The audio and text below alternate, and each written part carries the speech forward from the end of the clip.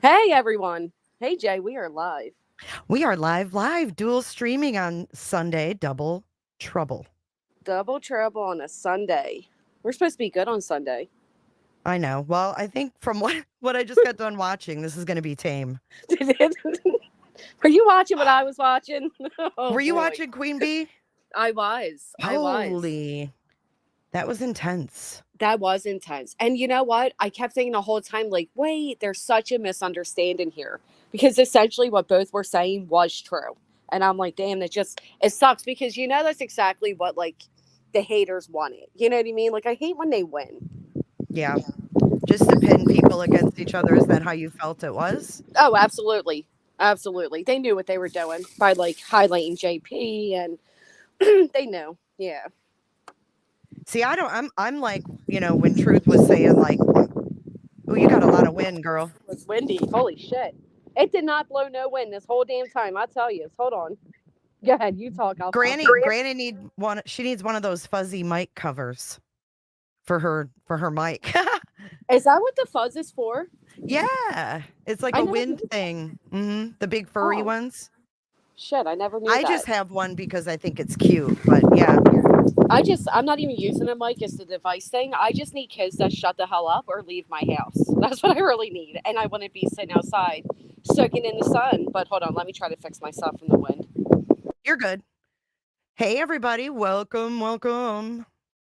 Hope you guys are having a good weekend and a good Sunday. Thank you for coming in. Thank you for waiting. We were delayed a little bit. Am I loud enough? And am I buzzing? I need to check my mic. Oh, so what happened was um I caught like right in the middle of it, so I had to rewind a little bit. But they were JP is a person that has a YouTube channel. She was questioning, I guess, the legitimacy of the money going to the Truth and Clue blip boards. And then Truth came up and Clue was up. And it just became like I don't know, he said, she said. Thanks, Julie. Thank you, Amy. Good to see you, Amy. Doesn't Amy look good in blue, guys? She's the newest member of the Cooter Mod crew. Hey, Olive, Potato, Robin. So yeah, I don't know who she is. I've never seen her videos. But anyways, I guess it was brought up and confronted, and people were like, "Oh, where's the money going? Hi, Mrs. Smith. Hi, Crimes. The mod cooters, moderator cooters." Good to see all of you guys in Granny's and over here. Pick a chat, pick a chat. We don't care where you are. But I see where SS's loyalties lie. I'm just kidding. We No, I see love you. it. I love it. Hey, Kodo. Kodo, we're going to be highlighting a couple of your videos today. I'm glad you're here. You did a great job putting together the time card video. Are you back, Granny panties? Not quite. Almost. Almost. I'm not gonna lie. Last time when you could see like which chat everybody was in, hey NH girl, I was kind of like, oh, okay, cheesy. I thought we share Crocs in common, like because you can see who's in whose chat. And I was like, oh, Oh, yeah, it's oh. funny. Oh, so before we get started, I have to say, I just got this over my phone that there were shots fired in the vicinity of Donald Trump today in Florida. No shit again. Yeah, he's safe. Everything's fine. I don't know all the details, but weird, That is weird. scary stuff. But if you care, I mean, he's okay, and everybody should care. That's crazy Yeah, stuff. that's just human decency. Exactly. All right, I will be right back though, Jay. I'm just now Okay. like switch everything. So one Oh, no second. problem. I know, but you should care just about a human. You know what I mean? It's not even about party lines, but anyways, we've got a couple little things to go through before we get to the time card. I think you guys will be interested to see a couple of these things that I pulled up. You're too much of a chatter for slow mode. Yeah, I mean, human life. We don't need anybody who's running for president shot at or shot around. You know what I mean? Regardless of who it is. I don't wish harm on anybody. Hey, jammers and the beautiful Celts. Aw, you guys are sweet. You heard the live about the blip boards? That was a lot. Yeah, it was a lot. I just think everybody needs to just like people just. I liked that last lady that called in. I don't know who she was, but she was like, if everybody kind of minded their own biz, this would be a better place. You know what I mean? Ask the 8 ball cooter a question and be amazed by its answer. Just type exclamation point 8 ball in your question. Hi, Angie B. I'm sorry, the chat's flying. So what I'm looking at, guys, is a double chat. So bear with me. We both have to see each other's. Your eye is still twitching. I saw you say that, NH girl. I was like, shit, so is mine. You know what I think about what just happened? And I'm going to be 100% honest. I don't think Clue or, Duchess or anybody's doing anything shady with the Blipboard money. I don't think that at all. But I do think collectively we need to stop being insulted when somebody we like is asked for proof. That's my only thought on that. Yeah, I mean, I guess if you're going to do something like that, you should be prepared to show proof. But I just don't like how people come out the gate assuming that it's automatically something shady. And I know that, we've seen a lot of shady shit. And I get it. People are jaded. And if people haven't been around to see that, in the past, then they're not going to understand the people being gun shy and not believing everything. You know what I mean? Right. Well, and I always go back to Cam and Allie because I was attacked for pointing shit out with Cam. And people were so offensive, like, how dare you? They're great, honest people. They're searching for Summer. They care about Summer. Mm-hmm. And then what came out with it? So, we can believe somebody's intent is great. And again, this isn't personal to them, too. This is just general. I mean, I even commented to Duchess, like, we all know your intent, and that's a great thing. Like, don't let this upset you while you have everything going on in your real life. But you know what? Time, I feel like there's creators, though, that actually sit there and look for things to point out and make videos on and put doubts in viewers' minds and all it does is get viewers worked up. Yeah. And I just don't think it's healthy. I think people like that who have small channels to call things out are just stirring the pot. Well, I was in a chat today where racism was being called out. And one of the things that was being stated is that butterhead is a racist term.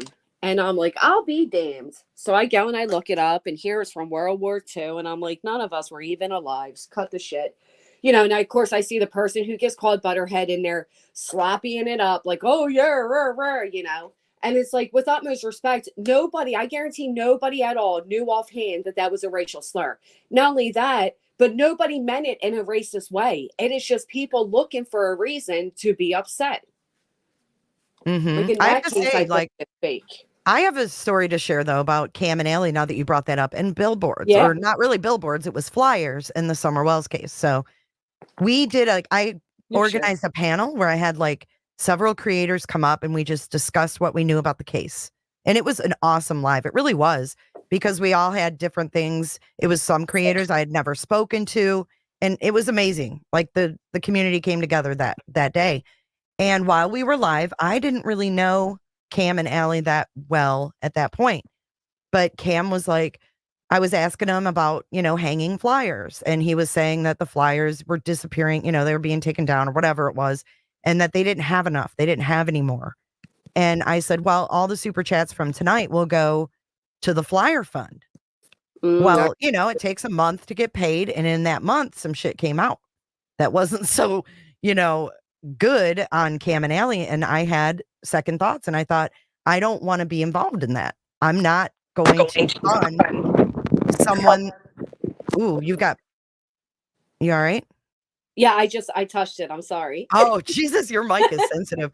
But no, I mean, I didn't feel like handing them over that money because it came out that they were on drugs. Mm-hmm. And it just got icky. And I was called on the carpet and told I was a horrible person because I kept my super chats that night. But after what came out in the future, I was right. My gut was right. And I took flack for that. And you know what?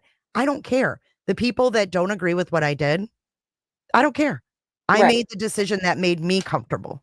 And I think that's just what people need to just mind their own damn business. Let people do what they're doing. I mean, the taxes was a great example because any money we bring in, we have to pay tax on that at Yeah. the end of the year. So that's going to come out of their own pocket as well. And I thought that was a really good point. But other than that, I don't really care. That's how I feel. I just don't care. I just feel like it's just for content a lot of the time. And I don't get involved in that. I do feel like that, I'll be honest. I feel like if it was the quote unquote other side, people would be demanding receipts. So that's the only part that I get like, okay, we're kind of being hypocrites here. You know what I mean? But Yeah, but they other can than that, demand all they want. It kind of makes it's kind of petty, in my well, it opinion. is petty because here's the thing at the end of the day, nobody had a problem months back when Duchess was doing it. Nobody had a problem months back when, Clue took it over. The problem arises now. Why? Because there's no updates in the fucking case. So everybody's looking for something to make out of nothing. Yeah, you're right. I agree with that. So aggravating. Hey, Nicole. Whenever there's a break, like not a break, but like a pause in the case, if you will, that's when all of the bullshit starts coming out. Yeah. Crater on crater fighting, the infighting. That's where all of that begins. And you know what? If you were the one of them that super chatted or whatever, I mean, they're the ones that should be actually making sure their donation goes where it's supposed to go, right? Like I didn't donate to it, so I don't give a shit. I'm not Right. involved in that. Like that has nothing to do with me unless I mean, you know what I'm saying? Like if you super chat and you said, "Hey, let's see where our stuff went." They're the ones that have the right to question it, in my opinion. Absolutely. That's what Cash just said. For the billboards, meh, or tequila, do not care. Right. Thank you, Cash. But you're right. Like, how many people, not many, question it actually donate? And I'm kind of not one that believes you have to donate to question things, but I also just feel You like, could disagree. That's fine. dude, We don't the that's flip floor is up. That that's is the the way I great thing, feel. Granny, about you and I is that Yeah, we can disagree and have totally different views on things and not hate each other. right. And the fact of the matter is the flip boards are up. How do you think they're being paid to be up? You know what I mean? Like I could see if they suddenly just stopped and there was no update and whatever, then have concern. Yeah. But right now they're everywhere, which is a fantastic thing.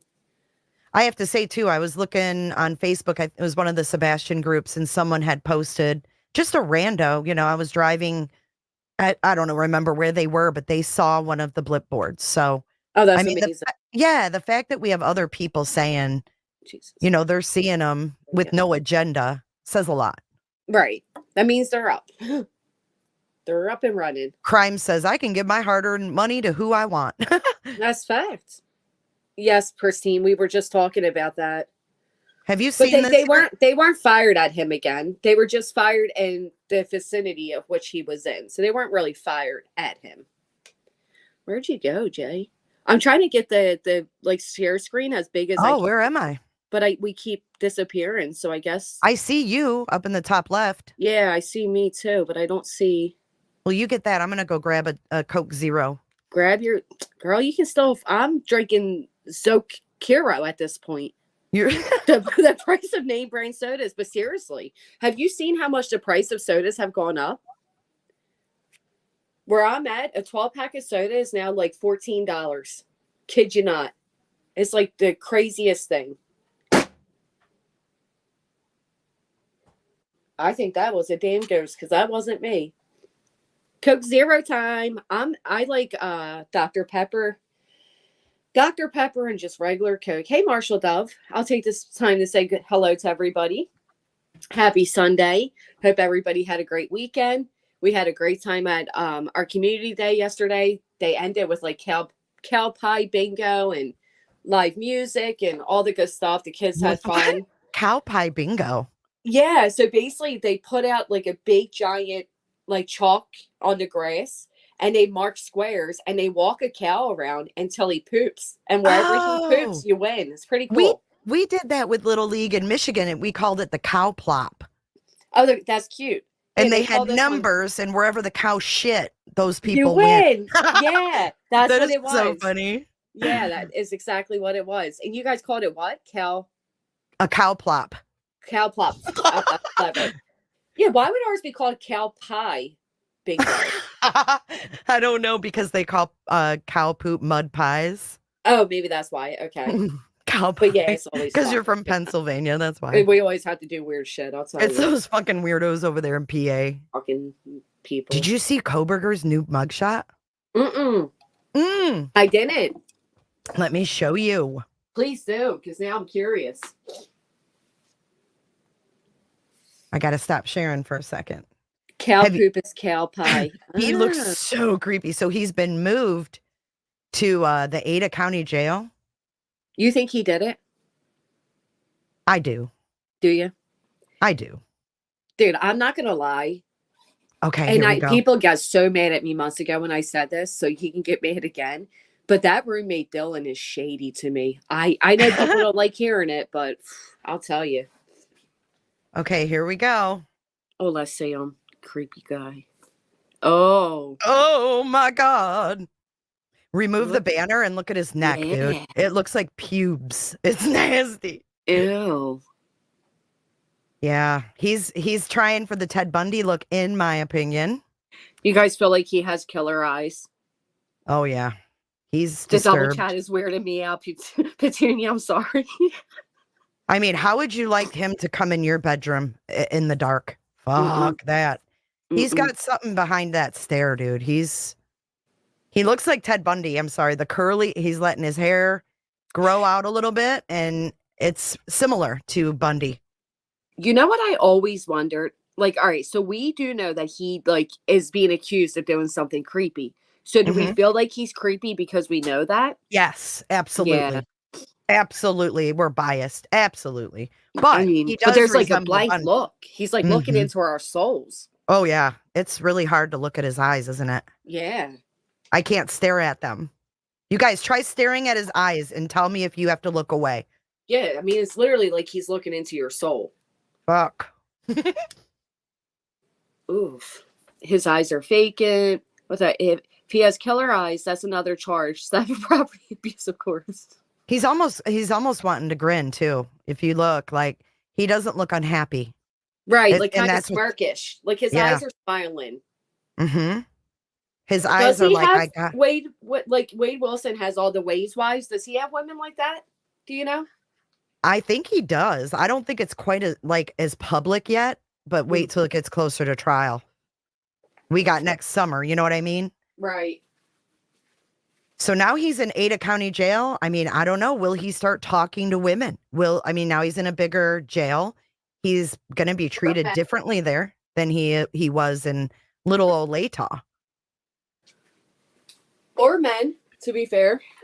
Wade Wilson got them both. Yeah, but look at that neck. Yeah. Are they allowed to shave in jail?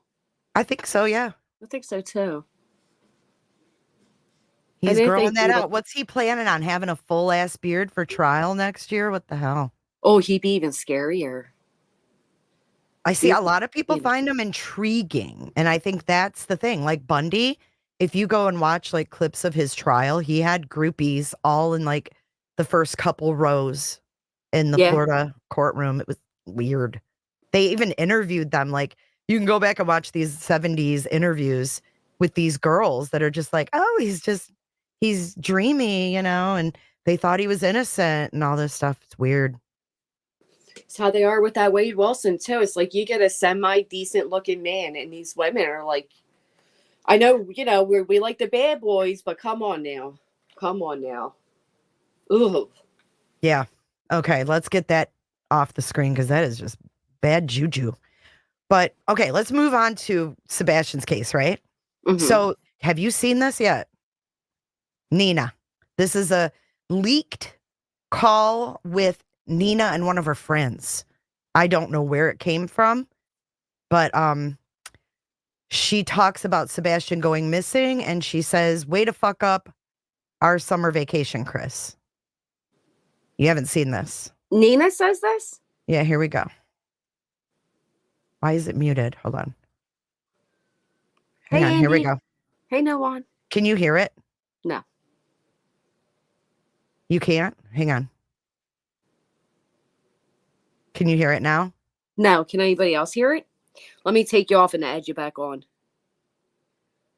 Remove from stage. Add to stage. No. Okay, I'm going to have to stop share and reshare. Okay. It's been doing that a lot lately. I like your new photo. Oh, thanks. It's actually an older photo. I was just sick of the same one, but thank you. You still look the same, which is amazing. Thank you. Okay. Panic. Can you hear And it then I now? was like, what the fuck? Mm-hmm. We hear Okay. it. All right, here you go. Personal favor to steal. You can't handle the tooth. Is when he called me, he was in a panic, and then I was like, what the fuck? And then I called Talia, and then we just like There's more. trial date. So we're getting ready to go to trial, and then all of a sudden Sebastian goes missing. I was like, great fucking Chris, great to fuck up our family vacation. You just go through the whole kid. We're not talking about a bearded dragon here. We're talking about a whole kid you lost. Yeah. Ew, she has a punchable face. Oh, I Yeah. shouldn't have said that out loud. That's intrusive thoughts. But oh my God, it's all I could think the whole time. Like, What do you think of this? smug bitch. That's what I think. You she's smug laughing. bitch. The fact that she said, way to fuck up a vacation. You lost the whole kid. Ew. Yeah, what the hell? Totally different Nina than we saw on Trevor Lee's. Yeah, the one that's sitting there trembling and playing with the tissue and crying. Oh, what a bitch. Yeah. Play that That's- again, Jay. Okay. We need to hear Yes, that. that's Nina the ex, guys. And this was leaked on Facebook. I got it from Mysterious Disappearance of Sebastian Rogers. I don't know how someone got their hands on this, but it's very disturbing. Favor to steal. You can't handle the tooth. Is when he called me, he was in a panic, and then I was like, what the fuck? And then I called Talia, and then we just like trial date. So we're getting ready to go to trial, and then all of a sudden Sebastian goes missing.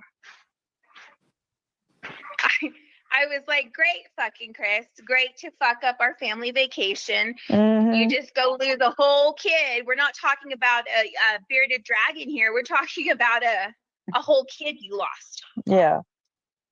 I think it's that look at the end for me with that a hug kid you lost. With her eyelashes going and hey beats him and all that weird, hey Mimi, all that weird and then the whole comparison, like we're not talking about a bearded dragon. I don't like it. He didn't even lose a kid. We're not talking about a toddler. Chris was, oh my goodness. I don't like anything about her. I don't either. I mean, to even do this, I mean, even if it's not real, someone said she could be acting here as well. No. She's talking to a friend.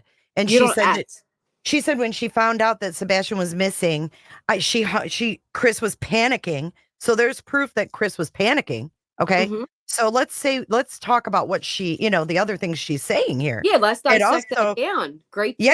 Yeah. It's not just, her being a bitch, but what she's saying is Chris called her panicking and she must have thought it was funny and called her friend Talia. And what I'm also wondering is she says we had our trial court coming up or whatever she says, and then family vacation. Was she planning on that being like a family vacation with Chris? Ruined our family vacation? Or was she not planning on Faith being there for the summer? Hey, Clue. Yeah, that's what I think. I think she was planning on winning in court and that she would have Faith, right? Because why would she go on vacation with Chris? I don't know. Play it again. The way she says it's very like they were going on family vacation. Or maybe she was planning on Faith being there in the summer. I don't know. Vacation with her. I don't fucking know. All right, let's play it again. Yeah.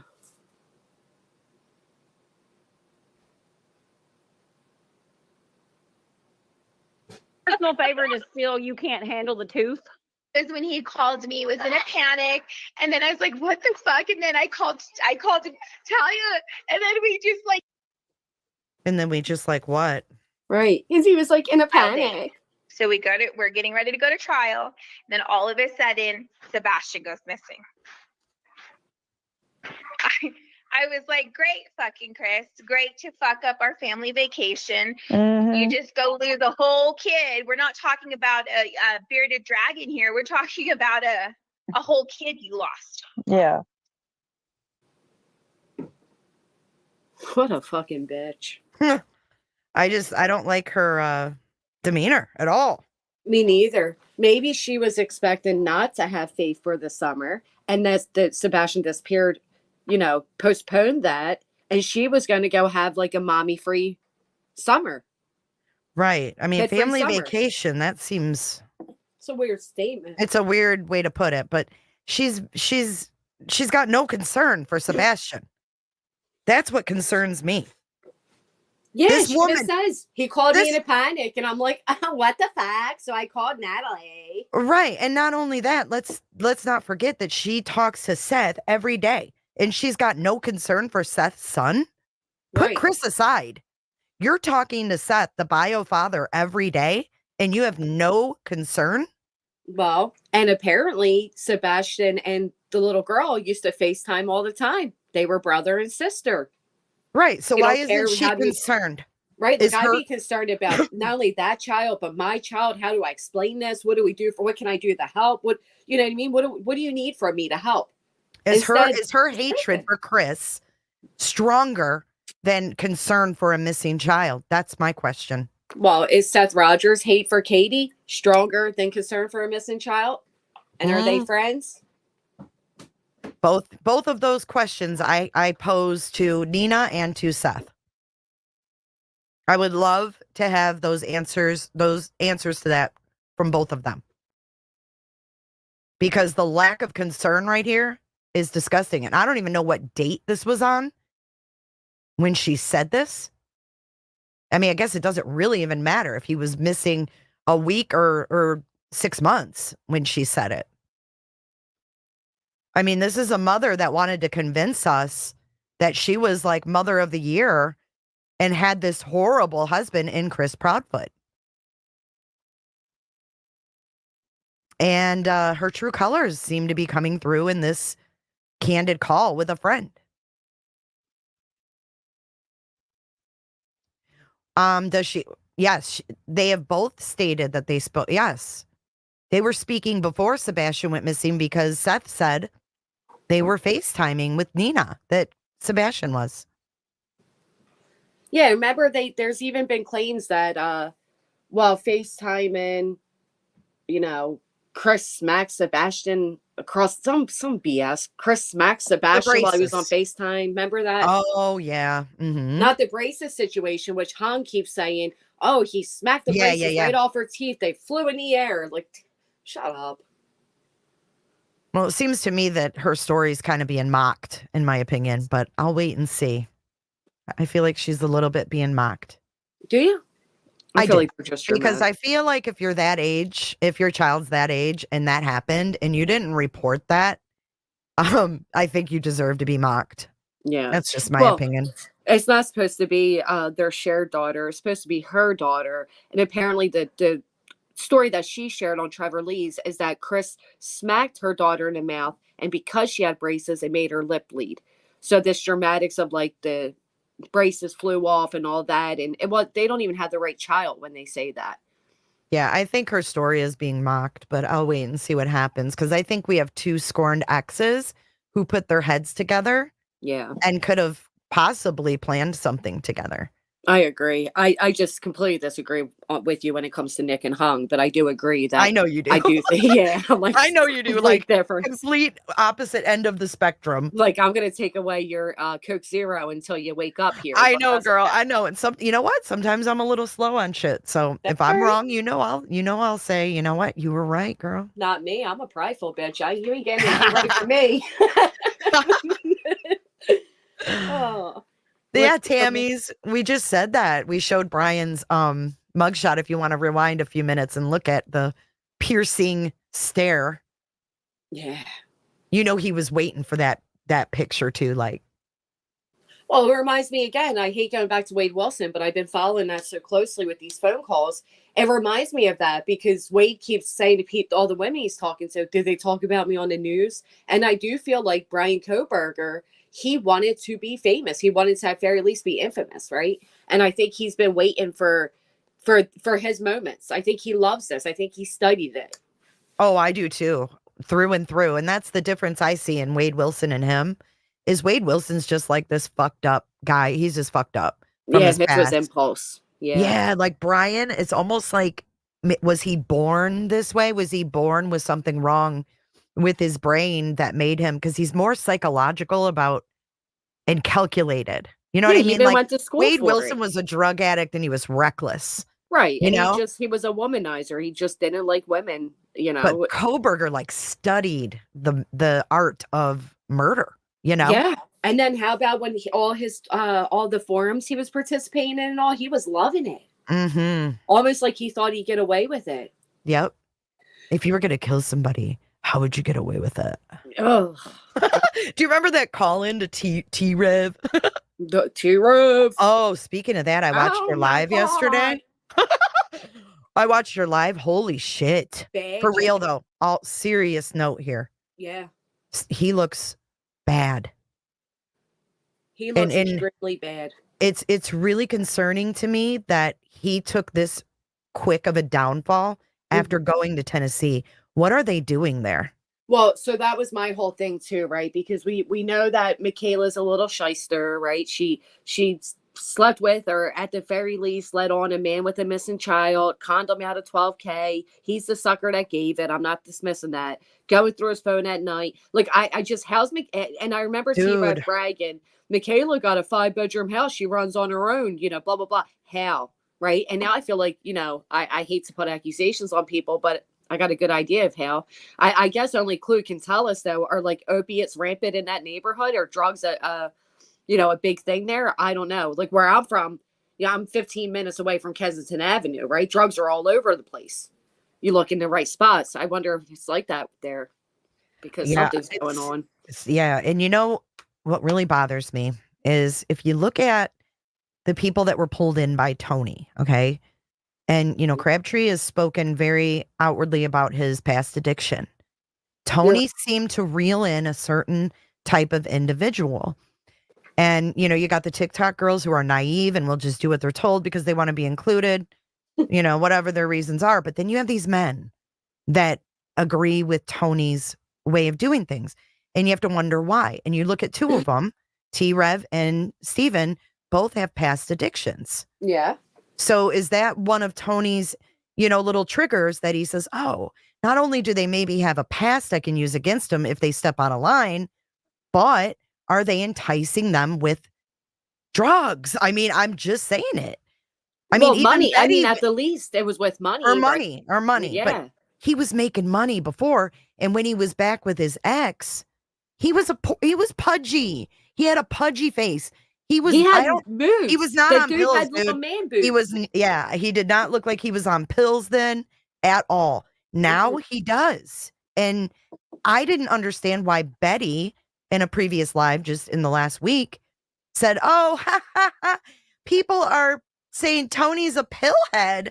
I don't know why people are saying that. Tony is straight as an arrow. And I thought, why are you even saying this? So I'm thinking the opposite. So there was an accusation. Steven actually made the accusation that Seth and Tony are both pillheads. So that's where that came from. And I believe it. And I wonder if Steven doesn't have, you know, more insight. Yep. Well, a and then reason look for saying that. And no disrespect to Steven, but he was also very close to terrulyn, which you can't tell me. I mean, again, I hate being that way, but I'm going to be that way. So it does seem like there's little connections of some things. Yeah, it's disturbing, to say the least. And you know, and Brad was very concerning. And if we do find out that kind of took that kind of a road, shame on you, Tony Mathis, because everyone that has come into your presence has degraded, like their health, like just the way they look is degraded. Like, look at Betty. Fuck. You know, she looked really skinny too, Jay. I know. There's something not right with, and you know what?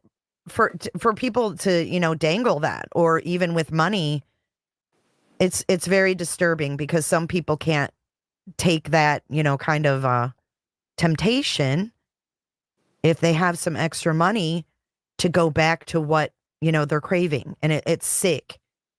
Yeah. That's the truth.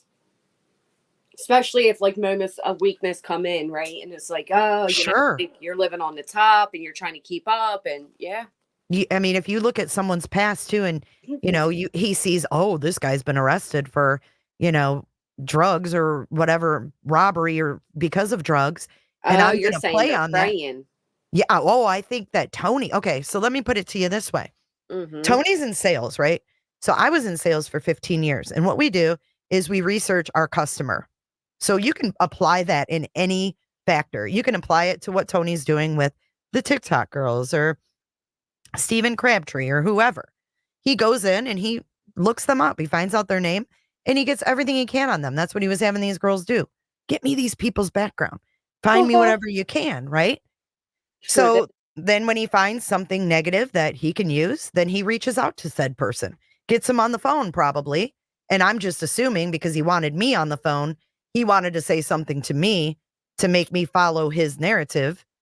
But I think he gets these people on the phone privately and actually talks to them about getting involved and says, hey, I know about your background, but I don't judge. Makes them feel comfortable, makes them feel accepted, makes them feel like, your past isn't being held against you until they're on board. And when they're asked to do something shady, they're scared to not do it because they know that he knows. But he's not saying it in a threatening way. He's just letting them know they know. I know about your past. Not saying it in a negative way. But hey, well, that's what I he don't said. judge. That's what he said to the message in barbecue. Like, I know with your childhood, like he definitely took those jabs. Yeah. And he did say a while back, yeah, I'll never forget. He's like, I got all these YouTubers records. So I'm like, yeah, well, yeah. So does the rest of YouTube, bitch. Put them up. You know what I mean? Like, yeah, which brings me to my next concern. Okay. Oh, she's serious now. She took the share screen off and everything. Dude, I'm about to reshare something else because this is important to know what these people are doing, Granny, before we even get to the topic today. Check this out. This is from, all right, I reshared. This is from terrulyn's live yesterday. Just that weirdo shit. September 14th. But I want you to see what terrulyn's girl, I don't know if this is who she calls Valley Girl. Valley Girl. But I want you to see the records and the binder that they're about to go through in this live stream. Take a listen. Records and binders of what? Just watch. Oh, right now, by the way, we've been muted for the past 3-4 minutes because they supposedly found something. Oh, so okay. Again. Towards the end of the mute. I just want you to see this binder. I was floored. Take a look because they try to get past certain pages. It's not just pages of what Aaron's found. It's information on people. Take a look. She's probably going to private this shit while we're watching. She gets the sound back in a second. I don't know what the fuck she's doing. Nasty ass bin with snacks in it. Dirty and shit. Fuck. Oh, could you have a snack? Yum. Yeah. Trunk rotted in the heat. Nasty. I don't even want to think about terrulyn's trunk from what she's said. The sound will come on in a second, you guys. She's getting in the car.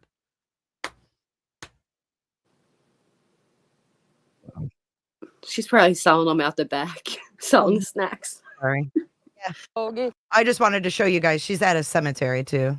I found that weird. Yeah, she's always at a fucking cemetery. Here we go.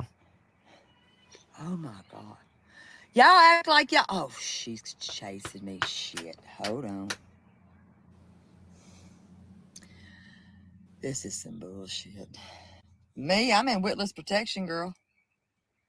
I'm coming. Damn, I tried. This is some bullshit. I wanted to get me a drink.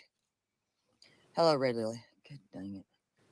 She's coming right after me, chasing me like a crazy person. Quit following me. Quit talking shit, you mumbling fool. Hey, Jane. Oh, my God. Here we go. I'm in witness protection. Can I help you? I'm in witness protection talking to my chat. Talking to my chat. Hi. Here we go. There's nothing back there. You just seen it. There was nothing back there. You said there were two things. Hi. No, I'm talking to my chat, honey. Oh, in other words, I'm live. Shut the fuck up. Oh, You Did you said hear there that? was 2 things, and Uh-huh. she's like, no, I'm talking to my Yeah. chat. Yeah. I say the same shit to my kids, but I'm like, you better shut up. I'm live. Uh-huh. She knew Right? what she was saying This right there. gal's crazy. 2 Uh-huh. things, what to plant? Mm-hmm. Yeah, the witness protection. Yep. She thinks she's funny. No. Mm-mm. She's crazy as hell. She thinks I'm doing that. Doing I'm what? hard of hearing. I can't do it. Cannot help you. Shit. Just trying to make her friends sound crazy. Y'all act like y'all. Oh, she's chasing me. Shit. Hold on. Chasing me. This is some bullshit. Me, I'm in witless protection, girl. I'm coming. Damn. I tried. Quit This is some following bullshit. me. I wanted to get me a drink. Hello, Red Lily. God dang it. She's coming right after me, chasing me like a crazy person. Quit following me. Oh, shit. Why is she Oh, always God, here shady we and go. dramatic? I'm in witless protection. Can I help you? I'm in witless protection talking to my chat. Talking to my chat. Hi. Could you go show me? There's nothing back there. You just seen it. There wasn't nothing back there. They were You said looking. there were 2 things. Hi. No, I'm talking to my chat, honey. You said there were Ah, 2 look, things. that thing just bit me. You deserve it. That's rude. Okay. How you doing, Red Lily? She's getting poured. Hush. What'd she say there, I Jay? get one more freaking bug bite, and the bug bites me one more time. I'm slapping the piss. The whisper? No, she just said something about she's going to report. Hush. What did she say right there? I don't It know. was Let me like go 10 back. seconds back. I know. I'm so bad at this.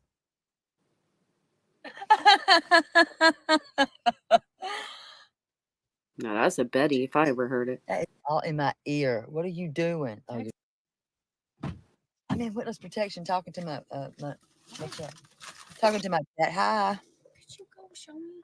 There's nothing back there. You just seen it. There wasn't nothing back there. They were You said looking. there were 2 things. Hi. No, I'm talking to my chat, honey. You said there were Ah, 2 look, things. that thing just bit me. You deserve it. That's rude. Okay. How you doing, Red Lily? She's getting poured. Hush. Right there. What did that say? She's getting her something. Hush. She's getting bored. She's getting poured. She's getting her poured. Hush. I don't know what the fuck she said.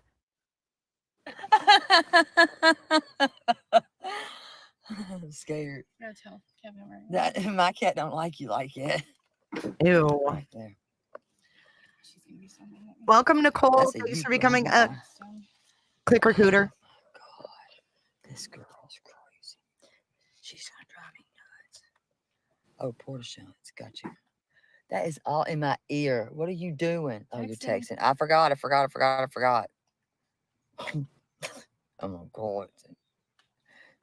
Do you have to text so hard? Oh my God. What? Am I doing it wrong? You're slamming that text in my ear, girl.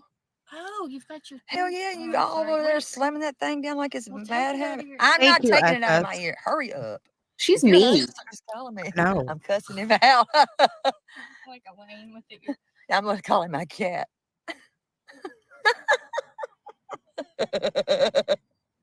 Ew. The That fuck? wasn't You know, funny. playing nerd. Okay, come on. She No. is. She's trying to drown her out from talking. They're doing something down yonder, and I'm not getting involved in any of that. What? Shit. Not yet. They're doing something down Yes, yonder. everybody send up some prayers, guys. Gotta be crazy to. What are we What? doing? Here comes the binder. I gave him. Don't tell your husband this is my phone. He'll think I'm your girlfriend I or said, something. hey, You this dummy. is Aaron. You said, hey, it's Aaron. Does he not know who you are? But I'm doing it. Oh, from that's your right. phone, Dip. It's like your husband don't know your damn. Clean your steering wheel. Damn. It's not even funny. No, She it's not. used my damn phone and It's me. called her husband, So text who her is husband, said, starting hey, in it's my phone? Aaron. It's me. Uh-huh. Yes, you did. Uh-huh. Is your Uh-huh. butt brown still? Lindsay got poop on her ass. Look, I've been in Oh, war. Look shit. at my ear. Do you need some baby wipes, girl? Yes. Oh my God. Girl, give her some baby wipes. Damn. Here. This is crazy. I got blood from head to toe. Well, I mean, I got have blood? eggs. I mean, your ear looks like you done got bit up. It hurts a little bit. Who was you fighting that bit with here? Look. Ew. I can't Terrulyn. take It's not it even upstairs. funny. Oh my God. Well, apparently. I told you get a little limber. This girl is not limber, honey. Shit. Hey, I had 3 hip surgeries. We'll my get you. Oh, gosh. what? I've had 3 hip surgeries. Well, you didn't tell me that part. I'm sorry. Oh my God, I wouldn't have had you do that. She did not tell me that, y'all, and I'm sorry. She makes me feel bad now. No, show him go, Charles. No, get that off your ear. It's blood. You bleeding on you by your ear. Girl, I'm gonna feel bad. It's okay. It's a little I'm blood. gonna take all y'all. What is that? That's urine. Why is she This bleeding? is the one that still That's the same. That looks like the Damn, same. she damn does have a one. scrapbook. I told y'all this girl playing. She Look. got her whole There's the thing. mattress pad I found behind worship. Told y'all. Who found that? Because I it did. wasn't me. I Thank did. you. I just drug her to meet me there Yeah, to help. I'd already been searching. I'd already gone home, and she was like, "Could you please come down here?" Did you really print all that? That's the one that's missing. But she said about the I mattress sent all pad. of this to Dog and You'll All see. that? Nick. Oh yes. Did I Shut the get fuck. it all? What the hell? All that? All my emails to FBI. Oh my God, Aaron. Oh, I can't. This girl is like, this shit's for real. Like this girl is like, not. I'm not showing that, but Here, that you can show them that. We still that need girl's that. not fucking playing. That's what she found right there. I found it. Thank Whole you. last bath.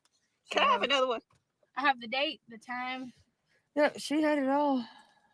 Yeah, you can have the. I got like Look, boxes oh, of these last things. bath. Now this was my personal. Yep, I just favorite. cleared it up and This put it is to my bed. personal favorite. And who found all that, honey? This This is one the other things that that's she just found that they didn't even take. the beach high Yeah, school they didn't take that serious either. pullover. Pretty shitty. But whatever. Why would they? They took none of this stuff serious Right. at all. She Mother-in-law. called the law at everything that she. Okay, so these are all the items that they took pictures of That they found. that they found. Go walk your Mhm. local creek and tell me what you find. You find some of the weirdest shit. Oh, I can skip by 5 seconds. Thank you, SS. Oh my God, you just saved my life. I will I say can- at least they're documenting stuff. Yes, I agree with that, but they're also wasting police time if you're going to call every time you find something. Like, what is that? A fucking Harry Potter cape? Yeah, I don't even know what that is. And she's like, they didn't take that serious. Well, And then I they're love- the investigators, right?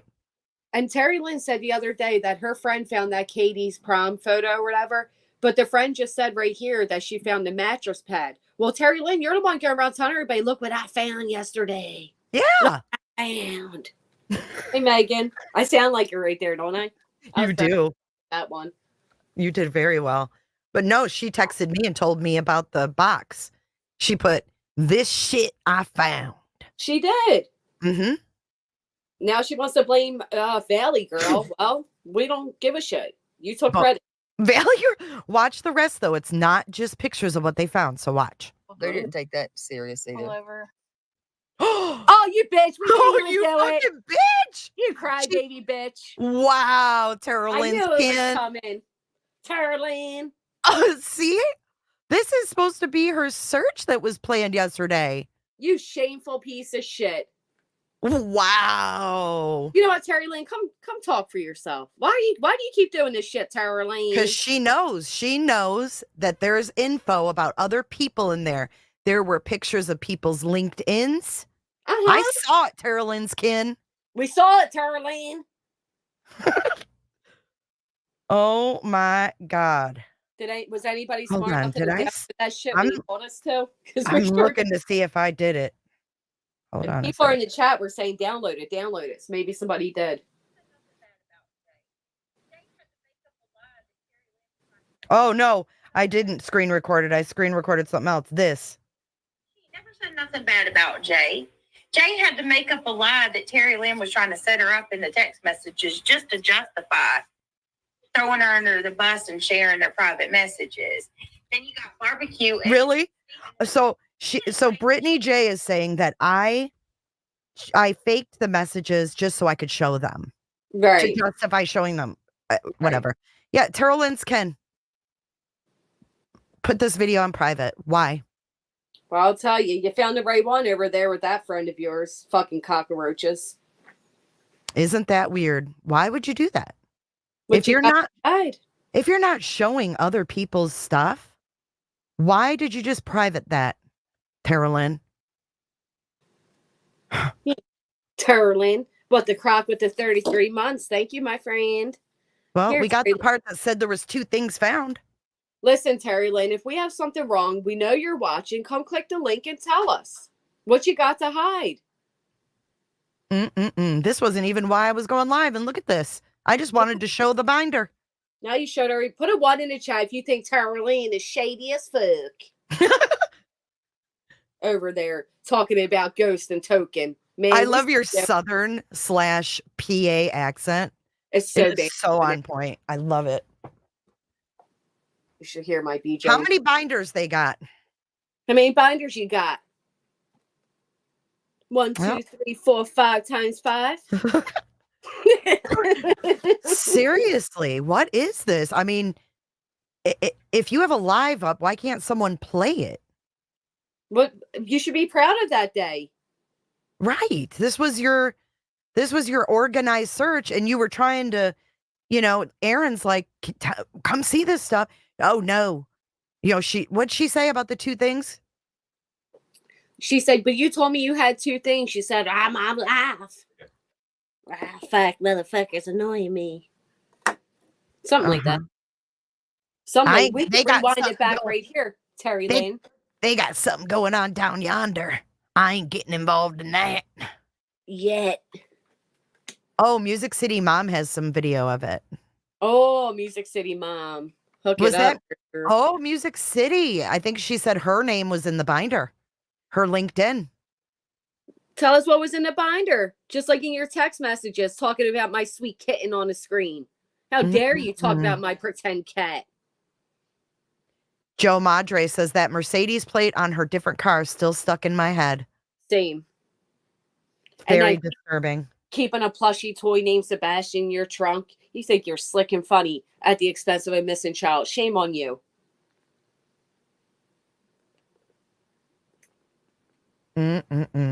Well, that wasn't even the focal of today's live, but hey, we'll add that to the list. What a shame, though, that her, these people that they claim they stand behind shit, right? Her and BJ are steadily hiding shit. And they're always talking about other people hiding things. But you two, man, you can't stand between your own, stand with your own actions. Oh, right. Speaking of the fucking devil. Yeah, so I wanted to play this. Props to Barbecue Lady. I know y'all probably never thought you'd hear me say that. But she called in last night, and I wanted to play this clip because she handled herself so well, right? She stayed amazingly calm. And I want you to pay attention. If you can see it, the live chat replay, the chat was awful. Just awful. I wonder if this is the same stream where Brittany cried because I was accepted over in Josh's and Justin said hi to me. Oh, I don't know. I didn't watch all of this. It's actually 6+ hours long. Oh. But I did catch Barbecue, and I wanted you guys to hear it because I think it really gives you a good perspective of who's defensive and who's not. I mean, it's so obvious. So just take a listen. For context. Okay. Oh, God, Nana. But she wasn't saying that's what she thinks. 6 months of her, she's saying if you're saying that she thinks that he's defective, then her action about how you choose your words. Should we play that part? Should we play that part? Because Brittany's panel, specifically, I think Nana, right, defends Bullhorn and Betty's actions, saying that Sebastian was defective. Oh, that's interesting. I recall years back, Brittany claimed she was going to be an autism awareness channel. Wait till you hear this. This is sick. They defend Seth to a fault. Why is Amy yelling no at you 3 times? Amy, what's wrong? She trying to tell you something? I don't know. Did she glitch out? I don't know, because my mods do that when they want my attention. Thanks for letting me know. Amy, what up? Let me know what she says. All right.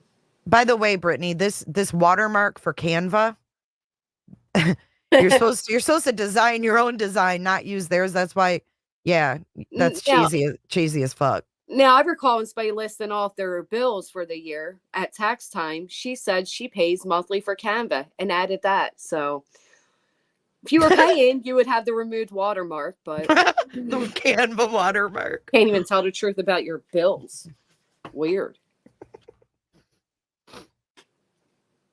No, but I took it as sometimes you say things that you shouldn't say, Really? and you should think about how you choose your words. So Actually, what she said that's kind of was, how I took it. All right. Hey, okay. Let me take Hi. this off. That is barbecue lady. Hello. Hold on a second. Let me take. Okay. what she actually said was, when she posted the picture of Katie holding Faith in church, she said something along the lines, don't quote me, of she doesn't have a defective child now, or something along those lines. Yes. So she did actually say that. But I think it's a matter of, what do you say? Like how you perceive it. I perceive it like she was saying that Chris and Katie view Sebastian as he's defective, and now she's got a perfect child. You know, should she have said it? No, I'm not even defending her on that, in that sense. But I'm just saying, like, I don't think she was. Make sure you saying pause that because she's a Sebastian striker. was. And I think that's the way that Seth is viewing it too. Is he doesn't see her saying that. He sees what she's saying as that's how Chris and Katie view her, or view Sebastian. Him. What do you think she meant when she said that she wishes harm on people's kids and grandchildren? Or did you miss that one I don't too? agree with that shit at all. I don't agree with that. I don't agree with her saying that that some kids need to be euthanized. There's a lot of shit she said that I'm like, oh my God. That's what I'm saying. I'm not here to be a Bullhorn Betty defendant. There's plenty of things that she did say that, and I can absolutely show receipts of that. So maybe you guys haven't seen everything. I'm just responding to the chat, but Wait, I didn't come up here to Jay, really pause argue for a or minute. anything like that. Yeah. I know that you're, because Brittany's a baby back bitch, so we're gonna fair use it. But I like how Brittany's sitting there acting like she defends. Who remembers when Brittany was up in my panel a few months back when she distracted, when it was about Sebastian, and she said, oh no, I don't support Bullhorn Betty. No way. Because a few months prior to that, she sat up there with voices and tried to call out Bullhorn Betty, calling out Betty for getting a camera from her subs, for getting a laptop from her subs. And now all of a sudden you defend Betty because you're in with the fucking quote unquote team. That's why. And like Jay said, he knows how to pick them. That's all. I just wanted to fair use because I know she really is a bitch. Yeah, it's okay. Brittany's like, I think it's called content. It's all about how you perceive it. So you mean perception? Okay. Yeah. How do you perceive saying they didn't want a defective kid? Yeah, and she's speaking for how Seth is taking it and his what he means. Right. It's like, what? Why are you speaking for Seth? Are you that close? It comes up. Listen. your chat doesn't like me, and that's totally fine. They don't know me. They just know what other people say of me. And I think that there's obviously a divide with, quote, TikTokers and YouTubers, and there is a divide regarding Sebastian's disappearance. Mm-hmm. Me personally, I think that people have just played the telephone game and ran with whatever they wanted to hear. Like, someone could say something to me today and it could be 10 stories different 2 weeks from now. So I'm taking it as a grain of salt. I did say that I think that terrulyn has planted evidence. That's my thought. That's my opinion. It's just awfully suspicious to me. Finding Katie's graduation pictures. I didn't hear this like with my own ears today, but I was also told she found Sebastian's notebook on live today. I don't even know if that's true, What? but I'm just saying, like, I think look, that people want to classify bullying. Can I show something here? Look at this. I'm being brought up. I'm not even in this live. None of this is about me. I'm blocked in J for J because I told her she better hope she doesn't lose someone she loves. And she did. And I said, how dare you? Yeah, it sounds like a threat. Yeah, just like last night in Josh's chat, someone threatened to have my kids taken away. Like, okay. Yeah, cute. And then she says, in other words, stop the bull crap about Seth. Of course, she won't listen to little old me. No, when you come into my live stream like that, and you don't say another word. You just come in and say, I hope you never lose someone you love. I have several times. Right. And not only that, and I'm sorry for your loss, not only that, but she's sitting in a chat that completely disparages Chris and Katie all the time. And that's what I can't stand. How can you be okay with tearing apart these parents because you think that they're not missing their kid. Okay, well, maybe some of us believe Seth isn't missing his kid. How about that? Does that make it fair game? It's wrong across the board. But don't sit there and act like you're better than and question Jay on her feelings when you participate in this chat over there. Unreal. But they really had a fit that we were in that chat last night. They couldn't believe that we were being accepted. Well, I wasn't accepted. I can tell you that. I'm glad you felt accepted. I was attacked. It was awful. See, I didn't see. I mean, to be fair, I wasn't paying close attention to the chat, but I didn't see many people. I know you said it. And I'm like, damn, I wasn't seeing it. Unless those people have you blocked. I was blocked. Remember, I was blocked by a lot of people because the only way I didn't even see super chats coming in until they were on the screen. So I was definitely blocked by a lot, or I blocked them because they're haters. Yeah, I don't know. I'm used to, like, when I'm live, you know, if there's creators in here, like, I don't let people talk shit. It's just common courtesy in my book, but I have to understand that not everybody rolls that way. You know what I mean? Like, not everybody runs their channel that way. They want everything out there. So, I mean, teach their own. It's just, I guess, lesson learned. Yeah, I usually, if the creators in the chat and the comments aren't too bad, I let them go at it until, you know, one or the other like really needs it to stop. But if a creator's on my panel, they're a guest. And when they're a guest in my home, you respect my home, period. And you know what? That's what made me, you know, have so much respect for you. When I went into your chat, I was scared. I was like, I don't want to chat anywhere because I never really chatted anywhere before this case. That's how I am. You never know what chat you can go in without being attacked. I always sat in the bushes over at the lab too, because you never know. And then thank goodness a lot of great people that were in here were over there. And I'm like, oh, some familiar faces. Thank goodness. But the assholes are still in there. Yeah, I was just caught off guard because I really had some genuine questions. I was hoping, you know, he would see for Chris because I am super interested in Chris M's take on things, and I thought what last night's live was really interesting.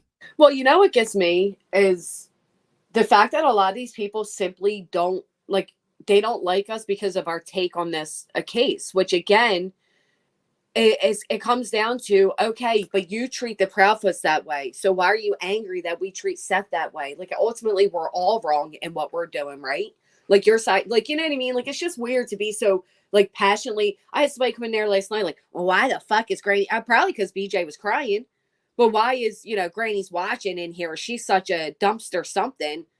Her comment, like, whatever. And I just trolled her back. But, yeah, you're right. It's kind of like you're then looking at, you know, creator to creator respect. Like, if Josh came in my chat right now, I'm not going to let subs go at him. You know what I mean? Like, no, I wouldn't either. So, right. So they I mean, even I would not do that to anybody. I don't care if they do it to me. I just have a general rule, and my moderators know. It's just you don't be rude like that. It's I don't know. It deflects from the whole conversation because they had a great panel discussion, and if the chat would have been kept to that, I think he would have seen more comments and questions for Chris, and I think that should have went over the drama. And that's just me. But neither here nor there. When his comments like that towards your children, like, what the fuck? They did delete it. Allowed? Oh, they did. They did delete it. Yeah. Yeah, because you know, One-Eyed Flo is a mod, and I think she had my back on a comment or two. Yeah, I said, well, it didn't get deleted at first, and I made a comment. I said, are your mods on crack? I mean, I just couldn't believe that. Damn, you went for the mods. I did, because I mean, so much had went past them, and I was like, really? Now it's come to my children, and it's still not getting deleted. And then they deleted it and told me not to attack their mods. So, okay, I recall point that. Taken. Yeah. This is actually here. Let me show it real quick. BJ wanted to cry about me being accepted over there, and then when she did that, she made it clear that Josh was live, so 100 people left her stream to go watch him, and then she wanted to, rage quit her own stream because of it. Pretty funny. Yeah, there's the commenter, Hallie Mae. Yeah. At Jay is for justice. I'll have your children taken away. How is that? Like, that's okay? Yeah, cool, right? We're talking about a kid that vanished without a trace. Like, cool. That makes me feel really comfortable, considering, you know, that I'm a public platform and everybody knows who I am and knows where I live. That's great. Yeah. Titanium. So I've had this issue, and no, right? So she says, I have a question, listen in. What if a creator comes in your chat and they're not bothering anyone? Should I cuss them and boot them out because others don't like them? So I've had this issue with Justin for all coming in here because a lot of people don't like Justin. When Jay first came in here, I had a lot of people email me basically, fuck you for letting Jay in your chat, you know, blah, blah, blah. There are creators I like and I disagree with their content.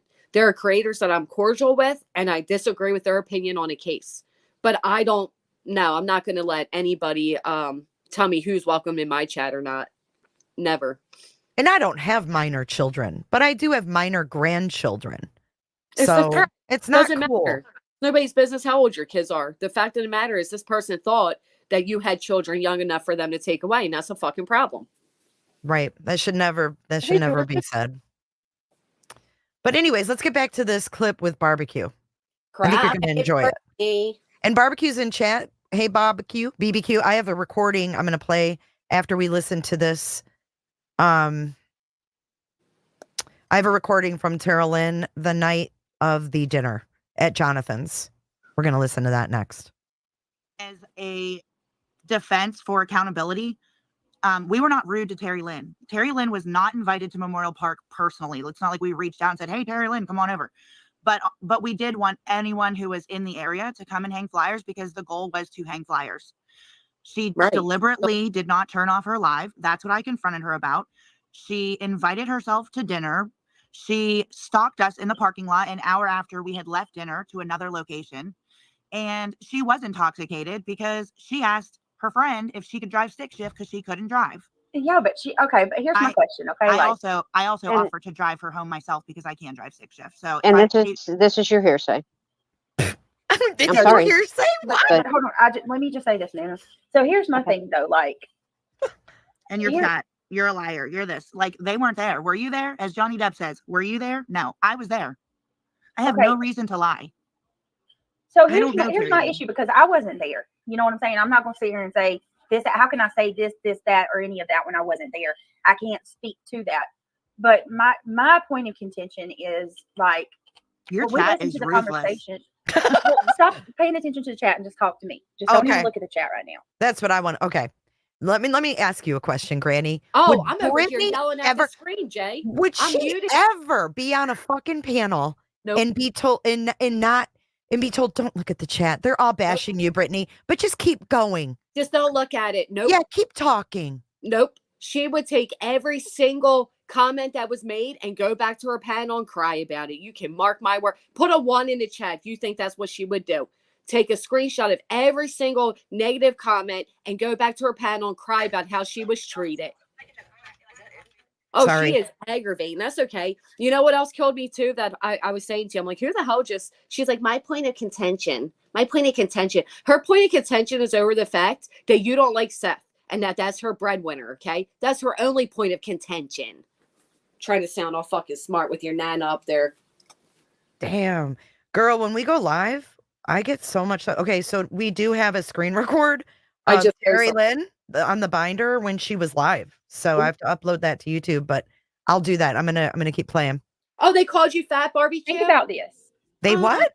They were calling her fat and foul names. You know what's funny? Brittany's always over there saying, y'all, I don't look shame people. I don't call people names. She's a fucking liar. Wow. Just like she keeps going at my nose as a Jewish woman. You want to cry about being called butterhead because it's a racist term against Asians from World War II? The fuck out of here. But don't you think that Seth, I mean, being a big man himself would, take offense to those kind of comments? Just saying. Or Brittany being a big girl herself. Yeah, I would think so. Seriously, this is why I don't ever respond to Brittany, because I'm not going to lie, it's very fucking personal for me. Like, if you only knew the years of banging my head I dealt with Brittany. She will never, ever, ever take accountability for anything. She's always the poker, and then she turns around and cries. I can't stand it. It's probably best if I just mute my ass because... Yeah, why don't you mute till we get through this? I'm going to take a breather because I'll keep interrupting. Granny's in a timeout. And barbecue, if you need anything on Brittany, you let me know because Oh my God. Go mute. I'm muting. Pull out the bootstraps. Okay. Baby. When you, it seemed like as soon as you got back home, I watched that live stream with you and Jay. And y'all are literally accusing this woman of potentially being responsible for Sebastian disappearing. It was horrible. Well, I mean, if you sit there and you would have heard it firsthand what was said, it would be suspicious to you too. I'm sorry. I just don't understand. I don't understand how She has to be accountable for her words as well. Mhm. Like, it can't just be Absolutely. one-sided. Mm-hmm. Absolutely. I'm all for that. But to me, it felt No, like you're a not. dog pile. It felt like a bunch of mean girls just sitting there dragging Oh my somebody. God. No, there was a lot of stuff that happened. Okay. There was a lot of stuff that happened in a very short amount of time. Brittany loves saying mean girls. Not much Mean time. girls. Mean girls. It never happened. We didn't go From a- down there to fight with terrulyn. Trust me. Just from a legality standpoint, first, the first point is that if So why does this Emmy Joe sound just like Nana?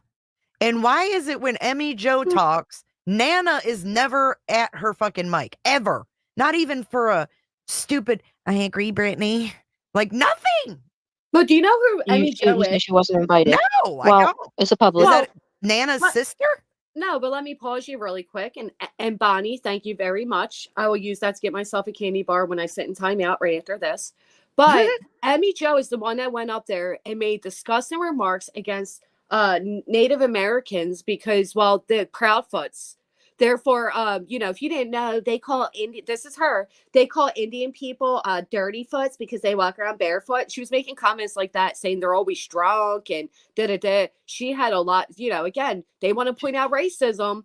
She had a lot of really ignorant and uneducated comments.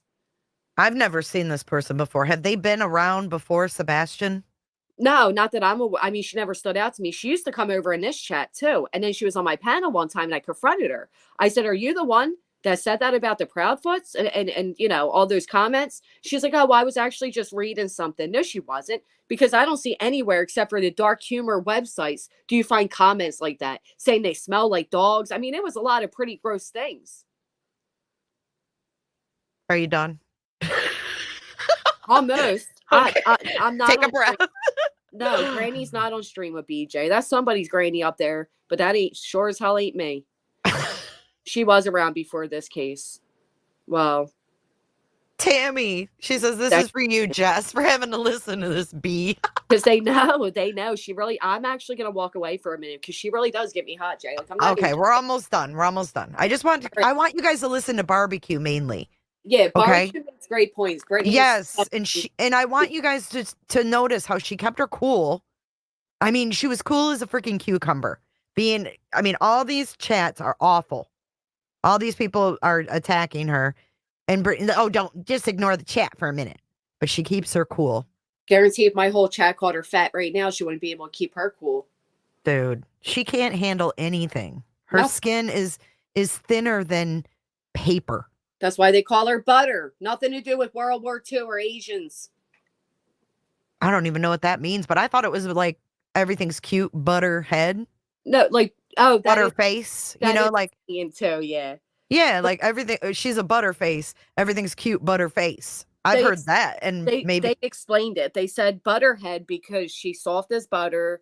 There's nothing between her, she's like liquid between the brain. oh, yeah, they like gave- melted butter. Yeah.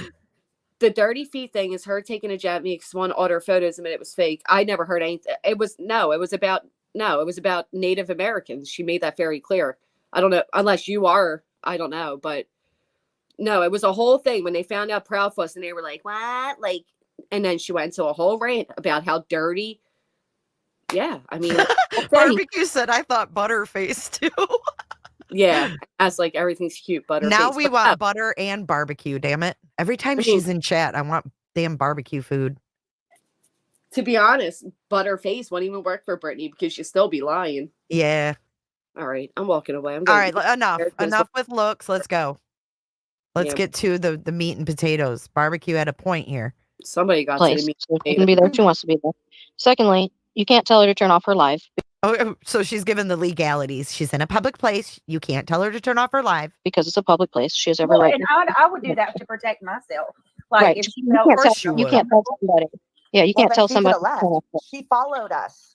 She could have left if she wanted to. Right. But she could have left if she wanted to, but she could have not left if she didn't want to. And she could have stayed. And She could have She walked could've- another part of the park by herself.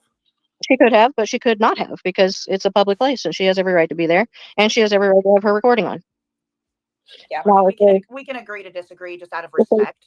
if there's somebody there that does Thank you, not want to Tammy. be recorded, they can leave because there's recording going on there. They can choose not to be there. But if they're there in a public place with a right to be there and somebody else is there in a public place with a right to be there recording because they have a right to record, then there's nothing they can do about it. It's public property. Nobody's talking about I don't have legalities. anything It's a to say moral about it. I'm thing. just saying out of respect. Okay. It Yeah. just Can showed I lack ask? of respect. Can I ask a question? Like, I'm just very curious because I'm genuinely asking this because I'm confused. What's I don't new? know everything Right. about the whole situation with. I've heard what Terry Lynn said about Katie's pictures and things like that. I still have to watch Jay's video where she puts. I guess she supposedly proves that. She hasn't even watched my video. It's been out for how many days? Jay, she saw that shit. Don't let her. Come on.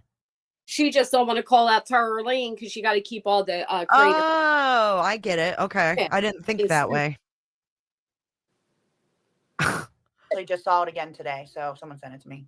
Okay, I haven't got to watch that yet, but I do want to ask about the Proudfoot because I've heard Stephen Crabtree say in one video that no one called them to come out there, and then I heard him in another video say he knew they were coming. Who called the Proudfoots to come out there? Nobody. Nobody called the Proudfoots to come out there.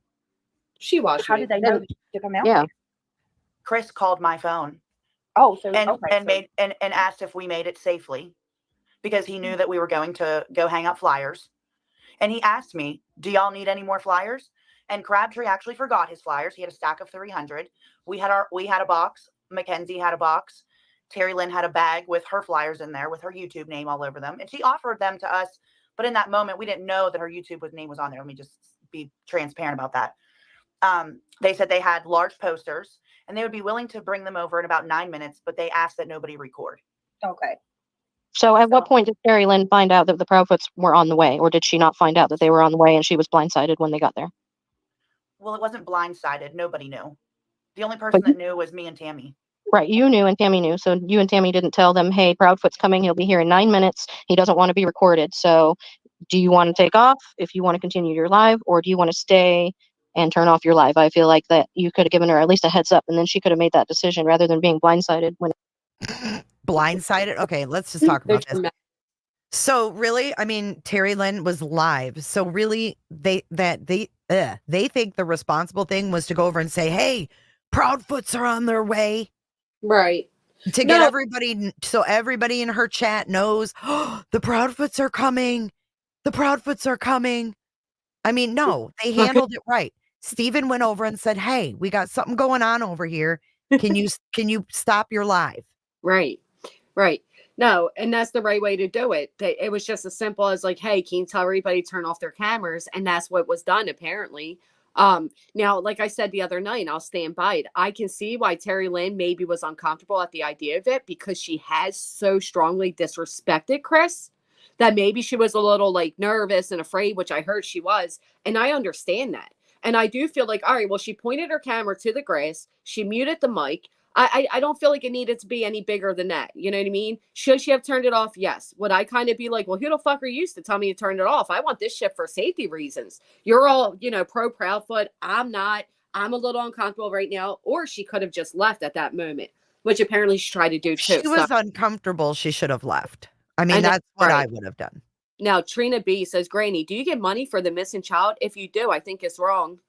Okay. Do I get money for the missing child? No. Do you get money for the missing child? Because if you do, I think it's wrong. I don't know. I don't even know what that means. Me neither. So, yeah, she was invited to do the flyer thing, from what I understood. But at any rate, okay, if they would have said the Proudfoots are coming, I think that would have added to the dramatics right. of the situation. And I don't think they needed to say, hey, the Proudfoots are coming. Oh. They were just going to get some flyers from them, and they were going to go, and they walked to a separate part of the parking lot to meet them, and Terry Lynn followed them over there. Well, now this changes, so I didn't know this. It wasn't a meet and greet, but Terry Lynn did show Katie. She lied. That changes everything because I thought she was respectful enough to at least keep her camera down, which again, how would having any of that on live streaming? I don't know. Whatever. It's muted. Well, whatever. I just want to say, I think she was, in a way, set up too, but for good reason. And that's just my opinion. Oh, And that may not make sense to some people, but I think that maybe that was done on purpose. Not saying barbecue did it on purpose by any means. right. I'm saying it deeper than that. Yeah, because it did make her crack, didn't it? Later on in the night, she's talking about unaliving herself. So what in the hell? Yeah, I see being, I said bad things about him. Like, I don't want to see him face to face because I dogged him. Like, I'd feel that way because I dogged him. Right. I accused him. I was all over Chris Proudfoot. And if he showed up, I'd have my head hung in shame and I would walk up and say, I'm sorry for prejudging you. And I would shake his hand. But her being all of this upset, it tells me she knows more, in my opinion. And if you listen to what Steven said, and I'm sure others can, if it was true, he said she immediately got like, oh my God. And this is what barbecue is going to tell us in this video. That's why I want you guys to hear her out, because this is not a screaming match. This is where we can actually hear the story without people screaming over each other. It's important to hear this story to get the context of that day, and her demeanor is very important. Thank you, honey bunny. I would be scared, I'd be scared too, but I'd be, he didn't come out like raging, like, where's that fucking Terry Lynn? Like Seth did towards Trevor Lee. He didn't act like that. No, wow. Boy, he came out, and you're going to hear barbecue tell it in her own words, but he came out and he said, Terry Lynn. Nice to put a name with the face with to the name. Stop her. Yeah, and shook her hand and said, it's nice I don't hold grudges. It's nice to put a face to the name. So why was she so damn upset after that? Seems to me they mended fences. Because if you remember, Seth says something like, that's my son. I named him. Basically saying, don't talk about my son, blah, blah, blah. Chris didn't take that type of attitude. And that I want to hear what she said that night, because I heard that she had some really wild mumblings that freaked people out. I want to know that. And thank you. In my opinion, the guilt is something she feels guilty about is eating away at her, because if you just mended fences, there's nothing to be scared about anymore. Right. He said, I don't hold grudges. You know what else really got me too? Who the hell, when spending the past 6 months every single day searching for a missing child, then keeps a fucking plushy stuffed animal, whatever you want to call it, named Sebastian in her trunk? Who does that? I don't know.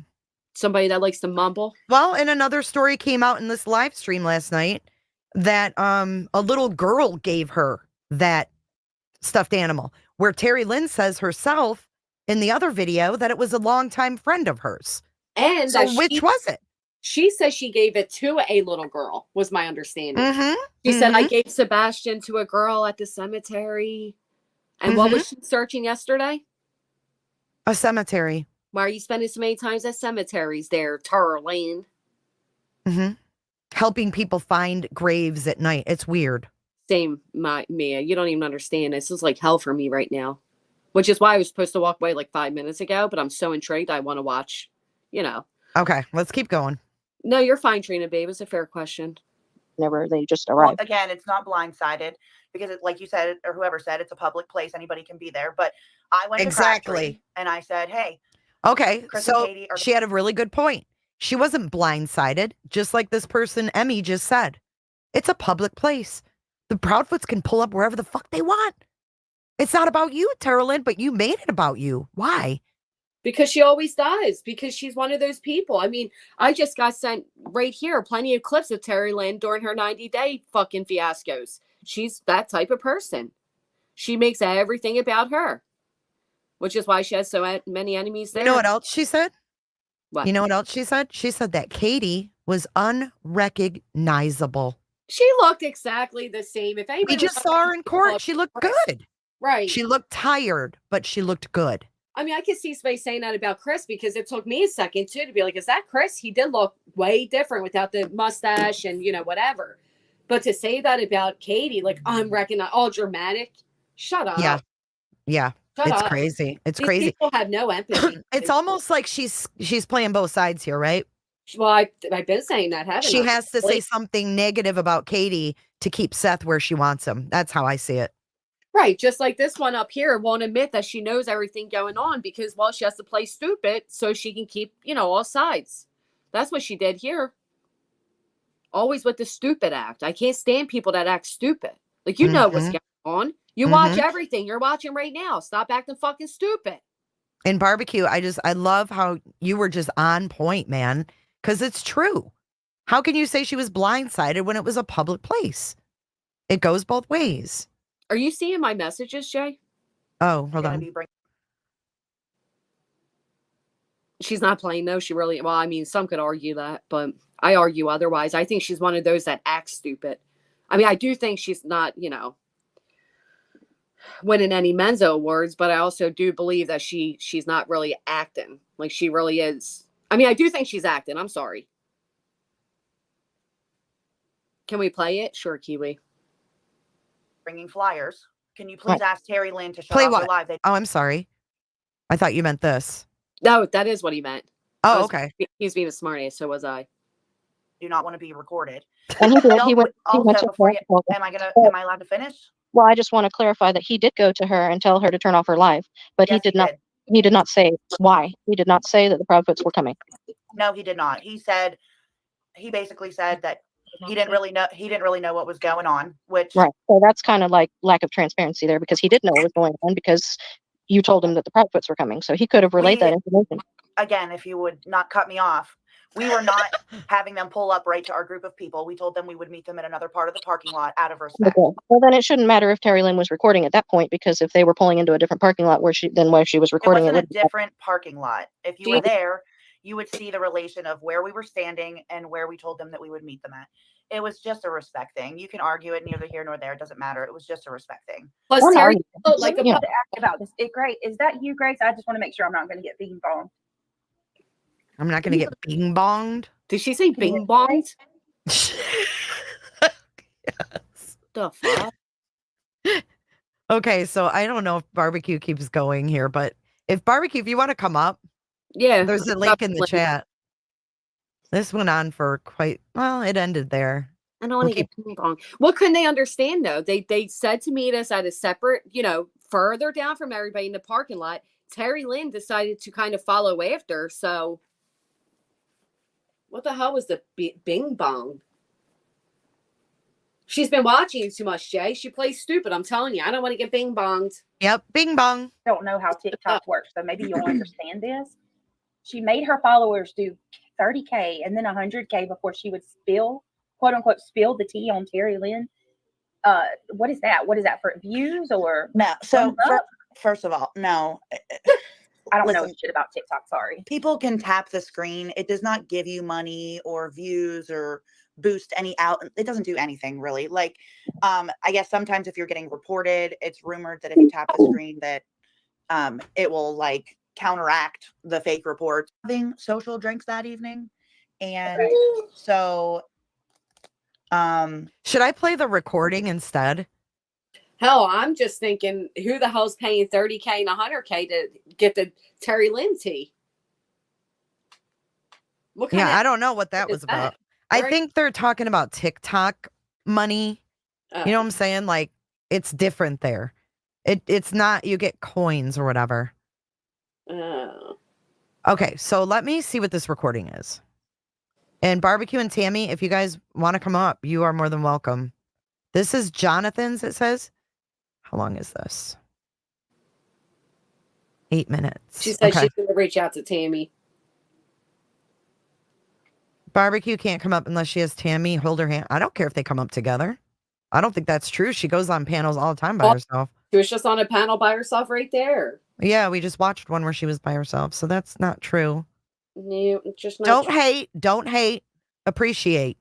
Yeah. Okay, here. You sit here a second. Well, I gotta go get a cigarette. I got to go.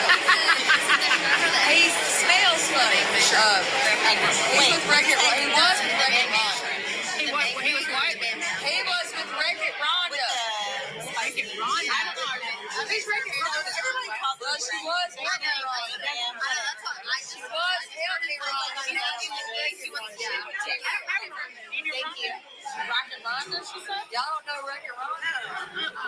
Y'all know Help Me Rhonda?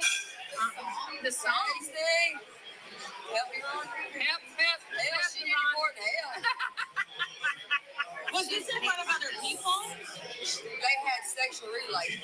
Oh, no, I'm talking about when he was coming out of you. Did you hear that? She said in the beginning,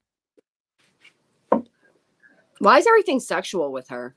I don't know, but she said in the beginning that Seth smells funny. And then she said they had sexual relations. That her and Seth had sexual relations? Michaela and Seth. Wreck-It Rhonda, she calls. Michaela is Wreck-It Rhonda. So that's been her nickname for Michaela. Instead of saying her name, she calls her Wreck-It Rhonda, kind of like this Valley Girl bullshit. She said in the beginning, Seth smells funny. Then she went on to say that they had sexual relations.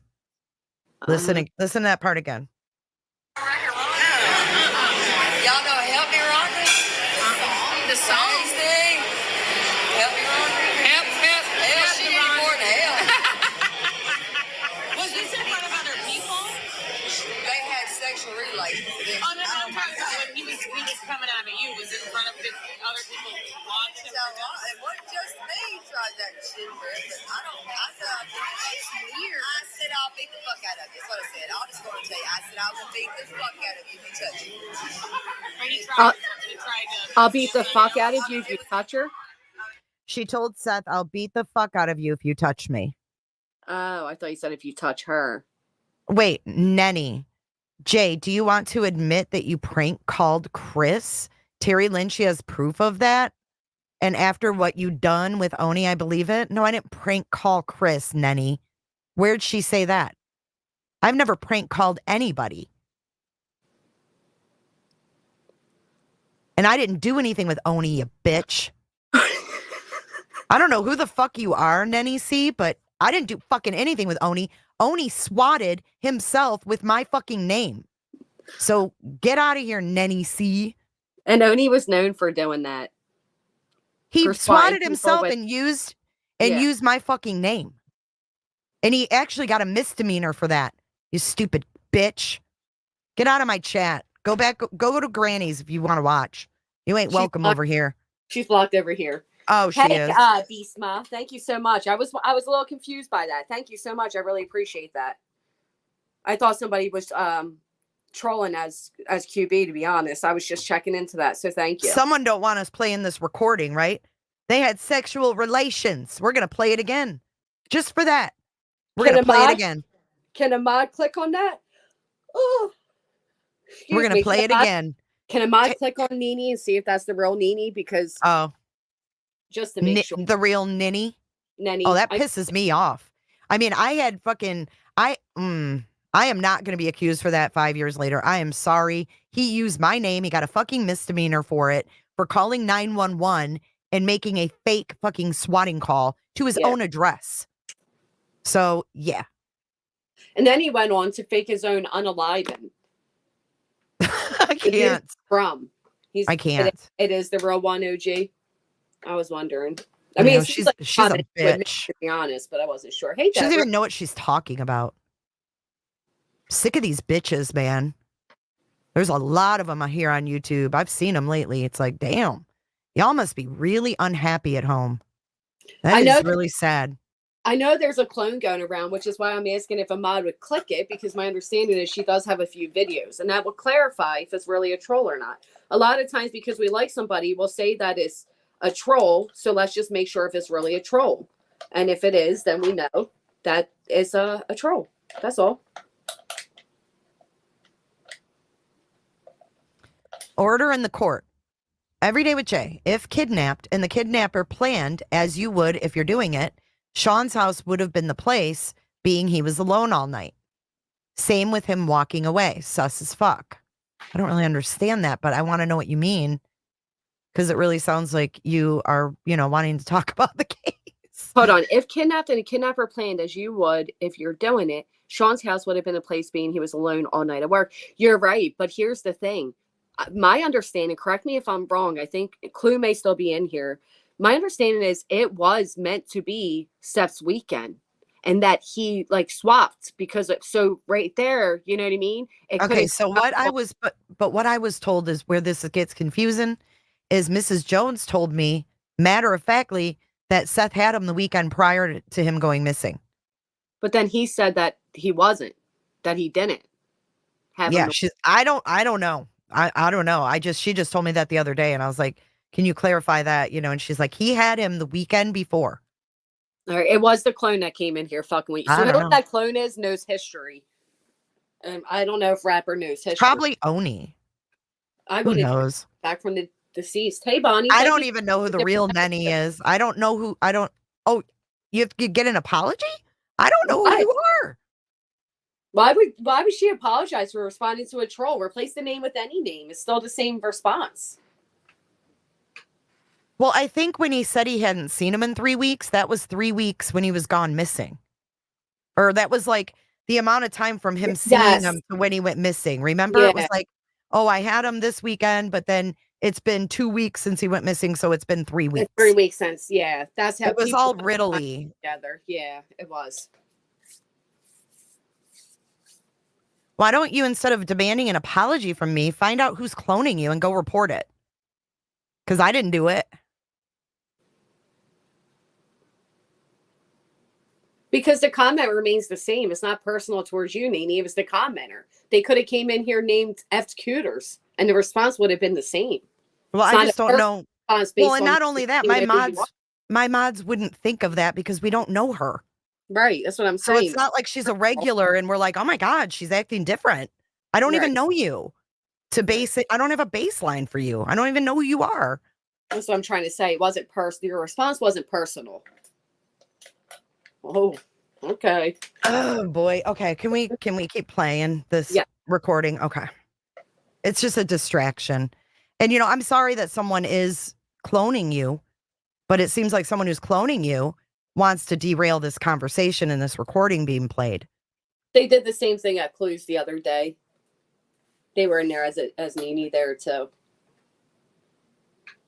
They had sexual relations. Oh no, I'm talking about when he was coming out of you. Was in front of other people watching him. It wasn't just me. Your mom. I said I'll beat the fuck out of you. That's what I said. I'm just going to tell you. I said I will beat the fuck out of you if you touch me.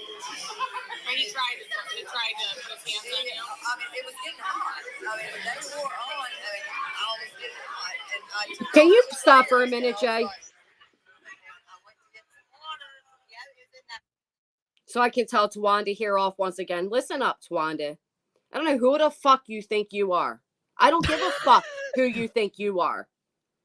How am I the biggest liar that a fucking troll account came in here and got cursed out? The account would have gotten cursed out regardless, is the whole thing. Like, it wasn't personal towards Nene to be cursed out. So why the fuck was she getting an apology for being cursed out? Again, the account name could have been Apple Snapple, and the response would have been the same.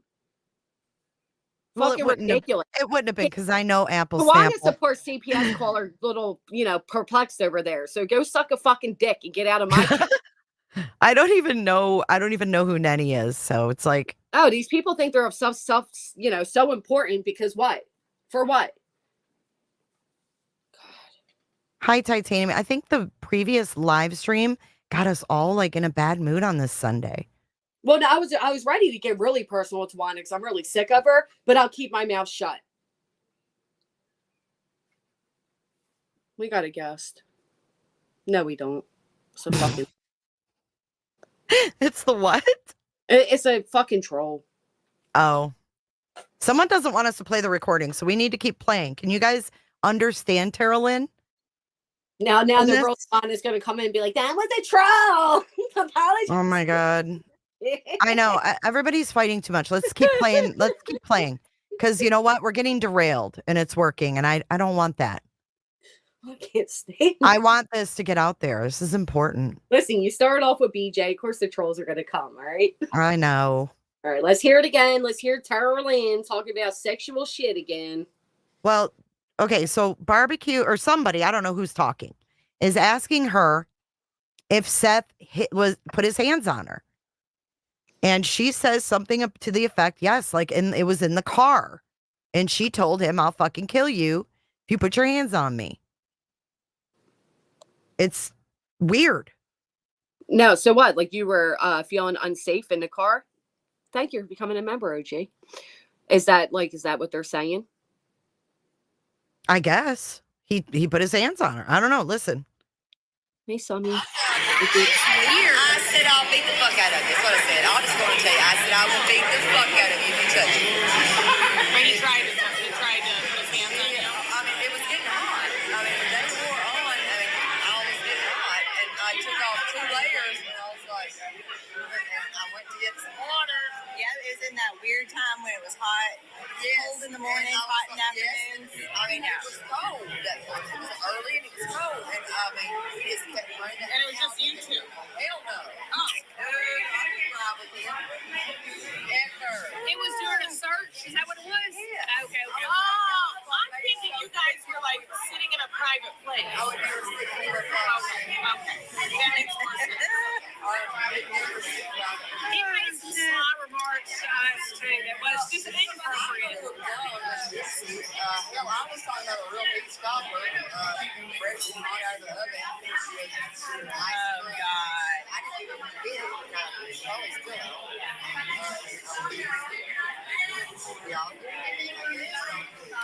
What did he say? I said, is it an American Pie thing?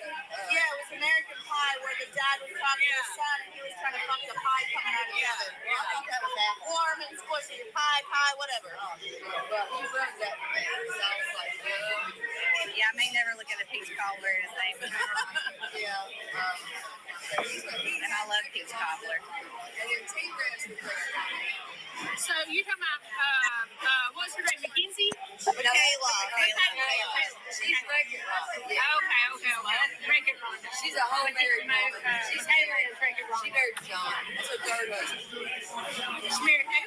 John. Do you think Seth really paid her $12,000 house payment?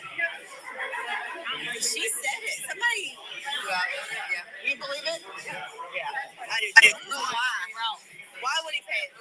For food, and she wiped his mouth off and ordered his beer, and I was like, do you think that Michaela was only around Seth just to get money? I think so, because she knew what he was rolling in. She's a whole husband. I was going to tell, like, she's actually, wait, so she had T-Rev. How did T-Rev? You guys can't understand it? No. So they're talking about I'll have to download it and clean it up. It's actually just talking about Seth's dealings with Michaela, the $12,000 that was allegedly paid. Terrulyn thinks that he did give her money, and they're asking why. What did they think? And she said she was wiping his mouth and getting his something at dinner, something like that. Wiping his mouth at dinner. Mm-hmm. Are you real? Infamous? Yes, ma'am. Okay, what's up? You're all a troll. Yeah, I'm not gonna stay long. I just wanted to say, like, I think that whole panel was a whole bunch of gaslighting bitches. I said what I said. When they're all like, they were trying to switch up everything she was saying. Everything she was saying. They're like, well, you just blindsided her and this and that. And they refused to hear anything that she was saying. So it's typical, Right. They didn't have any respect for barbecue. They already had their minds made up because they're all in Seth Rogers' club and they're going to stick with their club members. Mm-hmm. And when Terrulyn was up there, I don't know if it was that night or the night before, but you know how she acts real spacey, she's like kind of has that spacey kind of talk. They're like everybody on there's like, hold on, guys, she's trying to gather her thoughts. I'm like, oh, geez, Louise, I just was like, oh, geez, Louise, she's kind of playing that whole role. I think, my opinion. Yeah, I agree. What do you think about this phone call? Or this record. So this is what Stephen Crabtree was talking about the other day. He was saying that. He was saying there's a recording of her at Red Robin's or Robin, whatever. And if Terrulyn does come out and be honest about it, they're going to play it. I think this is what they were talking about. Yeah. And, and like you said, like her 90-day, community and all the kind of F stuff that she was doing over there. So it's not like it was that long ago. You know what I mean? Like, I think she's just trying to accumulate a different kind of like a gathering or community around her, you know what I mean? So she adapts the situation to where it's gonna work for her, Or it could Right. be a manipulated situation, whatever it may be, you know. But yeah, I don't know. I think that she's, you know, whatever. There's a lot of people that have different intentions and not always, you know, the best intentions all through YouTube. But terrulyn she's a whole nother, she's a different kind of breed, I think. I agree. Yeah. Oh, I fully agree. Yeah. But I think she has a guilty conscience over something. And I don't know if it's just dragging the Proudfoots like she did, because that seems really sus to me, to be upset to the point where you're feeling like, you know, there's no way out. That Yeah, is and then concerning. when she prank called the tip line too for Seth. Remember when she did that? Hmm. Did she? Yes. Oh, I do. I mean, Yeah. that was crazy. And she did it like 3 times. She called back like 3 times, and she ran out the voicemail 3 different times, saying all that random stuff. Well, it's also, I mean, it's also weird that, you know, there's a claim of Chris and Terry Lynn's family knowing each other for 40 years. Yeah. Right. Can I say what I think about that though? Because I grew up in a small town like that, and there's a Yeah. lot of like vessels of families, like different generations and cousins. And like I might have went to school with like, you know, like a Chapman, for example. That was a big family that had a lot of, you know, Right. generations. Like, oh, I went to school with, you know, such and such Chapman. Like, and then my sister went to school with their cousin, and she's 15 years older than me. You know what I mean? Like, No, I feel like get that, but did because Chris grow up in this neighborhood? Terry Lynn went to school with his uncle Danny. Chris is younger than Terrulyn. They weren't even in the high school at the same time. Because So remember, Terry Lynn was giving out all their like family history, like details, like, oh, and he's yeah, married. she knows Danny. She knows Yeah. Danny's wife. She told me what Danny's wife did for a living. She said she went to school with Danny and that he is Chris's cousin. That's Big D and Little D. And that's Well, Little D. Right. I get that. But what I don't understand, if that's the case, then why would she automatically lean on Seth's side and become BFS with Seth instead of, you know, That's a kind good of, question. right, not being so damn biased? And Why did she come out the gate? Because she's the type of person that would stick with, I know them, right? I know them. I know Danny. So I'm going to hit up Danny and be like, hey, oh my God, your great nephew's missing. You know, what can I do to help? But right. instead, it was automatic. Probably. It was Yeah. automatic Seth. She was out searching the day of the Amber Alert. So I'm wondering, did she run into Seth?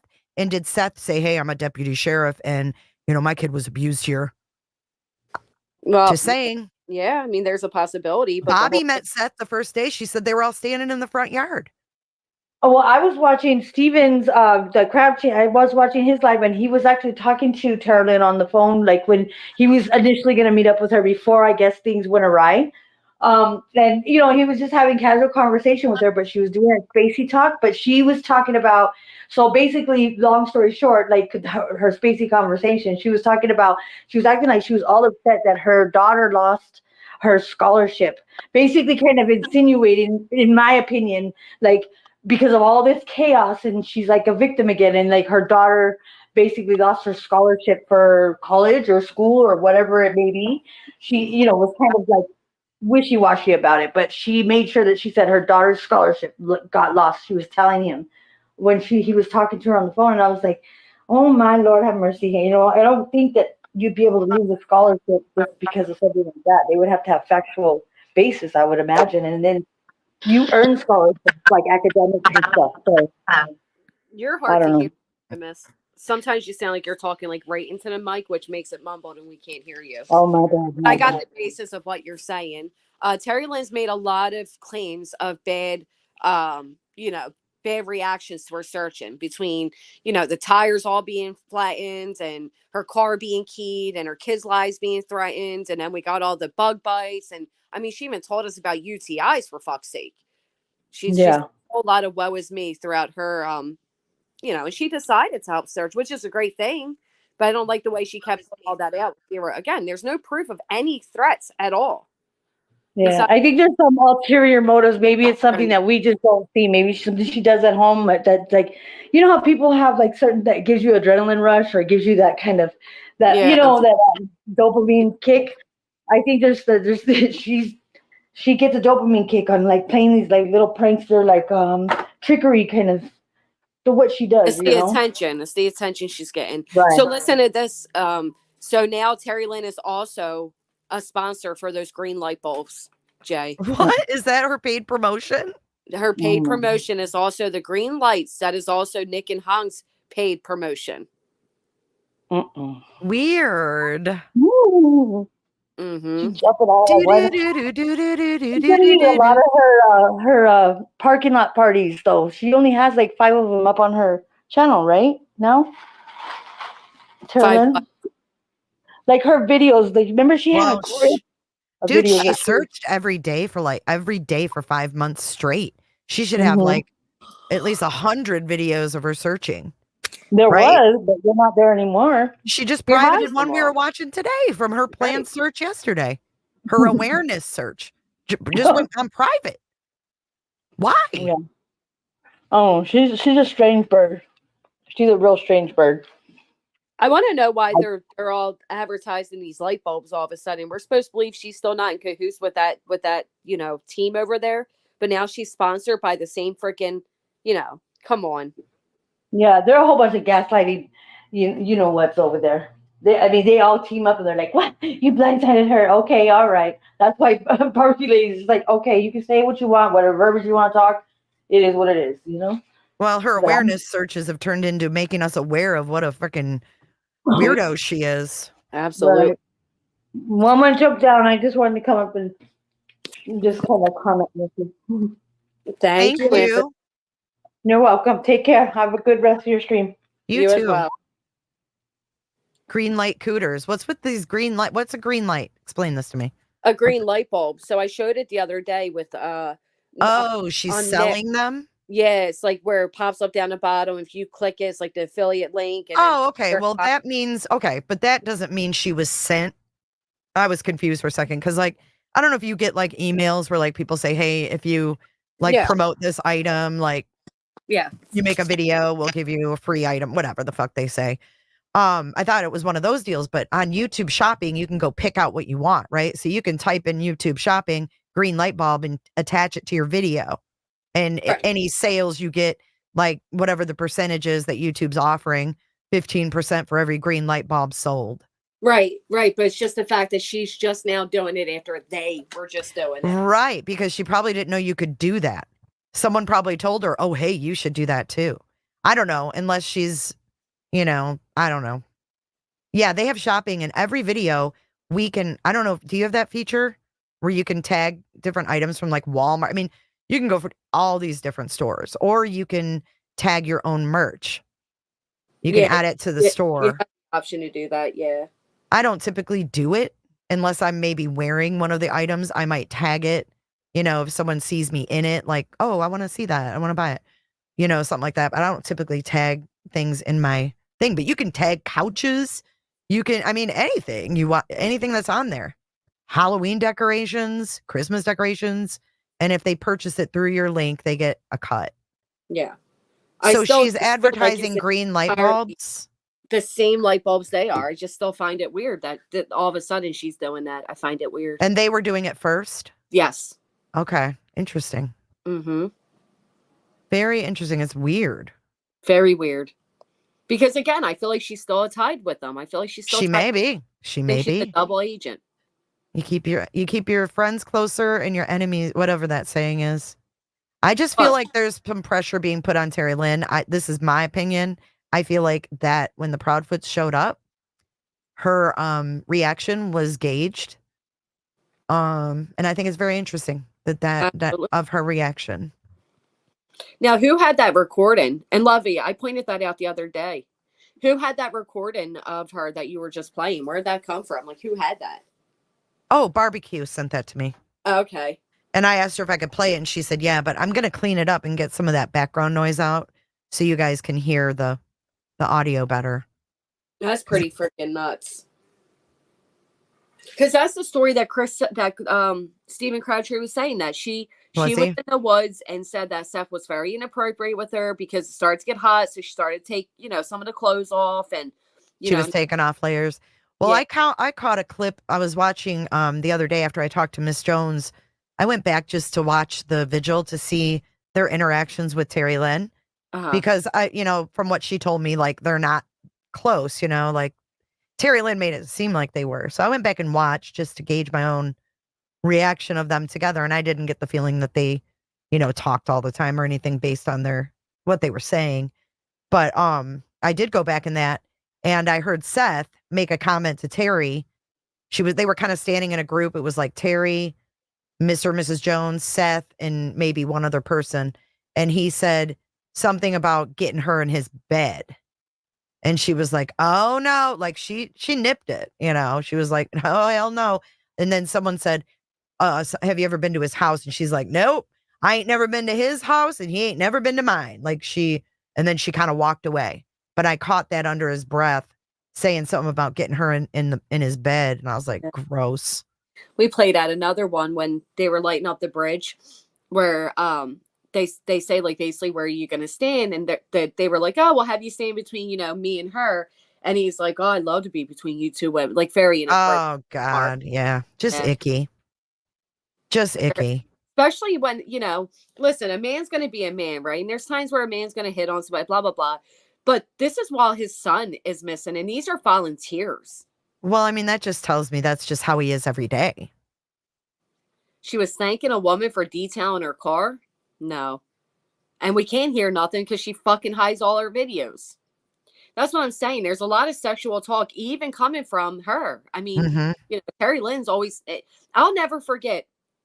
Hey, I'm fucking racking. I'll never forget when terrulyn called that tip line and started mentioning condoms and shit. Like, what are you doing? Yeah. Tony's peeing. Yeah. Ugh. Like, it's disturbing. It is very disturbing. Let's get into this timesheet, though, because that's what we were initially here for. Yeah, let's do it. Very interesting. Real quick, did you notice that he has the same lawyer as Betty? No, he doesn't. No? That doesn't say Frizzell on there. Okay.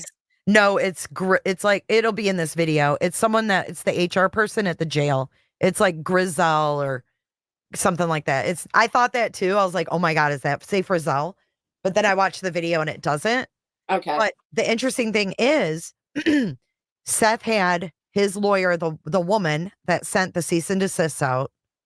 He had her also, from what we know, requesting the CPS documents. His lawyer, remember? Mm-hmm. The ones that he got that were quote unquote redacted.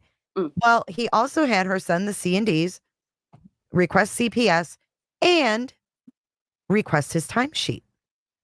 And you're going to see how this all played out. And what's interesting is that the other lawyer that CC'd on this email, because Kodo was actually, I don't know who did it, if Kodo did it, but they lightened where it was marked over.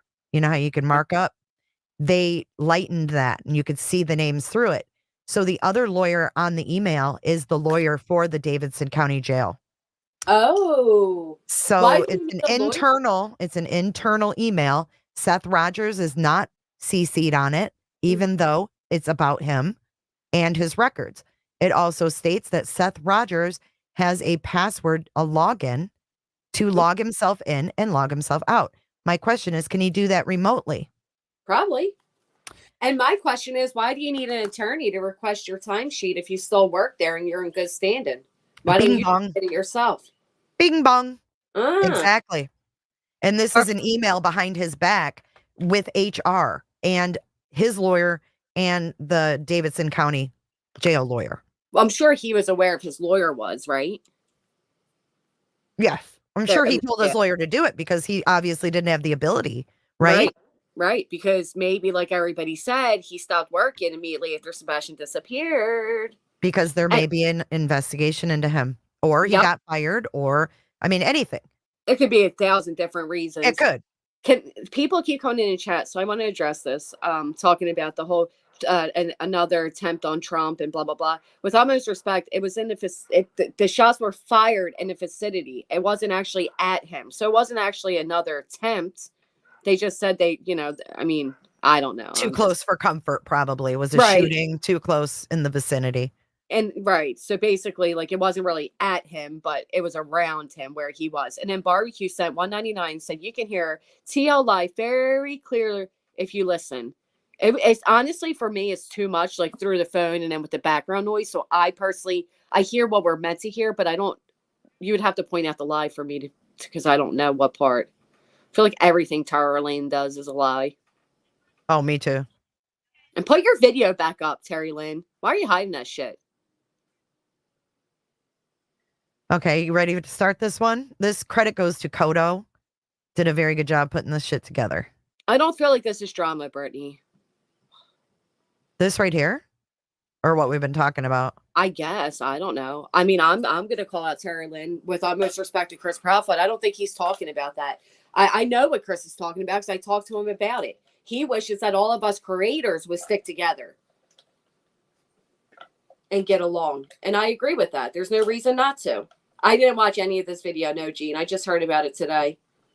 I'm in a whole different. Well, I'm just calling out bullshit. That's my MO here. I don't know. I don't see it as drama either. I see this as a bunch of stuff that should never go on in the case of a missing child. And I think that if we don't call out the stuff that's going on, this will just keep happening. I agree. I don't think this is what Chris was referring to, though, with utmost respect.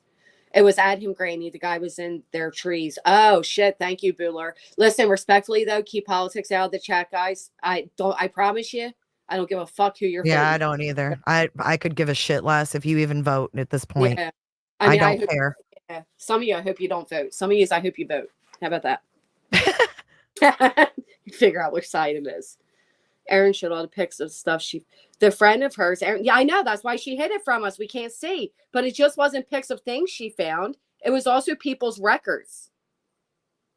Yeah, thank you, Maggie. I didn't, when we first heard it, it was right when we were starting live, and I seen and heard differently. So I appreciate the updates, guys. Thank you. Well, he must be didn't I? In to dodge all the. Wait a second. I have that video. Ouch! What video? The one you just were talking about. Oh. You don't remember what you're talking about, do you? What was I talking about? You were talking about Terry Lynn video that was cut off. I'm going to show you the binder right now. Oh, you got it? Yeah. Yeah. Someone sent it to me on Discord. They watched it live. All right. And they screen recorded it because they obviously saw something that didn't look right. Oh, see how that works out? Yep. When people are, suspecting you're pulling some shit, they might just be recording you. That's right. Especially when you're constantly hiding things, you shady nutter. Yeah, so here you go. If you want to. I'm with you. Is it on the screen? Yeah. Let me know if you can in fact hear it, okay? Binder cuters. Unfortunately, we can hear it. Okay, you can. All right. It's only a minute and 42 seconds. When she found it, when she made all that stuff, that's the second day she went. The first day was. And the first day was April 21st. The cop wouldn't even walk over to this side of Washington to look at the box. What does it say? This first day of document. It says, I thought it was odd, but when I showed the picture of this one, and it was White House Police Department. He wouldn't look at it. Nope. See? Oh shit. Okay, so they came out that time. Couldn't look at it. They wouldn't look at it, so she went back again. How many times did you go back? The second time was with you. That looks fine. Is that when you called me? Yeah. Yeah. So okay. Jesus. You turned all this shit. And I had a dog hit on unit number 10, which was right beside where I found the stain mattress pad. A dog, a trained canine. Oh, she's a dog handler too. Yes. Well, and we told Simmons. We told him, yes. I have documentation of that. Cold Case Foundation. Right, Simmons. The dude who found it. Holy shit. Oh, she made a community post. What's that? Terry Lynn made a community post at us. What was it say? That she took the video down because others chose to mock it. Mock it? No, I'm showing that you got people's personal info in this binder. Yeah, we were trying to dock it, not mock it. You sent all that? Yeah. And more. I thought you did. I sent more. Tara said thank you for her. Yeah. To tell you thank you. You sent all that stuff? She sent all this stuff. Okay. It's Terry's fault. Hang on. I want to show you where the LinkedIn is because it's in here.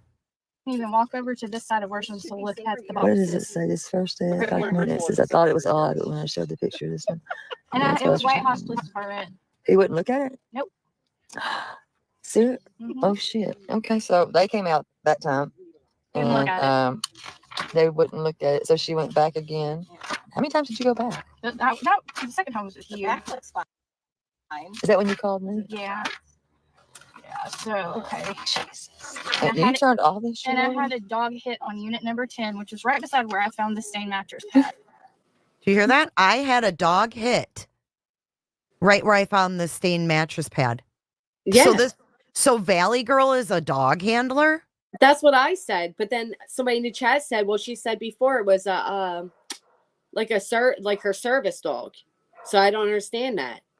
And then Lana Del Rey says, I used to work in HR. A company cannot speak ill of an employee, even if they get fired, since against the law. This is why Seth needed a lawyer to get a hold of his timesheet. So that means he's no longer working there, right? And then here, Lane used to have a fake boyfriend named Brian White that she would have commenting to her in chat telling her how beautiful she is. Oh my God. I believe it. But yeah, so another dog handler. It's her support dog is getting a scent? That ain't right. Probably woofing. That's okay. That'd be like me bringing my house dog out and saying it got a scent. Right. The service dog isn't a scent dog. They're not trained that way. How can you know they got a scent? What's the alert? Probably fucking small. I can't. Dog I hit fucking on unit can't. number 10, which is right beside where I found the stained mattress pad. A dog. Jean Salzman hates me, by the way, or whatever her name is. She always has negative things to say. Why? So I'm not surprised. I don't know. A trained canine. Her own reasons, I guess. Okay. So I don't know what all this crap is. Aaron's? Well, and we told Simmons. You We did? told him, yes. I have documentation of that. The dude who found it. Holy shit. The So she's keeping dog. Okay, gotcha, girl. And you sent all that? Oh, the part I saw is not on here. Damn it. Tara said thank you for her. Yeah. To tell you see. thank you.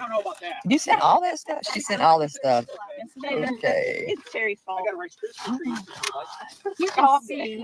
And I want him about Duel. Who's that? This is FBI. Gotcha. Okay. I also found this behind Worshams. It's a shirt. It's a black shirt. They picked it up and threw it down. That's when they were doing I that. picked it up and threw it down. No. FBI. all She that. said the cops picked it up and threw it down. Because Terry Lynn told me the same story, that they found a black t-shirt and the cops came out and they looked at it and they threw it back down at the roadhouse. And Well- it's like, okay, there's homeless people like living in those woods. Right.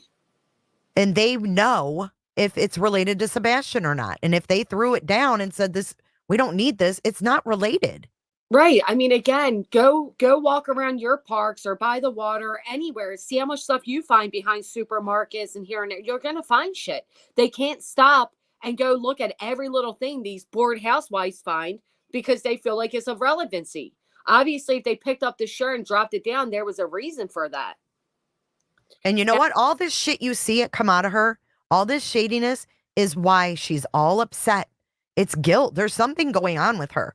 And it's not just a mental episode because she's mental. You know, that's what Brittany J was trying to say. Oh, she's obviously going through something. Okay, well, the timing is where'd you get that one? impeccable. The timing of her going through something is impeccable Well, don't because you love the that? pressure is heavy.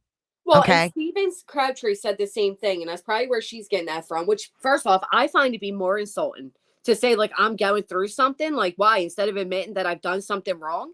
Like, are you kidding me? You know what I mean? Terry Lynn's been doing this for months. So if you really believe there's a mental issue going on, then stop making it content, call your fucking friend and get her help. Because at this point, we're too damn grown. She's a grown-ass woman who's decidedly to spend 12 plus hours a day searching for a child in a fucking parking lot. I'm tired of the excuses of what, because she's gotten some heat?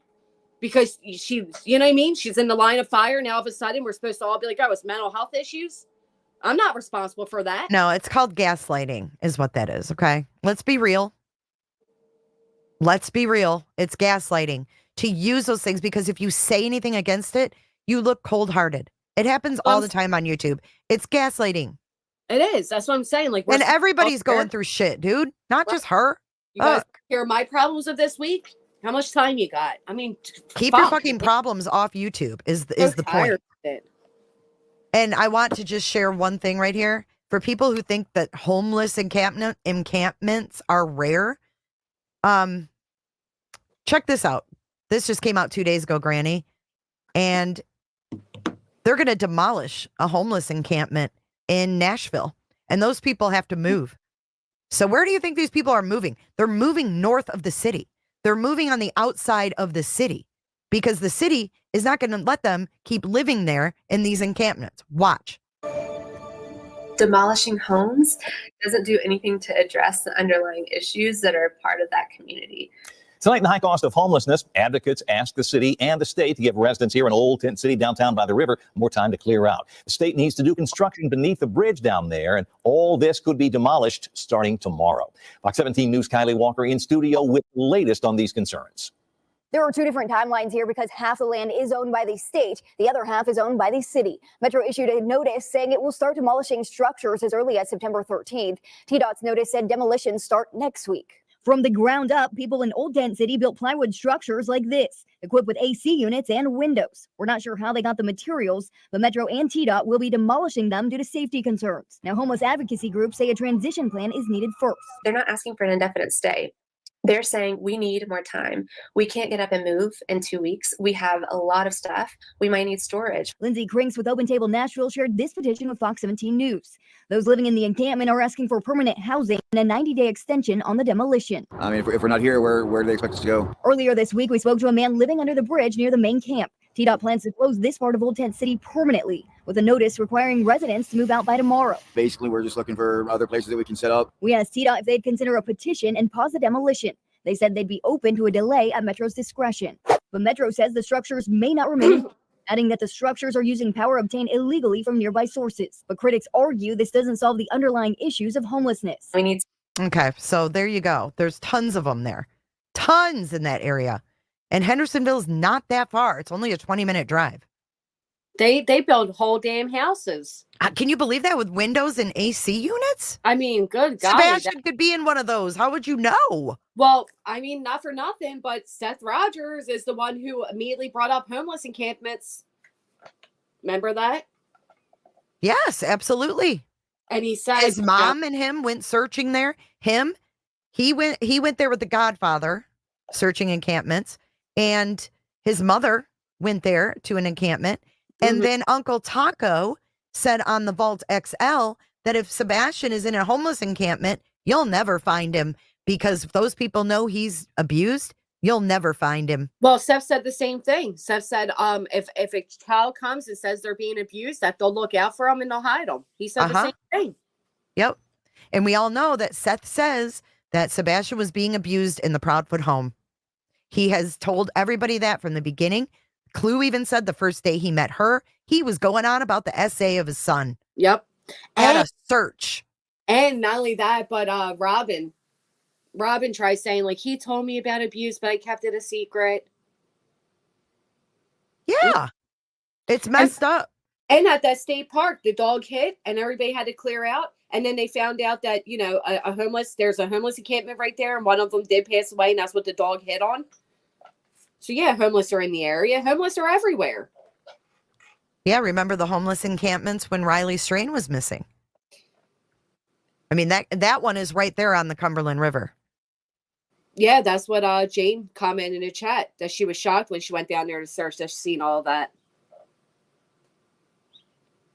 Debbie Lemons, no, Chris did not admit to abusing Sebastian. He admitted to spanking him with a belt. And he didn't laugh at him for That's not illegal. Unfortunately, if you don't agree with it, that's fine. I don't either. I would never use an object to spank anybody, but it's not illegal. So you can't call it abuse. But the stuff that was in the divorce paperwork from Seth and Katie, there surely was notable abuse. So that's illegal, right? Smacking your kid in the head in front of the teachers, right?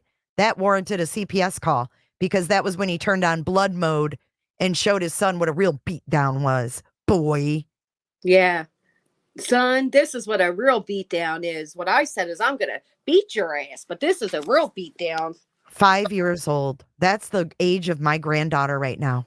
And the thought, though, Jay, not only that, but like the thought to turn on Mortal Kombat, a gaming device to show your child a bloody scene from Mortal Kombat to bring home what a beatdown is. I mean, granted, I haven't played Mortal Kombat in fucking years, but like that's your go-to. It just tells you so That's much your of the man's parenting. personality, That's his right? parenting. To turn to gaming. Yep. Not to sit down and talk with him, but to put blood mode on and say, this is what a real beatdown is. Right. Not to 5-year apologize. old.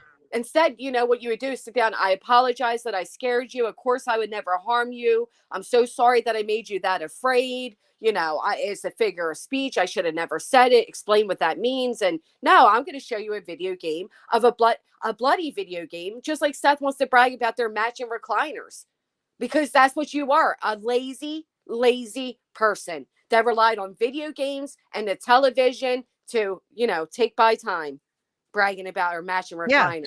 Says Not this about dude how who's, they made you know, cookies together, or, you know, I'm not how on much- social media. Right. Yeah, I'm not on social media, but I just had a private Facebook where I uploaded all the pictures for memory space. My but I didn't have albums, social yeah. media. Yeah. Hey, Blissful, you got to love it. The man contradicts himself so much, but unfortunately, people like Debbie are so focused on such small, tiny things that they can't see the bigger picture, like the constant inconsistencies coming out of Seth Rogers' mouth. Okay, but bitch, please, if it's not illegal, how can you call it abuse? Right. Abuse is illegal. Right. Abuse is illegal. It's not, you just said it's not illegal, but you said it's still abuse. You may not agree with the degree of discipline, but you can't say it's abuse because then you'd be breaking the law. So it's a fine line. I don't agree with it either, but you got to take your emotions and your personal feelings out of it. We aren't them. They parent the way they parent. Right. Listen, and I mean, gosh, I hate to admit it, but I think a lot of us were abused in the 80s and 90s. You know, people's parenting is all different. I personally would never do it. Right. I never got spanked. Maybe that's what's wrong with me. Maybe that's why I'm such a sass. But I never got spanked by an object or a hand ever. But a lot of people I went to school with, hell yeah. I mean, when I was in school, Granny, in elementary, boys were getting the damn paddle, okay, by a teacher. Right. Remember that? When they could get the rollers and beat the shit out of you? We had a paddle. We had a wooden paddle hanging on the wall, and they would go out in the hallway. There was a chair, and the kid would go over the freaking knee of the teacher, and you'd hear him get whacked. And I didn't like that. I'm sitting in the classroom like, fuck, he just got his ass cracked. And then this is would come in after with their heads down, you know? Right. And this is after you guys walked 15 miles in the snow and rain to get there. Holy Shut shit. up. Hey, I'm a Gen Xer, not a boomer. Don't. But seriously, there is nothing, honestly, there's nothing more uncomfortable than seeing somebody else get punished like that. Like to do, like that's punishment on the whole class that you had to witness that, honestly, because it's so awkward. It is very awkward. A shaming. Oh, it was sad, you know, when you think about it, like the kid would come back. I remember one boy got it all the time. And it was sad because it's like, obviously, if you're having to do this to him all the time, he's not learning. But he'd come in and he'd put his head down on his desk and, you know, everybody's staring at him. It's just a horrible approach, you know? Yeah. It's crazy to think that that was in my lifetime, you know? Like Janice said, I got beat by nuns. Yeah. I love my boomers. Don't get me wrong. And I am by no chance am I justifying. I just know people parent differently than I would. And what was described was a lick with the belt with pants on. Do I agree with it? No. But again, if it was abuse, CPS was made aware, and it would have been something bigger if they'd seen it as abuse as well. I just, you know, I don't like it. I would never do it to mine, but I understand it's not my child. Who am I to say, you know? I don't know. Yeah. I think if we're going to look at that as abuse, then let's look at the many things we just named with Seth.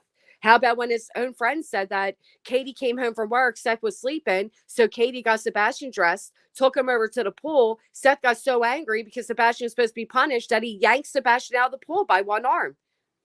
That's abuse. I mean, you know, that's abuse. Because the kid didn't say, "Oh, you're grounded. You didn't tell your mother you were grounded." What could he have been? Under the age of 8. What is a switch? It's a little tiny twig off the tree. They still paddle in Alabama? Do they? That's what SS said. Oh, shit. But I Somebody, just think somebody should read about it. I think it's been put out there, and I think it's become a distraction. Look here, not there. Because if we compare these two incidences, right, that we've heard about, one is definitely abuse. The other one is a form of discipline in the home. Mm-hmm. So I just think that this was put out there as a distraction, from Seth, in my opinion, to not put focus on himself. And I think he's done that in several interviews he's done. Sorry about my dog. See, Sandra says, I think Hank Kidd should be classed as assault. I disagree. Do you know how many kids I wish I could spank because their parents don't? Like, some of these kids are so damn disrespectful because in today's time, you're not allowed to discipline your child without it being seen as abuse. And that's probably because a lot of us were actually abused. So now the idea of even discipline is considered abuse. I don't know. It's a whole thing. Yeah, and I don't think it's the school's job to humiliate children. I just think that's wrong. Looking back, you know. Hey, but Hunter. anyways. Absolutely, Canvas and Crime. I got you. She said, don't forget to respond to her emails. Okay, I won't. Thank you. The whole case is a distraction. But if you look at the distractions that seem to come from Seth's side. That's why I don't, Trevor. I agree. And they still continue to come from Seth's side. Just like the, currently saying they've been muzzled by the Proudfoots. The Proudfoots haven't done anything. Somebody else may have contacted your parole officer, but it wasn't them. So there's a lot of distraction, and it keeps coming from one side and one side only. And it makes you wonder why. Well, I'm thinking back to the beginning. I mean, the distractions were there out the gate. We had terrulyn talking about the Proudfoots layout on day 17. It's concerning to me. The threats. Oh, we're all getting death threats and blah, blah, blah. But then the sheriff says none were reported to me. Yep, that's right. And then if United Cajun Navy guy even said, oh yeah, we reported them, but not officially. Oh no, he said they reported. He said they reported them to the Nashville police. Oh, but not the Sumner County. And I'm thinking, why? He said they figured that they would do their due diligence and pass it on to Sumner. Well, that Riley lady said the same thing. Like, I reported it, but not officially. And it's like, well, why wouldn't you? That's such a big deal. Oh, her whole story was weird to me. Wasn't it? It didn't make any sense. Not in such a sense. All right, you ready to get into this? Actually, I have to use the restroom. I'll be right back. Me too. I'm creeping right now to go. Oh, okay. You go ahead and go. All right. Yeah, we'll take turns. All right. Oh my gosh. To be fair, they would have been David. Oh, because they were staying there? Maybe that's why they reported it there, because that's where they were staying in their hotel. I don't know. Thanks, Leslie Rogers. I haven't really been able to respond to chat much. The Proudfoots and Seth have been sketchy as hell throughout this whole ordeal, says blank. I thought the Proudfoots were sketchy in the beginning, but I don't think they're as sketchy as all of the sketchiness from the other side. And I hate to say sides, but unfortunately, Team Seth has made it a side instead of it being Team Sebastian. Oh, note to self. I didn't know what PP was. I'm sorry. I didn't have my phone on me. Hold on. What's up, Trevor Lee? Good to see you. Oh, Lisa, thank you so much. This is a test. Can you hear me? I love you, Jay. Lisa, you can call me Lisa. Thank you, Lisa, for your generous donation. I appreciate that. Thank you. Yeah, it worked. Note to self. Thanks. Speaking of PP, your turn. All right, BRB. The report of his being missing is sketchy. I see zero sketchiness from the Proudfoots. I'm not going to lie, I've defended the Proudfoots the entire time, and I've always noticed the red flags with Seth, but there's a few things people can point out to appear as shady from the Proudfoots, but ultimately, what most people go on is claiming the Proudfoots aren't searching. But you got to remember, the Proudfoots are cooperating with law enforcement. Just because people don't advertise things doesn't mean it's not happening. I didn't advertise I gave kids money for the ice cream man. Doesn't mean they're not getting the ice cream man. I'm tired of people who live strictly through social media thinking it's weird that things aren't put on social media. It's not. It's very common. So just because you're not seeing them search, or just because you're not seeing them talk, or you're not seeing them plead for their child, doesn't mean they're not. Damn it. Sick of that. There is. That's unfortunate fact, Amy. There's red flags all over the place. Right. Look what people do. They twist every single thing either side says. They twist it, including us. We do the same thing. Well, not really twist it. We just pointed out. I don't think the prophets are sketchy at all. People needs to stop with that. You needs to stop with that, folks. Cross your legs. Second, it's, yeah, we seen it. Thank goodness they didn't get them. Hey, Wandering Sub. It's only a glimpse of reality. You know what Sushi reminds me of? You see all these, I just seen another thing. Picture perfect family, white picket fence. And oh, what do you know? He took his family's life. Social media is a front anyway. Like half of it's fake. You can't, I know, it just drives me nuts. The prophets are doing exactly what law enforcement asked them to. Seth is doing the opposite as for not keeping info private, just bringing in Looney Tunes to be on his team. I agree. Hey, Spivvy. I absolutely agree. You're right, Kiwi. If my child's missing, I'm doing anything that means my child is dead in the woods. No way. Well, here's the other thing. You guys got to... Oh, Trevor Lee. Did you see the video of... I'm going to put you in an awkward position. I'm sorry. But did you see that video of Nina that came out recently? Today, actually. Today? Oh, Trevor. Let's put some hearts in the chat. Not just for Trevor, but for everybody who feels this way. Because that's a fucking fact. My friend bravely shared during mental health awareness. She came up here and shared about her father. Everything was normal that day. And he was pleasant. He was happy. And then he went and took his own life. And then I just told you all about my kid's, step grandparent, I guess it would be called, that tried to take his own life. Nobody saw that coming either. He wasn't successful, which is really sad because now he has to live with that on top of that. But, you never know. Yeah, we got Trevor Lee on the good side, guys. Sorry, bitches. I just want to say that Trevor Lee, we are so glad that you're here and that you're here doing so much good.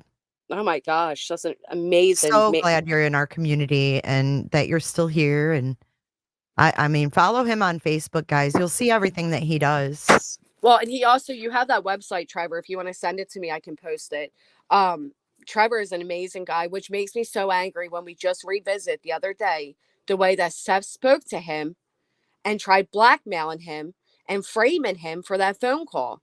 But what you saw there is the real Seth Rogers. And I want to remind everybody, Trevor Lee, I don't care if you like him or not, whatever your thoughts are, he is closer in age to Sebastian than he is Seth. And the way Seth spoke to him was very telling. The screaming, "This is my child, boy." Mm-hmm. I didn't ask for a response. And then the mocking of him and, all of that shit.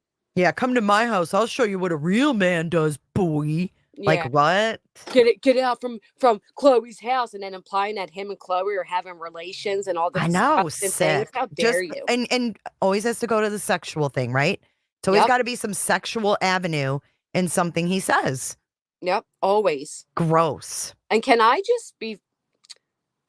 I just really appreciate Clue because I know you and Trevor had differences in the past, and I just really appreciate seeing you put a heart in the chat.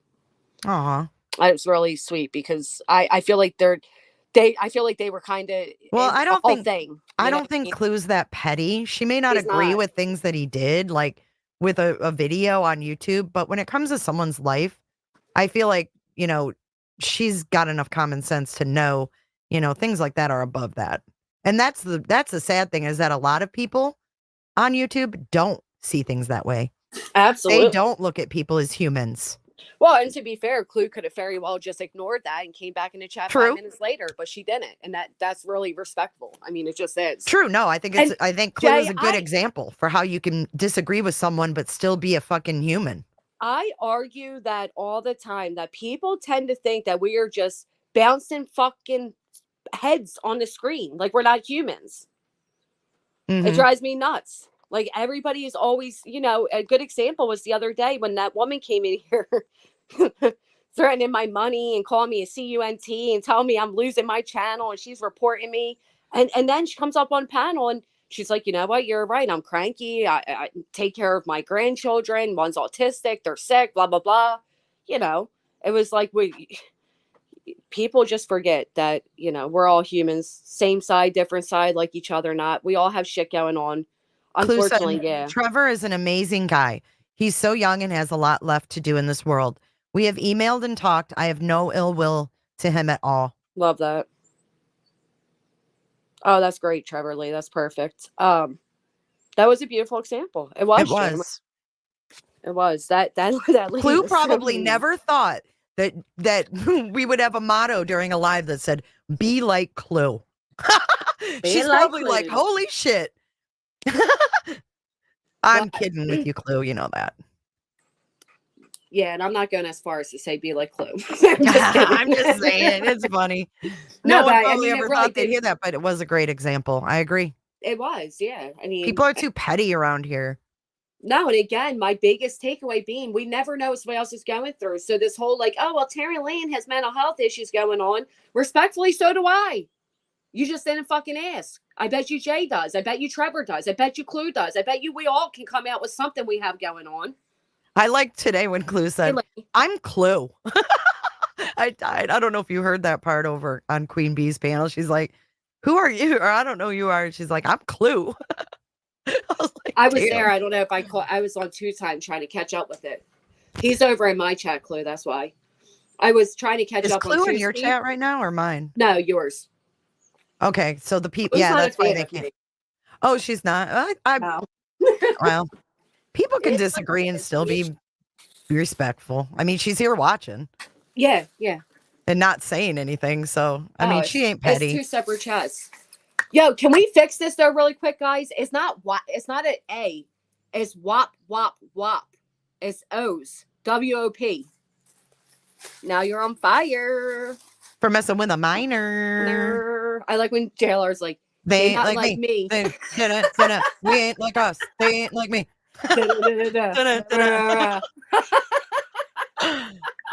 The ghost says hi to everybody over here in our chat. Hi from grannies to us. Hey, Bill. Yes. Hello to the other side. You know what? You know what was hysterical? Oh shit. Oh, there it is. You know what I found hysterical?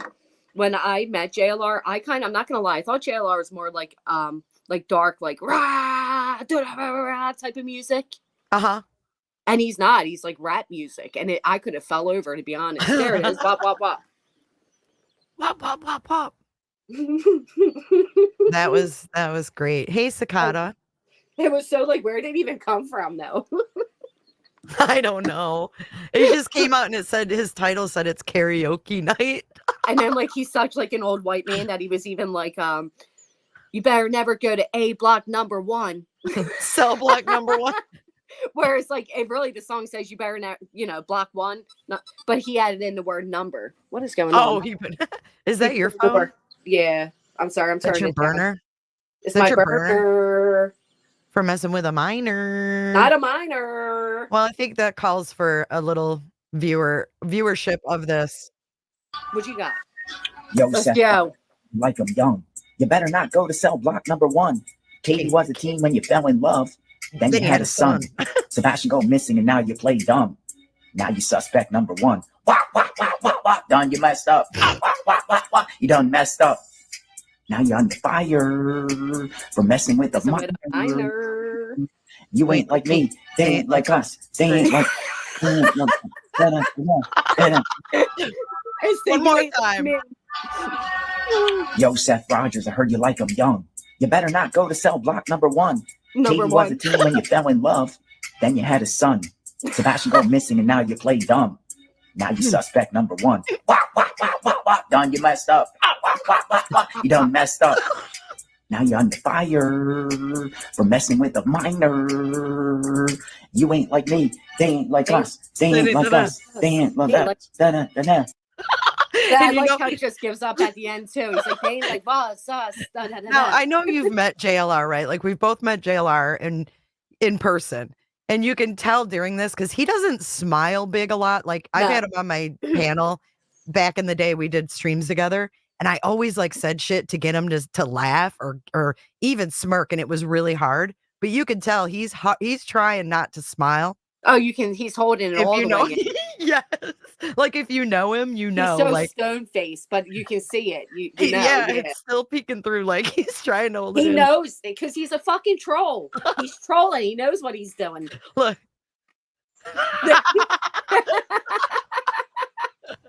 This is the best, though. I mean, this will go down, unfortunately, you know. All right, can we finally get to Seth's time cards? Are we ready? Yes. Can we also really quick, as a collective whole, chat to chat, place to place, wherever you may be, fuck Brittany J. Oh my God, really quick. Just really quick, just starting out there. All right, now we're moving into segment 2 of the show. Segment 2, let's go. We're leaving segment 1 behind, and we're moving into segment 2. So this is Coto, COTO. What does it stand for? Chronicles of the Oblivious, I believe. Yeah. Okay, so you guys can find them on YouTube. Coto, COTO. Time card a deep dive into Seth Rogers' Hang on. timesheet. Bullhorn Betty has released Seth Rogers' timesheet. From work the week Sebastian went missing. Let's take a closer look at what she has provided and discuss a few things I noticed. Pause to read. Don't mind if we do, boo. Okay, go ahead, girl. Seth was at work from 2:25 at 7:01 p.m. to 2:26 7:05 a.m. He had no lunch break and was not missing for 2 hours. It is highly illegal to have somebody work for 12 hours and not get a lunch break, Jay. Yeah, it is. It is. The labor laws in Tennessee are real. Like, They especially working exist. at jail. Right. I am tired. Tired. I am tired of the lies with no receipts. I will no longer engage with the misinformation you are listening to. A whole bunch of liars.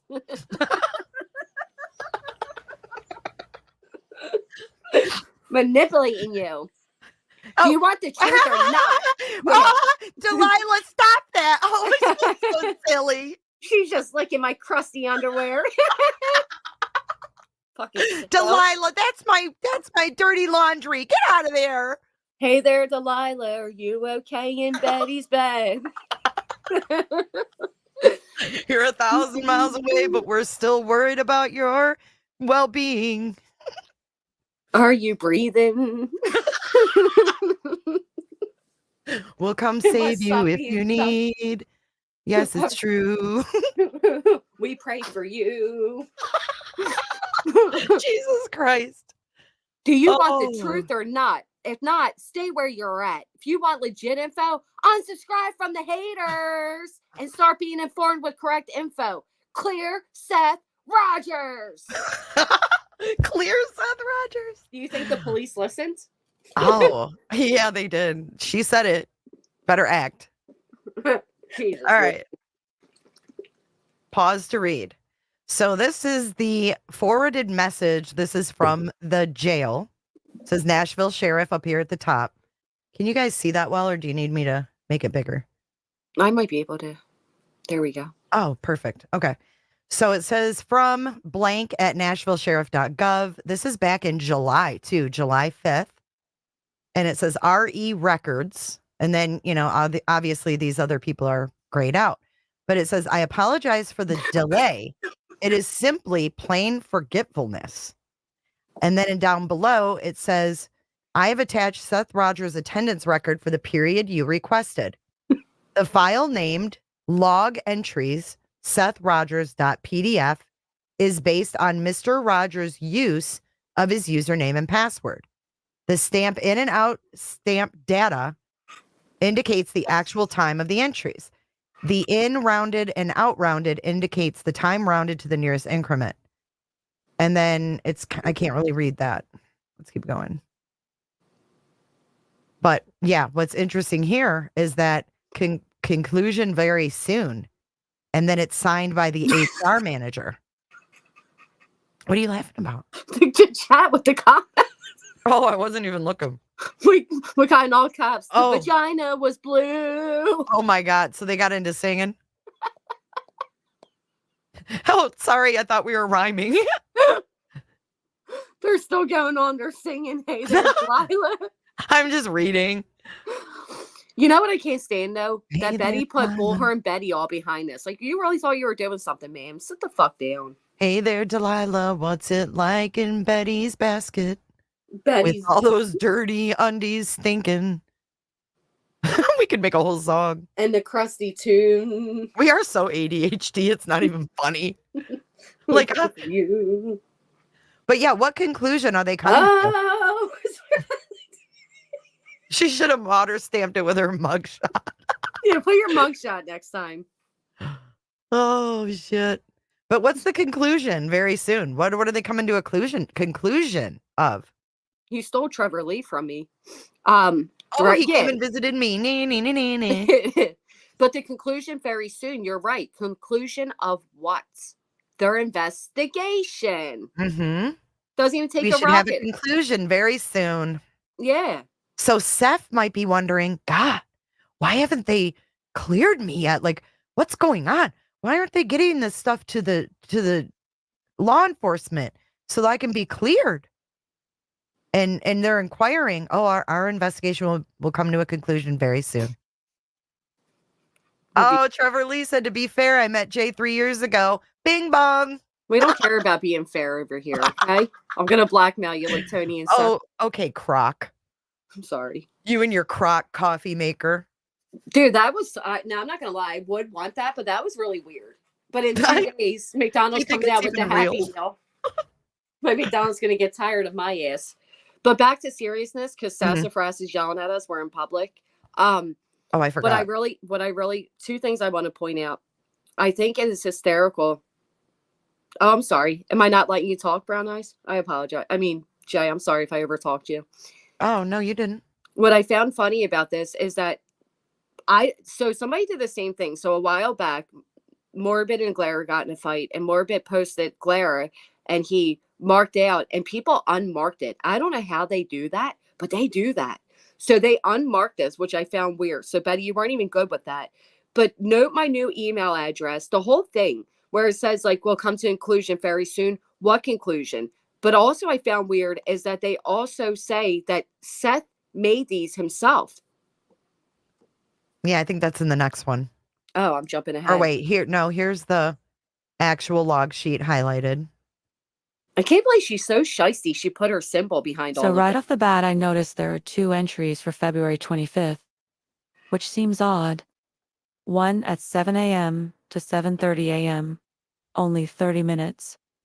And his night shift from 7 p.m. until 7 a.m. the following day. Okay, so that is, let's look at that. Yeah, I didn't notice that.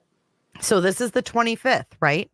Sebastian went missing early morning 26th.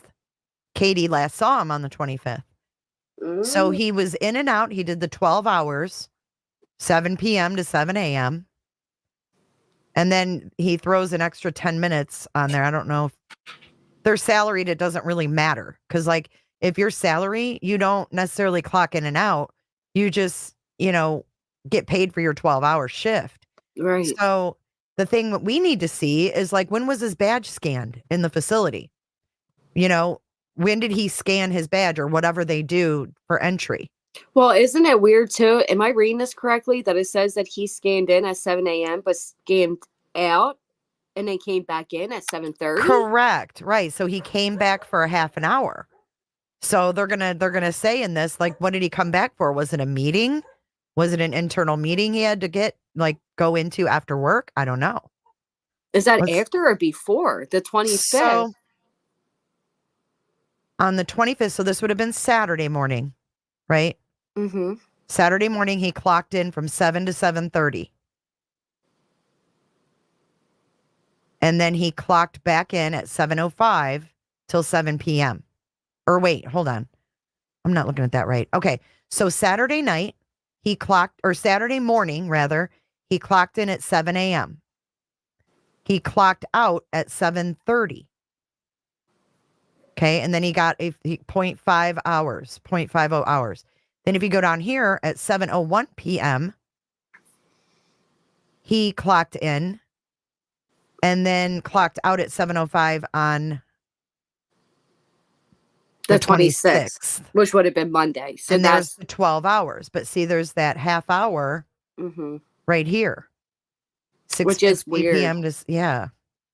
But the night into the morning of, it shows that he was 7 Right here. p.m. to 7:10 a.m. Yep. So, okay, I see it now. So he clocked in at 7:01 p.m. Or wait. No, I'm you're so right. fucking confused. On the 25th, it was 7:01 p.m. But he was also there the morning of. So Saturday morning, he went in from 7 a.m. to 7:30 a.m. He left. He goes back that night at 7:01 p.m. and stays till the following day, the 26th. Okay, so what he did was he clocked out on the 25th. He went in on the so he went in on the 24th at 6:50. Then he clocked out at 7, and then he clocked back in at 7 till 7:30. Went home, slept or whatever, then went back to work at 7:01, and then left at 7:05. Right? Yeah. So he was there for half an hour after his shift on the shift that started on the 24th. Right. That next morning when he got off, he clocked back in for a half an hour for something. But then if you look up here on the 23rd, it says he worked from 6:50 p.m. till 7:10 a.m. on the 24th. But then on the 24th, he's clocking back in at 7 a.m. and then clocking out at 7:30. That 0.50 right there. Yeah. Right here. But but if you look up, it says 6:50 p.m. to 7 a.m. So he clocks out, clocks back in, and then clocks out again. But then I mean, it could have been an in-service. Maybe they had an in-service for the guys. We don't know. It could have been an here, in-service Clue, I'm meeting. sorry. Like, she's asking for a link. I didn't even say it. Because if you look above that, though, Jay, see where it says 12.26? Go up where it's not highlighted. Very first line. right here. So, go all the way over. It says the 23rd, he was 6:50 p.m. till 7:10 a.m. on the 24th. Right. But then next it says he clocked in at 6:50 to 7 a.m. Then he clocked in again at 7 a.m. to 7:30. It's all weird. Oh, that's fucked up. You're right. You see what I'm saying? His timestamps are all over the place. They don't even make shit. sense. No wonder it's being investigated. Okay. Right. So the 23rd, so that would have been Friday, the day after he spoke to Sebastian for the last time. On Friday, he went in at 6:50, clocked out Saturday morning at 7:10. And then from there, we go to Saturday at 6:50, right? Clocking out at 7 a.m., clocking back in at 7 a.m., clocking out at 7:30, and then going back that night at 7 p.m. Yeah. Yeah, it's fucked up. Right. Keep playing. Following day. Going off of the timesheet provided by Bullhorn Betty, it looks like Seth's schedule was as follows. Oh, that's right. Friday, February 23rd, Seth started work at 6:50 p.m. No breaks were logged. He worked 12 hours and clocked out at 7:06 a.m. The next morning, the 24th. Average day for him. He was then off to reset and sleep for 12 hours. After his 12 hours off, he returns for his shift on Saturday. He arrives at 6:50 p.m. He works his normal 12-hour shift. No breaks are logged and gets off at 7 a.m. But here's where it gets interesting. On Sunday, February 25th, the night Sebastian would be put to bed by his mother and go missing. Seth had clocked out from work as he did normally, but immediately clocked back in for an additional 30 minutes. A staff meeting, maybe? A disciplinary meeting, possibly? Why have we never heard of this in his timeline of that day? After the 30-minute clock-in, Seth leaves work for his 12 hours off. Okay, I had a thought. Could it be that he was testing doing it remotely? Very well could be. You know? Listen, guys, I'm dropping a link, but I don't know if it's because it's my chat, it can't be seen. So if Kels, if you want to, if one of your mods want to highlight it and they can drop it, it might work. I don't know how that Yeah, works. I can't. I've been I can't dropping share one, can I? I can't invite guests from here. Let me. I think you can if you just copy what I sent you. I'm gonna copy it right now. Yeah, if you do that, it'll work. We're new with this whole deal streaming, but test Okay, me here, Clue. remotely. Because technically he said he was already logged out at 7:10 a.m. So how'd you log back in at 7 a.m. to 7:30? Something's arise there. Hey, look at Andy's comment. And he says, I recently was on a dating app talking to a guard from Memphis jail. She was telling, you're a female? You're a male, that's right. Okay. She was telling a story about being hungover, clocked in, hiding off cam, sleeping. I mean, listen, not for nothing, but they're your average Joe Schmo. They're like, yeah, look how that guy did. Danilo Cavalcante escaped the jail because they were on their phones. It happens. We have two comments here that I wanna say. So Music City Mom brings up a good point. Why isn't time card stamps in military time? Most time clocks are military time. That I can't answer. And then True Crime Karen says, I'm sorry, but saying put to bed by his mother is being used to make it sound worse. No, they're using Seth's language. So Seth said she's the one that put him to bed. You don't put a 15-year-old to bed, man. Right. They're using Seth's language because that's what he said. That Justin for All one time said, nobody else finds it weird that, they didn't like tuck them in. You read them a book, you get them a bath, you put out their clothes for the next day. And I'm like, yeah, if you're talking about a 5-year-old, sure. We're talking about a 15-year-old. Clue's on panel. Hey, Clue. Hey, I just want to get y'all's opinion on this, okay? If you go back in the video to where you can see the numbers. Let me move comment. Which ones? The timesheet thingy? Yeah, right there. Okay. How come it goes DCSO 0228, then DCSO 211 something? 2211. Good eye. It does. It has a different number down there. It does. Says 4, 5, 5, and 3 are all the same, and then it gets different. That's where she cuts it off. 7 p.m. to 7 p.m. I don't believe this man's working 12-hour shifts back to back to back and not getting any breaks. That's nearly impossible. Well, and I mean, I don't for me personally, I don't clock in and out, right? So I don't, but I would think that 0228 would be like your identifier. That's typically how these things are done, right? This is you. But look, Clue, there's a DSC 021888, and then but look on the very far left. It's 2228, 2228, 2228, and then 2211. But then these ones are different as well in this column. So what does that mean? Someone else did it right here, 22283, clocked his ass out at 7:05 on the 25th. Unless it could be to the other option, maybe a different time clock. I was just thinking the same thing, like different. Like if he was in the say he's in the parking lot one day and the next day he's in this part, it would be a different. But would it? I don't know. It's just super weird because typically on the left would be your personal identifier, right? Yeah, because that second one's different too. Like Jay just said, that's an 83, where the ones above it are 88. Well, what's weird, Clue, is, okay, you guys look at, if you look at the 24th right here, okay, this is 2228, clocks in, and then 21888, whatever, maybe this is a station, clocks out at 7 a.m.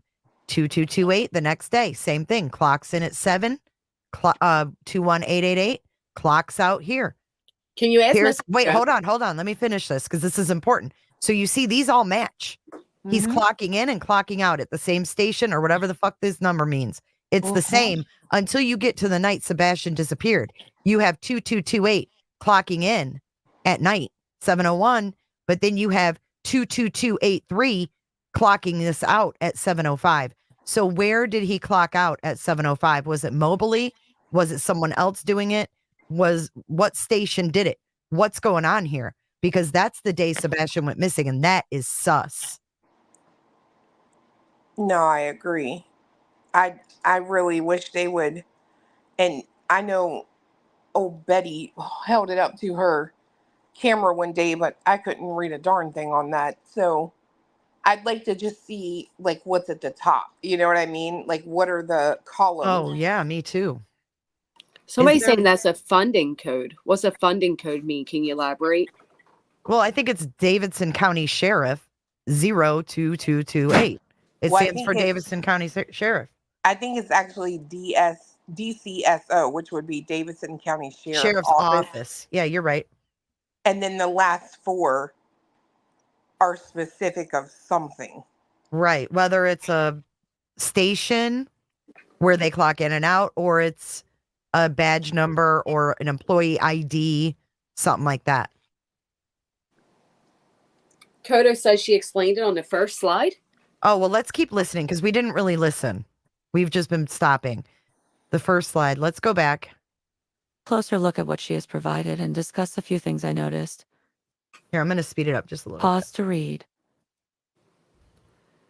She's steady trying to get people to unsubscribe to the haters.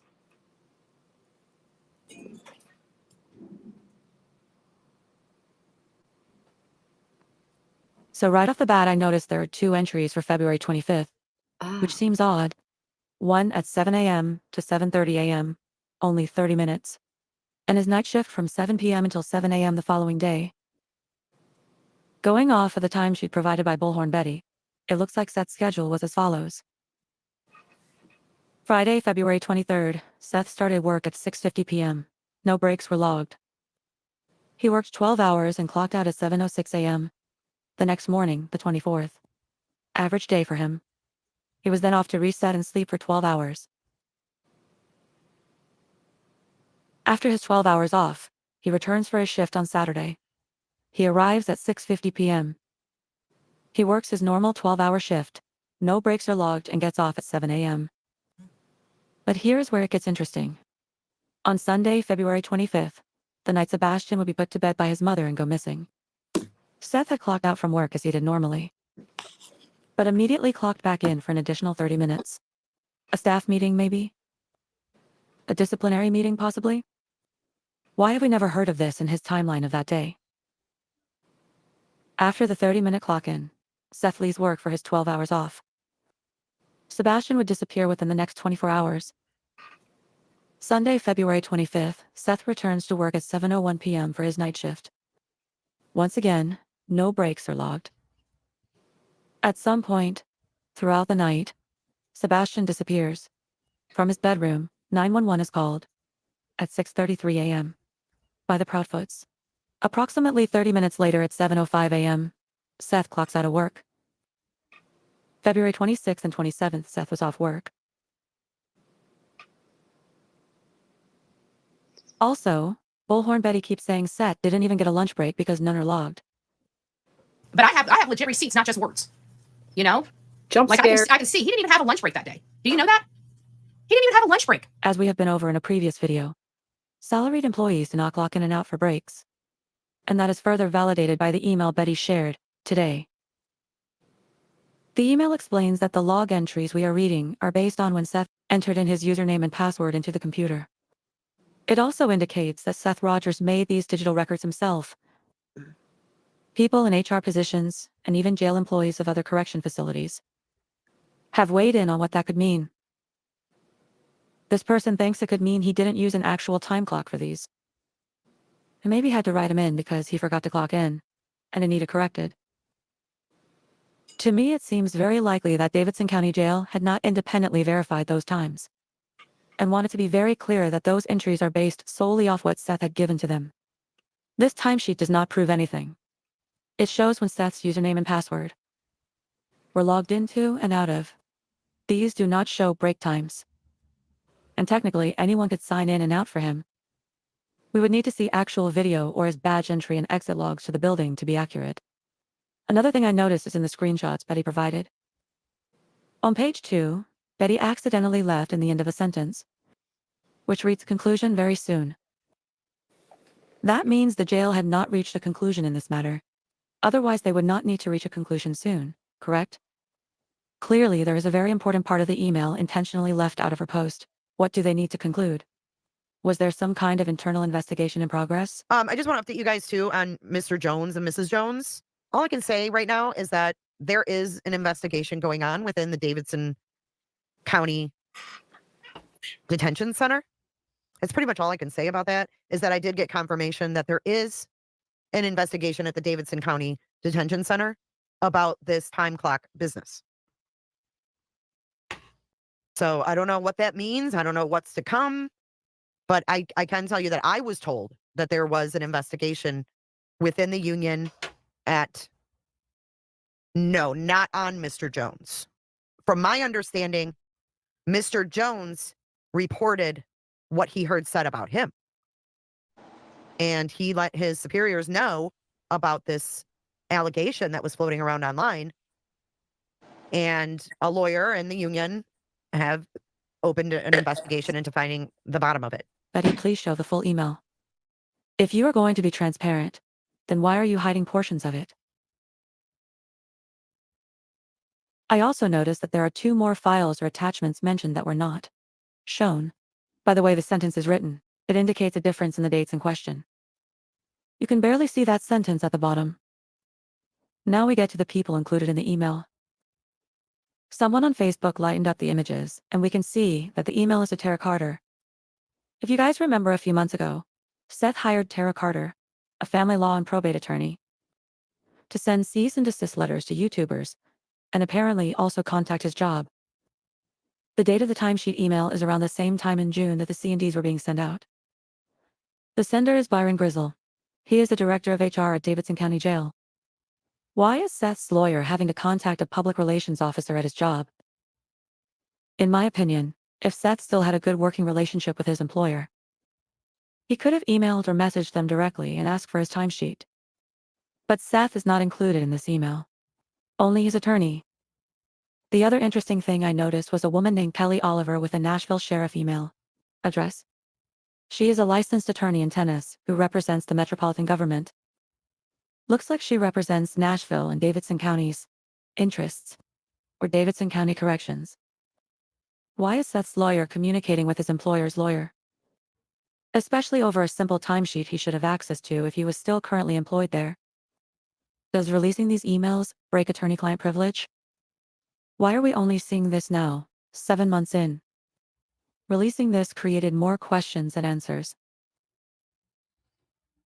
All right. What do you guys think?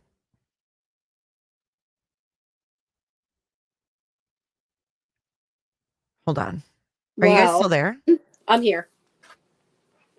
Yeah. I'm here.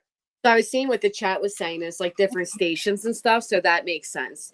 But it was definitely under investigation. And that makes me wonder why. Sorry, I wasn't reading the chat. You're not even spelling it. Oh, fuck. You're not even spelling it correctly. It makes me wonder why the investigation, because this isn't new. This has nothing to do with Mr. Jones. Mr. Jones' situation just took place. This is back in June. How the days is in question, but so in question. What are the dates in question of? Show us the rest of the email, Betty. Mm-hmm. What do you think, Chloe?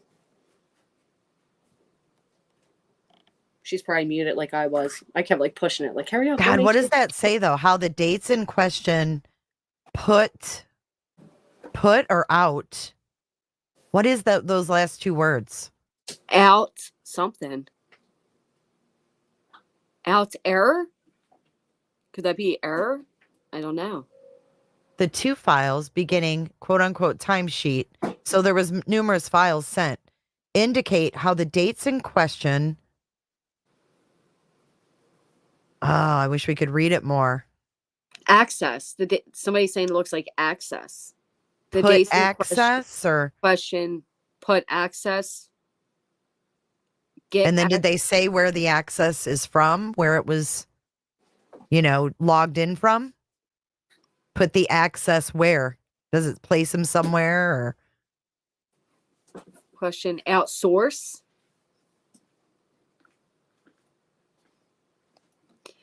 Now, Regina keeps saying the problem is Seth was already in the parking lot when Chris Proudfoot called him just after 6 that morning, which means the 7 a.m. timestamp is either faked or everyone lied about the 6 a.m. phone call. Clue's back. Clue, we need your eyes on this. What? The bottom line, how the dates in question, and then those last two words. What does that look like to you? Out. Put garage. Garage? G-A-R-A-G. Oh, Cletus! Bing bong. G-A-R. It is. It's garage. Question. Wait. How the the dates in date question, indicate put garage something. but that doesn't make sense. Indicate how the dates in question put garage. Garage access or something. Maybe it comes after that. It looks that like does it look says like out. garage. Looks like it says indicate how the dates in question out garage. Out. I would say out too, because a P would have a line, like a straight up and down. Oh, yeah, you're right. Jesus, Clue. Because look at the R has that little line. Yeah, you're right. Question. The indicate the dates in question. Out garage.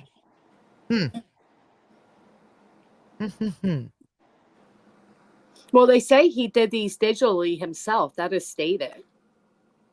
Well, So and does I was over here not ignoring you guys, but I was trying to figure out because there is a bigger picture out there, and it does show. Is it on Facebook, Clue? Because I can pull it up. No, it's on Betty's community post. Oh, okay. I'll pull it up. No, it's not. No, it's not. Where is it? Where'd you find that? This is in Kodo's video. Oh, it's in the big picture. Yeah. Oh, it's in this video. Oh. All right, let's go back. Oh, it's in the front. I know what they're talking about. It's like, yeah, up here somewhere. Yeah. This? Uh-oh. Oh. Fiance just had a...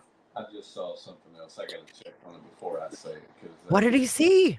Hold on. Oh, shit. He does that all the time, girl. I'll be over here like, what? I know. He's like, I got to double check it first. Yeah. Come on, if you look at the bigger picture, you can see... Which bigger picture are y'all talking about? This one? You just Next one. Oh, this right one. there. Okay, got you. So now it says PC. Hold on. Can you remember what you're trying to say? Yeah. Okay. You need to go to 7 minutes and 1 second in this video. And I Okay. want you to look at the top line, the from, and what that says. 701. Yep. The from. From Frizzly. It's Grizel. It's the HR guy at the department. Guess That's what Bullhorn Betty's lawyer's last name is? Frizzell. This says, oh. What? I said that and you told me no. Well, because if you look here on this video, they say the sender is Byron Grizel. Oh, is the director of HR. Yeah, but what I was saying is people are saying these are fake. What if this actually was taken from an email that Betty had with her? No, it is a G. My bad. Okay. I thought it was an F, but it is a G. That's my bad. Yeah, it is. It's Byron Grizel, which is weird, but that's the HR director. Irregardless, I think I figured out PC is pay code because if you look at the dates that it says 211 whatever on the big picture, he was off. Okay, say that again. So if you look at the dates, you know how I was like, why are there two different codes right there? Oh. The 022 or 22 whatever, 88 whatever, that is he was there working, but if you look under that, he was off. Yeah, and if you look at the time, he didn't even have any paid time off. He got 0 hours for being off those 2 days. So that explains the fucking GoFundMe on day 3, because that motherfucker wasn't getting paid. Because look at, there's day 1, day 2, and then day 3 started the GoFundMe. Bing bong. Yeah, because your PTO should definitely be noted on your timesheet. Absolutely. Absolutely. That's how they keep track of it.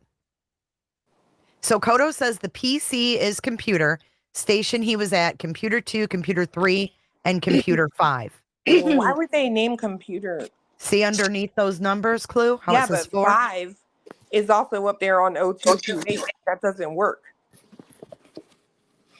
Well, is he doing it mobily? What is the 3? Yeah, and how can we find out what station number they named the garage? That would clarify a lot of things. I agree.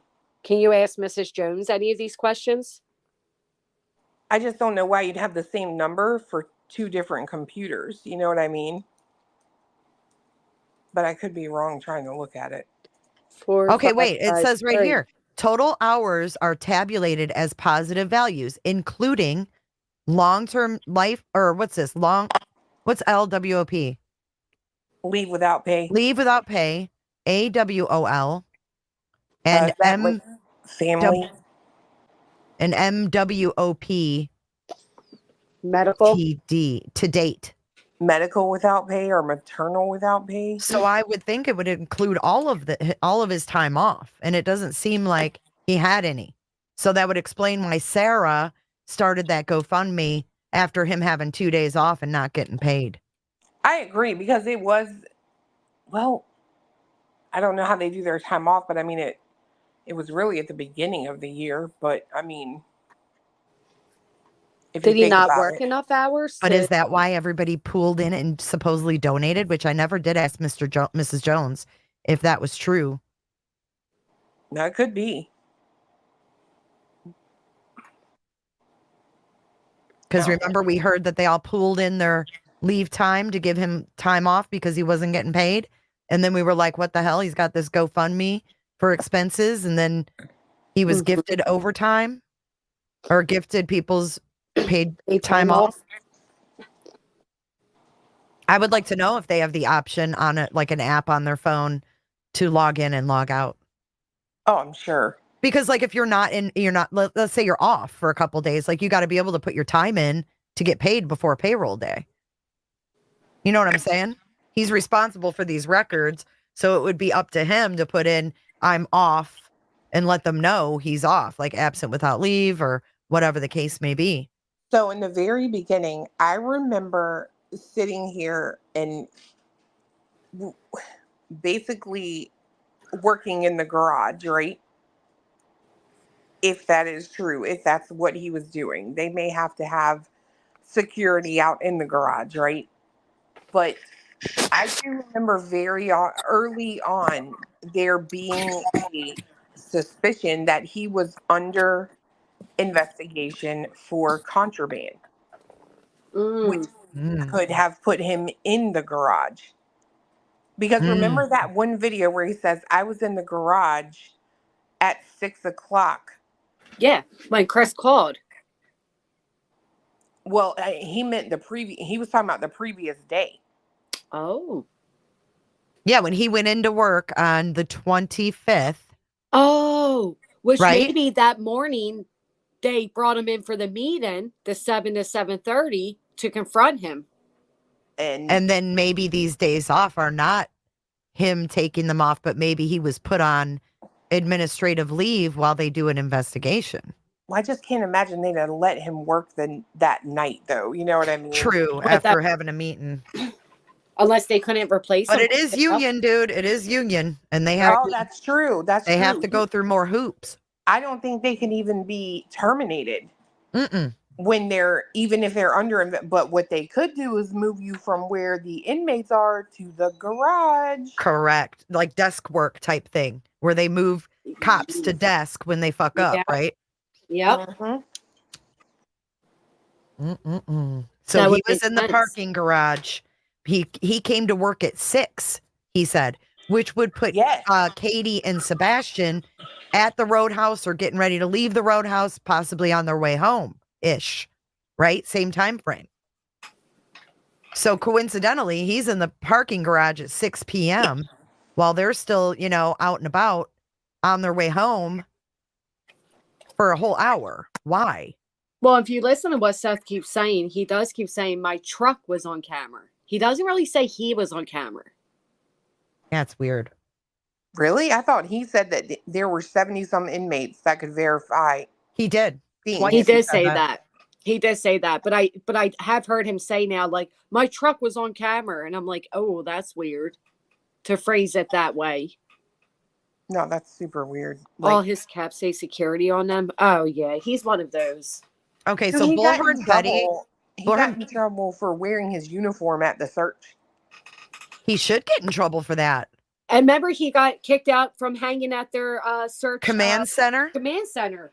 Yeah, Yeah, was he in that uniform trying to sniff around, see where they were Right. searching, what they were finding? Right, because there were so many officers out there, y'all. Like, it was crazy. When we rode by, it was like, Jesus Christ. I saw videos of it on the news, and it looked like there was a lot of different agencies that would be wearing different uniforms. Exactly. And at that time, you would not know who he is necessarily if you were just there for the search. So maybe it was a form of trying to blend in because it was the second day, which means you went home, changed, but that's what you put on. Because he Right. did not stay there. I know Bobby Binocular says that he was there for a week and He's he so didn't full of leave. it. That's not true. He went home every night. You know what I mean? So, And then here's the other thing with that, with him being there, when he said, when they said, what did you do when you got there? And he said, I just sat down, watched everybody's body language, listen to what they're saying. Like, dude, Yeah. that's And then he weird said too. before he went in, I assessed the situation. That's kind Right. of funny. He didn't mention sleeping outside. He sure didn't. I've heard that too. So that is true, Clue, that he fell asleep outside of their house in the You know, truck. have to say allegedly. Allegedly, yeah. Which, Punch I out mean, he error was with, up all night. You know what I mean? But still, yeah, I with think 12-hour shifts. He I doesn't think- live that far to drive himself home and go to bed. Well, I think I'd be running on pure adrenaline, right? Sleeping. Yeah, I mean, I would wouldn't be sleeping, but impossible. yeah. And to be honest, I wouldn't be driving him to go to sleep either. Like, he probably sat in his truck for a minute thinking, calm But down. how did he know Sebastian wasn't heading to his house and wouldn't show up there? Well, so I no found that one's at weird. Seth's? I said the same thing, like to not even drive that route to see if you see him, because your next thought would be like, maybe he's coming to me, right? Beloved father. No, he didn't want to leave Katie's. He was hoping that this would put him and Katie side by side. I'm telling you. I agree. Look at what that hat boy said when he came out. Chris, you need to move out of the way. Yeah. She even called him a side piece. Like, I know a side piece. Did you hear when he said, you're a weirdo getting yourself involved in the middle of a missing child's case? Like, what? He was talking to Chris? Yes. It was the weirdest shit I ever heard. I'm like, you gotta be fucking kidding me. So This- Bullhorn he's a Betty actually weirdo? responded to someone asking about the video from the jail. And she says they will not release the video due to security. I have the entire email from the officer, and they say they do not release video of jail. Does law enforcement have it? You bet your ass they do. But I'm not going to sit here and argue with you. I produce receipts. You've got nothing. All that for a question, bitch? Do you know how easy it would be to, like, Fake this? legitimately, yes. Absolutely. Beyond easy. I mean, look how easy it was for Betty to put her signature all over it. Yeah. That's not hard to do at all. No, it's You know not. what? If he was being investigated, like, let's just, all speculation, of course. If we go down that speculation line, he's being investigated for contraband, which we know happens all the time in jails. I believe it even happened over there. Like, there's whatever. He comes in that morning from 7 to 7:30. That's to meet with them. They say, okay, well, union, blah, blah, blah. So we're just going to put you in the parking lot tonight, which would make absolute sense. And then him not coming back to work thereafter also makes perfect sense. While they investigate all of this, not because of Sebastian's disappearance, but because he was already in trouble at the prison or at the jail. Right. And you're not going to get paid. You'd be unpaid. Right. And when we're talking about his GoFundMe's and his Cash Apps, don't forget that nice Father's Day fundraiser they all did for him. Well, I feel that's why he started the GoFundMe, because he knew it was going to be long term. Not only because of Sebastian. I mean, how could he predict when Sebastian would be found? Or Yeah, not you know found? what? Kodo has a point. There's jail footage all over. I was sitting here when you said, like, they filmed like 60 days in. Like, Yeah. what? And when Danilo Cavalcante escaped, they showed us everybody on the yard and how he climbed up. How They he showed us climbed up. everything. Mhm. Or when a prisoner, like, passes away because guards have done something wrong. Like, they don't got no problem showing no footage typically. I don't know. I mean, I don't know if they'll give it in a FOIA request, but To an attorney, they should give it though. to a lawyer for her own client, yeah, absolutely. I mean, he has a right to that information. You know, if he's under investigation and he has a lawyer, he has a right to see what they have. Jay, you're pretty good at knowing like where stuff is. Do you remember a clip where something about a rental car was mentioned? The only time I remember, no, I don't remember him saying he had a rental car. I remember terrulyn having a rental car because she stated that her tires got slashed and never showed that they, proof of that. But that's the only time I've heard people say that, but I never heard it myself. I didn't either. I've never heard that either at all. And I want to say maybe it's one of those early streams that have been edited or are now gone. Because there's a lot of things that are missing that I've heard about but never heard myself. Speaking of, did you guys hear Chris Madonna last night talking about, the biological father having Sebastian kidnapped or something like that? Yeah, girl, don't even get me started on that because they keep talking about him wanting to work with the Cold Case Foundation, which, if I'm not mistaken, is Chris McDonough. It is. And he straight up went on court TV with Vinny Paulson. That one, and said, just because something like that, even though the father was at work, does not mean he could not have hired someone to take Sebastian. Yep. He said it again last night, Clue, on another stream. That's weird to me. And I allegedly, I didn't see this for myself. I meant to go back and look. Allegedly, Seth was in that chat. That's what someone came. He was. And he said something like, I've been trying to reach out to you. Well, if you already have allegedly talked to these people and know that you need to be cleared in order to get this resources, aka money, how are you not in contact with him already? Well, this is what was weird, Clue. So I heard Chris Madonna up there saying, Seth gets cleared, we can come in. But then he mentioned that he offered his services to Don Wells. And I said, well, Don Wells was never publicly cleared. So how could you offer services to him, but not to Chris? And then they kind of walked, it was several different answers. If you all listen closely, Chris Madonna gave several different answers. But here's what Seth says to that. So then Chris Madonna said, well, the local police have to ask me to come in or some bullshit like that. So then Seth says, I have asked SCSO and gave them all the information to SCSO to be able to reach out Chris as well. So and what Chris was saying made no sense at all because he mentioned he was there for Michael Vaughn. So I said, I thought they were never publicly cleared. Then he said he offered it to Don Wells, but Don Wells didn't take the offer. And I said, well, Don Wells was definitely never cleared. And he highlighted my question at this point, asked him, and then Chris Madonna gave a whole different answer. It was weird. It was several different answers. I think Chris McDonough suspects him. If you want my honest opinion, if he said that again last night, that's twice I've heard it, and I won't ignore that. And let me tell you, Clue, when it came up, they started talking about what were they talking about, Granny? The flashlights, the flashlights, and Chris kept going back to this activity. That's why the FBI is involved, because there was that activity with those lights, whatever. And Seth clammed up. He has me blocked, but one of my moderators he doesn't have blocked could see if he was chatting, and he clammed up. Once they started talking about that light video, he didn't say another word.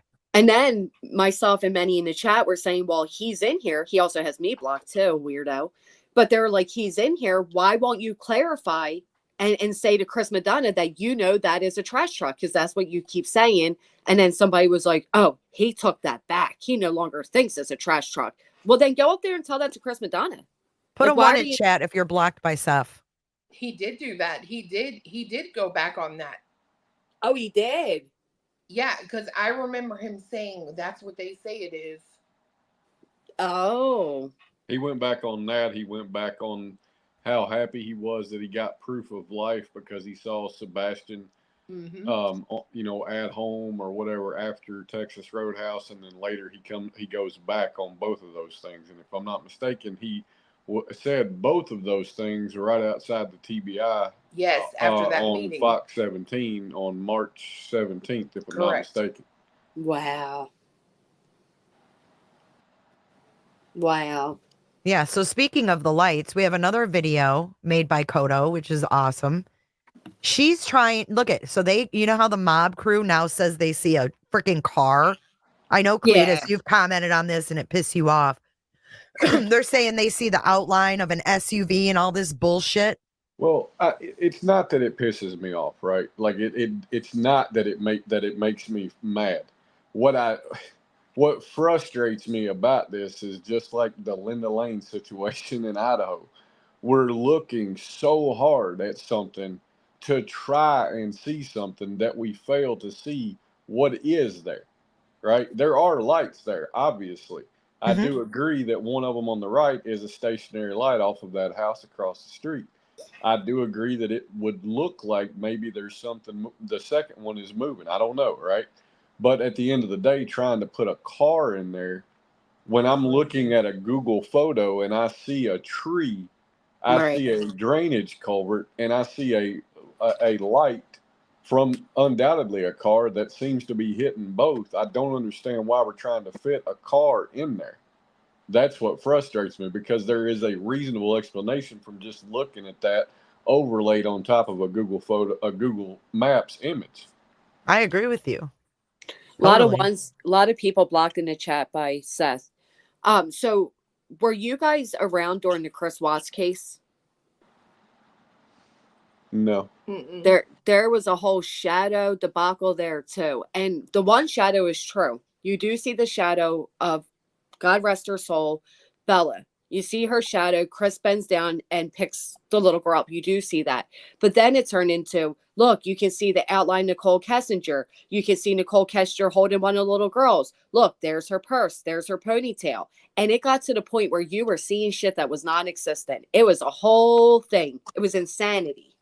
But what my point is, okay, you got to look at who's the YouTuber who is pushing this narrative. It's the mob crew guy. So, Betty says, oh, the mob crew, rah, rah, rah. There's, singing his praises. So that tells me that they've got him in their pocket, so to speak. Well, I won't go that far, right? Because I don't know anything about the mob crew. I've seen him a couple of times prior to this, but never really watched him. But I do know Betty was pushing this narrative before the mob crew. She was. Right. That's what I'm saying. I think they've got him on board, is my opinion. Well, apparently he was asked in by Miley Cyrus. And now Nick I will say the narrative he's looking at the film through matches what Betty is saying. I won't say that they're necessarily connected, but I will agree that he's looking at the footage through the narrative that Betty's pushing, that there is a vehicle there. Yeah, for sure. Whatever way it's working, they're pushing the same narrative, and she's showing his video in this one. Right. Well, I do think they're all connected, because Miley Cyrus allegedly connected Lore Lodge. Lore Lodge connected Mob Crew. Now you got Nick the Hat saying, he's in contact with Miley Cyrus. Then Wait a second. Someone just said Mob Crew is not blaming either side. Bullshit. This video, they're putting Katie's fucking SUV there, in the Bowersox SUV in that on that road. So yes, he is. Well, again, I'm not gonna. I haven't watched all of it because I just can't. What I have seen, I do agree. It implies what I think it becomes clear is his view of the situation. But again, I'm not going to fault him for that, because I think everybody is guilty of doing that shit at some point in time. Absolutely. Well, sure they are. But this case, in my opinion, just based on the history, I've seen these cases go down on YouTube. This is totally different than any other case I've ever seen covered on this platform. And the fact that these creators are somehow getting folded in to Team Seth for whatever reason and whatever way, I can't discount that. No, I'm with you there. I mean, I'm completely it's just so weird how, the people that Betty, talks about are usually the people that they're working with. Like, she used to talk about terrulyn, then I don't like terrulyn anymore. It's just weird. I don't trust it. And he may be being used. I don't know. That's more of what I see a trend. Yeah, I'm not saying it's his fault, but these people got to wake up. It's in fairness, it's just like the dog Nick and Hung and all that bullshit. I have yet to see Dog come out and even make his mouth up to say Nick, or even make his mouth up to say at night, or any of that. Yep. I don't think he ever will. And then that one. I don't think he Sorry. ever will. I don't think you'll ever see Dog promote him. And then that one interview they were supposed to do together, of course, that got canceled, right? Oh, Dog was coming on Coffin Daffer? Well, Yep. Dog and Nick were supposed to be on there on Friday, and But then who announced that was going to happen? Jennifer Coffindaffer did. Okay, all right. Yeah. So everybody was looking forward to it, and then it ended up being a live where she talked about the procedures of the FBI. But she also said on Monday she has more information about Sean's timesheet or the clock thing at the jail that she's releasing tomorrow. I'm telling you, this is all about pressure. It's being put out little by little. See, I completely disagree with that, because then she read off the message she was obviously getting from Nick that was implying that the Proudfoots are the reason he's getting threats of RAPE. But which wouldn't is you make asinine. Seth comfortable by pointing at the Proudfoots? I mean, I'm No, just saying. I mean, I get where It's you're like coming from. I just respectfully. But if you listen to Chris last night, right? He said watching investigations these days is like putting an 8-track, looking at 8 tracks and looking at what we have now, digital age. And he said investigations are the same way. So I think that's why it seems weird, because it is weird, because Seth lives online. So that's the only way to put pressure on Seth is via online. I mean, how else are they going to get to him? If he's not cooperating, right? He's not talking to them. How else are they going to put pressure on? It has to be online. And he said, this is a new type of investigation. We're seeing something new that we've never seen before, because this is all a brand new thing, if that makes sense. But why would he be the first brand new internet one? You know what I mean? Like, I don't know. I'm not saying he is. I don't think he is by any means. I think the FBI has been online on social media since kids have started getting lured. I mean, they're all over social media. I don't think it's anything new. I think we're seeing it. They're watching this live right now. They are watching like everything on YouTube. Yes. You talk about this, you hashtag this, they are in. That's what I'm saying. This is an online investigation, in my opinion. There's a lot of online investigations going on. There's people probably with alts. I mean, we can't discredit that and say, oh, that's ridiculous, because we know Seth is on YouTube 24/7 blocking people who don't agree with him. He's in every chat. Well, a lot of if he's there, they're going to be there. A lot of defenses do come from internet speculation. I don't know if you guys knew that. Like, they'll watch, like, say I was defending the Delphi, guy who's they'll watch and see what we're saying and what the masses are thinking, and they'll take notes from that. So, I mean, that is true. The part to me that's ridiculous is that they would hire Nick and Dog and all these jokers. That's the part I can't back. I think they're nothing more than people looking to get some spotlight off of this missing child. I don't believe they have any more relevancy than that.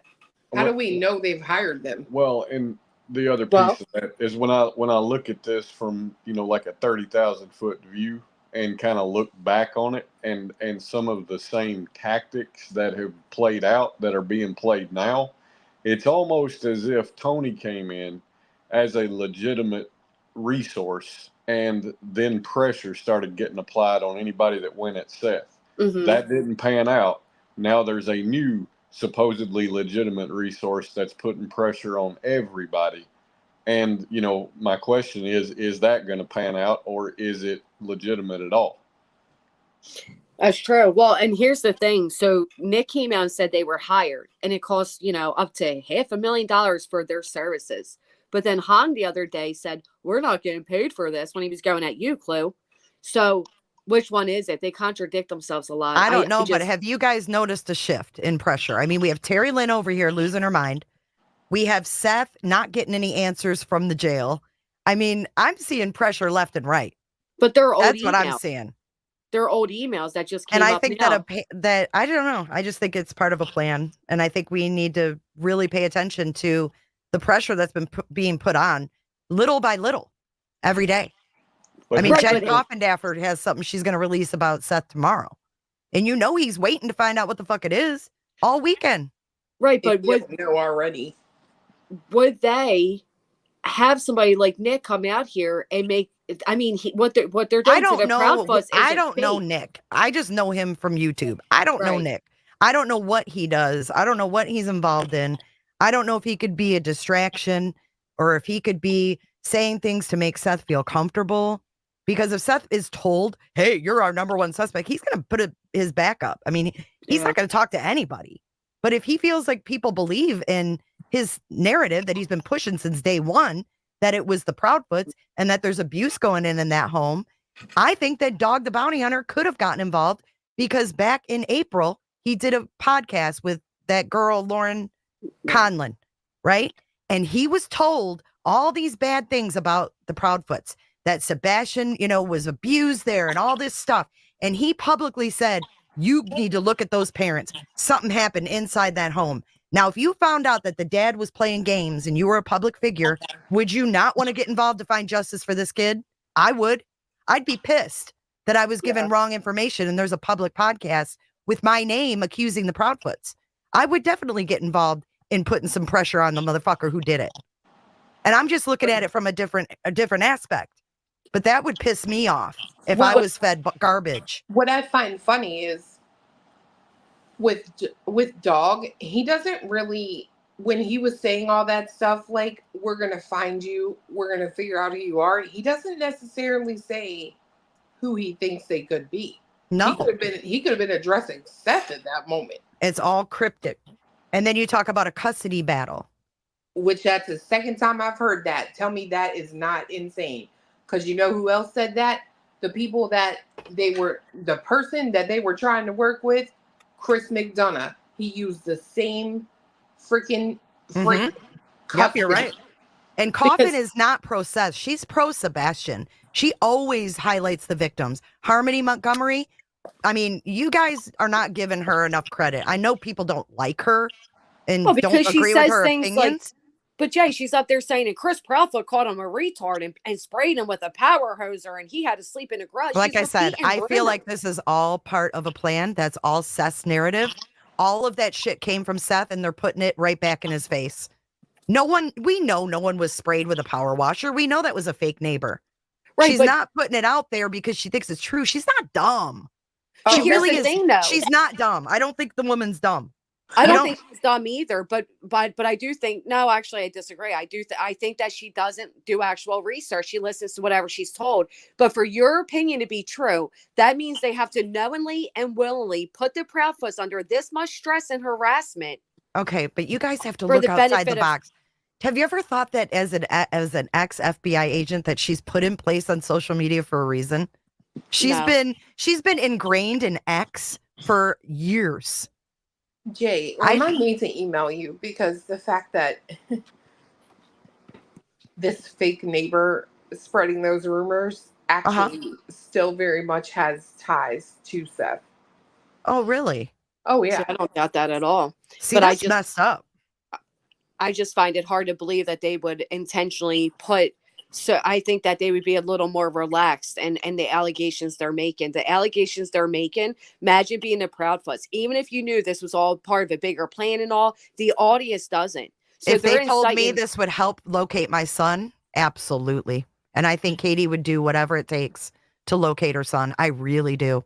It's still putting them in a massive amount of danger. But you don't think they're protecting them? I mean, we got Homeland Security, Secret Service, FBI, TBI, and their local sheriff involved. You think they're not protected? If I think they thought they were protected, I don't think they would have ever left their home. Maybe they told them to leave their home. Maybe. We don't know. We don't know what we don't know. That's all I'm saying. This could go a lot of ways. I agree. I just think it's too much credit to uncredible, and they're just not credible people. I just don't think it's for our benefit, though. You're thinking this is all being done for us to take in as entertainment. It's not. This is directly targeted at whoever has or did something to Sebastian.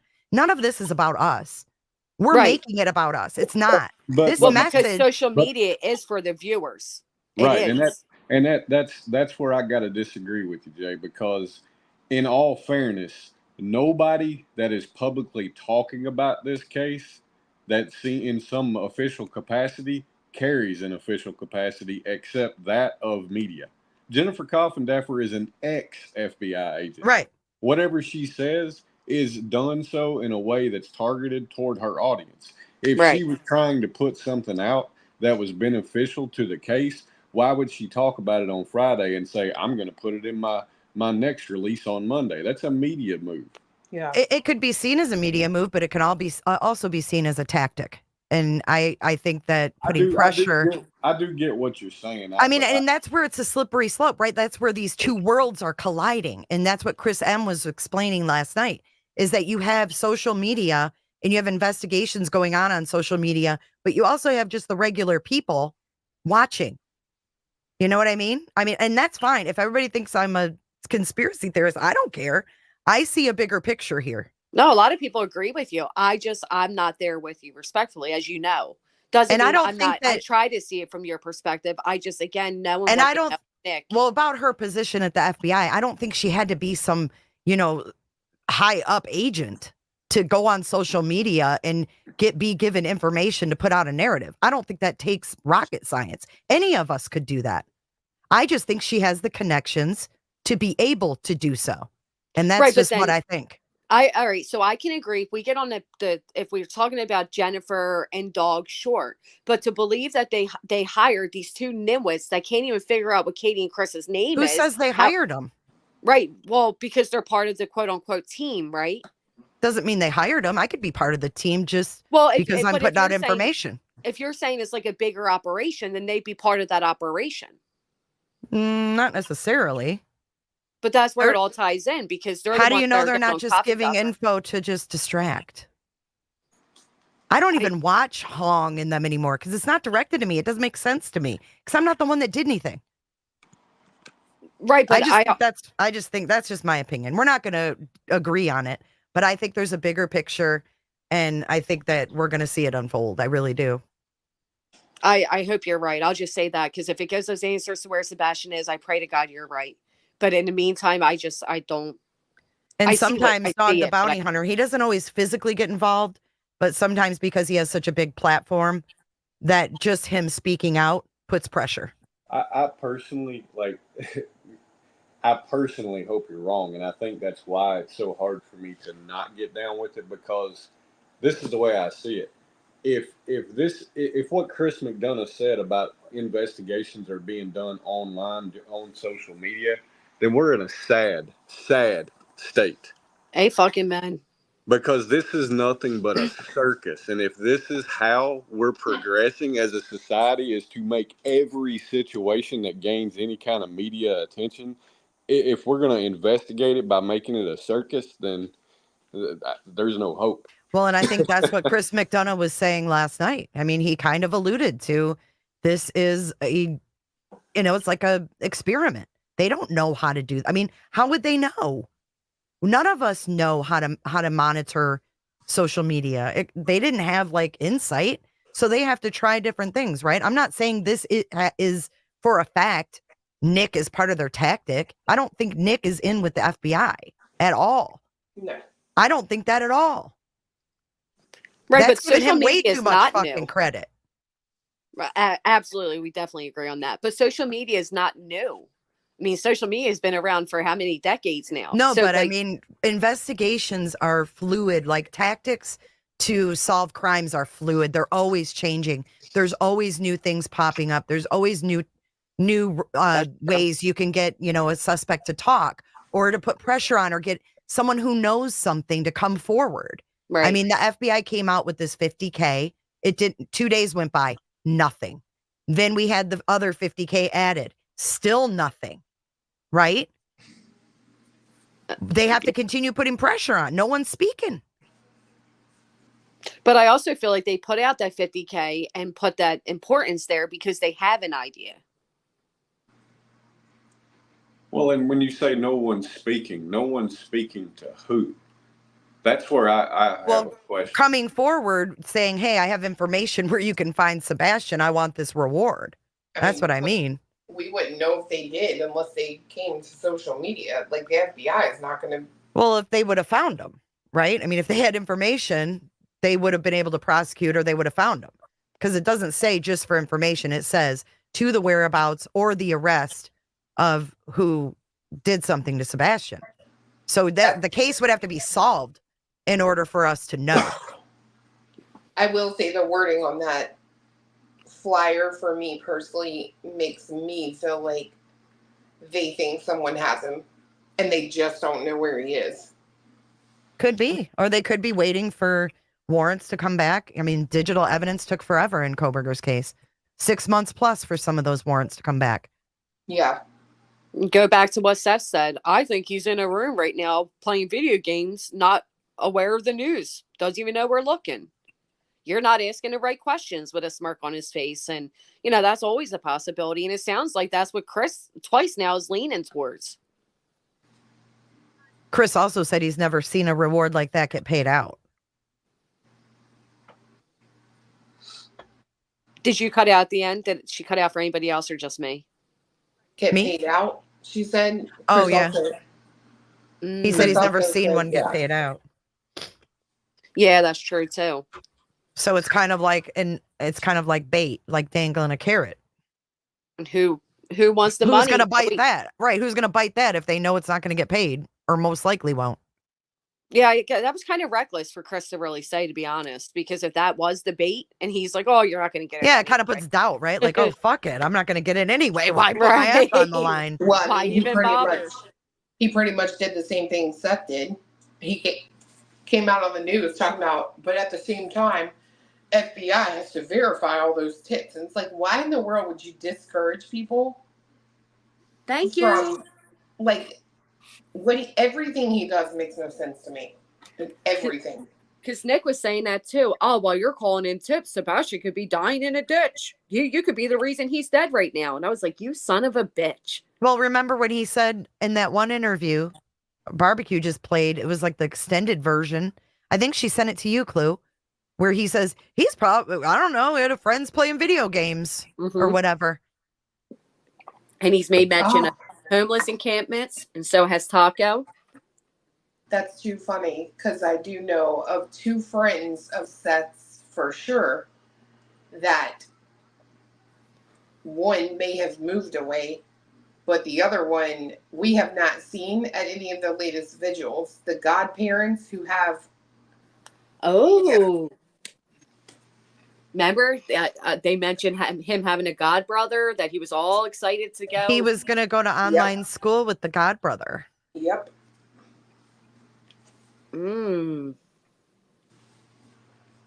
If Seth, for example, was behind Sebastian, he hasn't committed a crime. Look at Rudy Ferris.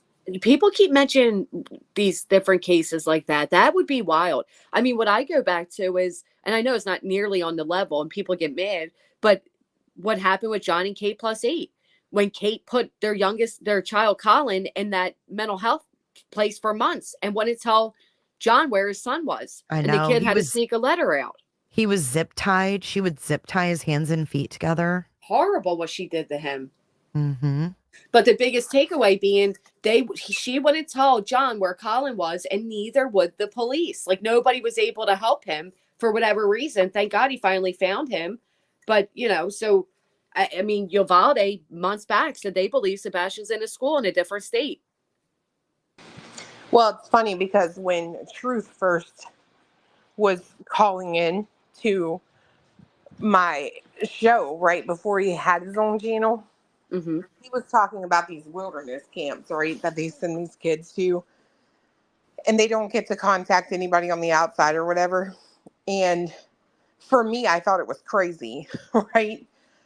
Because I'm like, I mean, really, how often does that happen? And I swear on everything, Baby Clue, one of her friends, their boyfriend was literally just sent to one by his mom here in town. Are they super expensive though? Because I've heard those are like $40,000 to send your kid to. Oh yeah, you're gonna pay like you could buy a house by the time it's done. Yeah, I saw a show, Clue, where this kid's mom actually put a second mortgage on her home to send him to this camp. So what would that mean? Better get a GoFundMe and Cash Apps and all the profits you can going. There you go. Just like when Seth said, "Oh, I'm hoping on a Easter miracle," and he had like a smirk. He was all giddy that day. You're just not asking the right questions. I was That like, 7 months is a lot of months to be at a wilderness camp. but here's the thing, though, Jay. Right? But Think about it dude, this way. this little boy is going for 9. 9 months? Yes, ma'am. Damn. I thought they were shorter.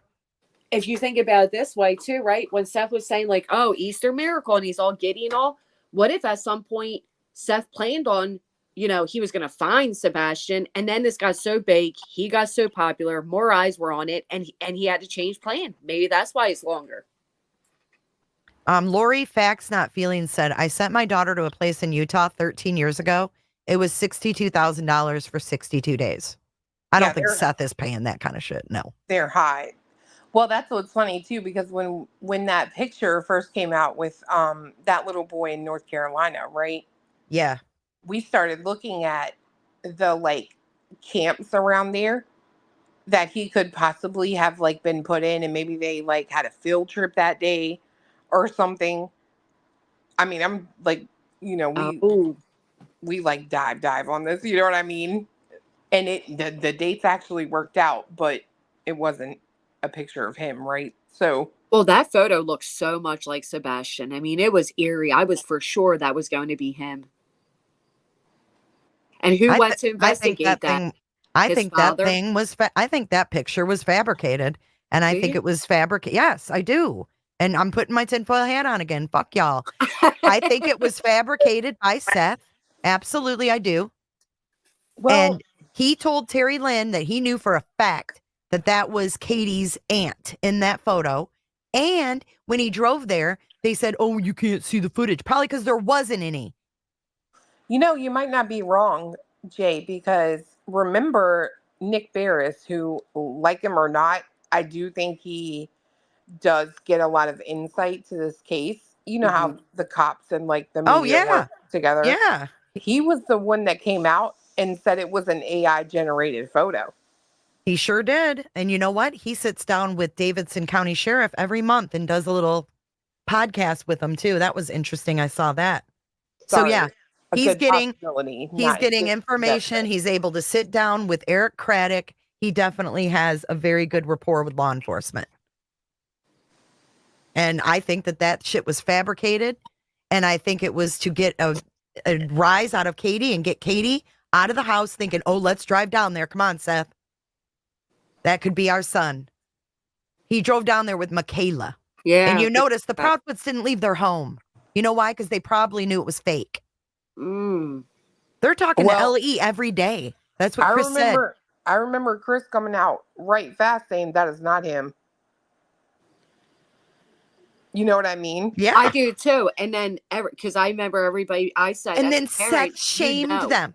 He shamed them for not even looking into it, for not even caring enough to go there. Remember? You know what? No, he doesn't have room to do that because he did. Remember that woman who said that she saw a kid that looked like Sebastian in a truck at like a dark colored truck, 5 something in the morning, whatever would have you, right? In Jackson, which is right near Natchez Trace, where he took JLR to search, right? So there was some follow-up done on that allegedly, and they apparently wouldn't speak to someone unless they were like law enforcement, right? So the rumor is that Seth and one of his co-work buddies or whatever, we're going to go there and show them their badges, law enforcement, quote unquote, and talk. So JLR actually went back by there, if I'm not mistaken, on the way somewhere else or something or another, and no one ever went. Wow. Misrepresenting that badge too. And this is true too. Seth did say like those are glasses are 100% Sebastian's. Hold on, where was the speedway located that was supposedly a sighting? Was that in North Carolina? No, that's the one I'm talking about. Where Jackson. was it? Oh, Jackson. Okay, got you. Sorry. Tennessee, not Mississippi. Okay, I got you. So it's interesting though. Does Katie's family, do they hail from North Carolina? No, I don't think so. Okay.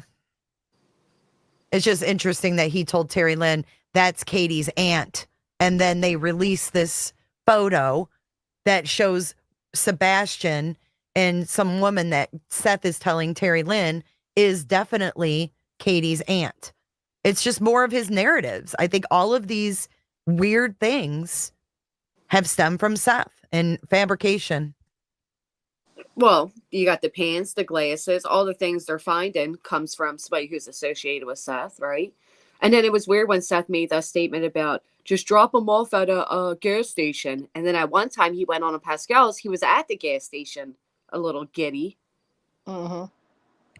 I still think he was giddy because he got to be in a room with Katie with no Chris, if you want my honest opinion. Oh, that would actually we wouldn't know that. That would make a lot of sense. I just think Seth has been trying to point fingers at Katie and Katie's family or whomever he can on that side. And wasn't that the same week? We talked about that, Jay, did we not? Because that was the same time when they had that meeting at TBI. Yep, when they went there, just the two of them. Yes, and I'm telling you, I think that's why he was acting that way that night. He was happy because he got to see her. As hell. Yes, he was on cloud fucking 9, and it was very disturbing to see. Oh. And Katie's family is from North Carolina. Okay, so that even furthers my theory that he's trying to point the direction to her and her side. Mm-mm-mm. It's messed up. Well, and there's another thing. So that tip line, the one thing the lady said to me is Katie is vengeful enough that she would take Sebastian from Seth. And I'm like, instead of giving him to him, I'm like, really? I'm thinking Seth's the one that comes out here seeming very revengeful. That was just a weird statement. So here's the way I view something like that. I have no doubt in my mind, none at all, that there is not probably a whole lot, at least a little bit, if anything, of dirt that they could put out on Seth. But they don't do that. Yep. That's not a vengeful person. Yep. And Daz has a really good point too. Speaking of pressure, we have SF Investigates coming out straight up saying, I'm starting to lean towards Seth murdered his son. Yeah. That was some strong language. And I just think there's a little bit of pressure being applied from a lot of different avenues, and that person will feel it. Mm. Yeah, don't let Sebastian in. Call 911. Like, what kind of comment is that? So he can run away. Yeah, what? And we also know, hey, Jason, we also know Seth is so vengeful that he sought revenge on an ex-roommate who had mental health issues, went off his medication, and I guess ran outside naked, according to Seth. Of course, naked.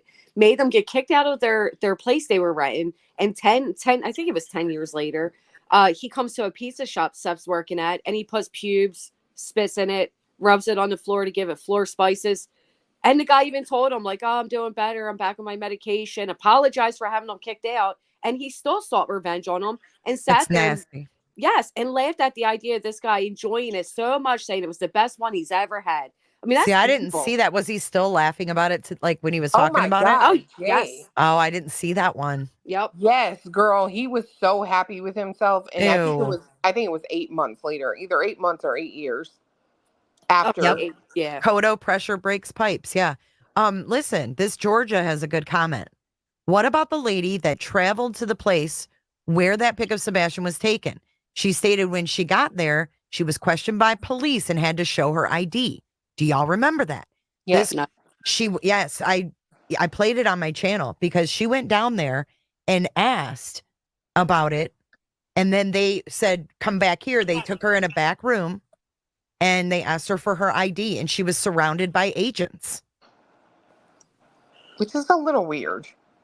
Right, because I think they knew that shit was fabricated and no video existed. So they were trying to figure out who the fuck put out a fabricated picture. So anybody that inquired about it, they were going to question, find out who the fuck they are. Right? Because we got a kid that someone could have.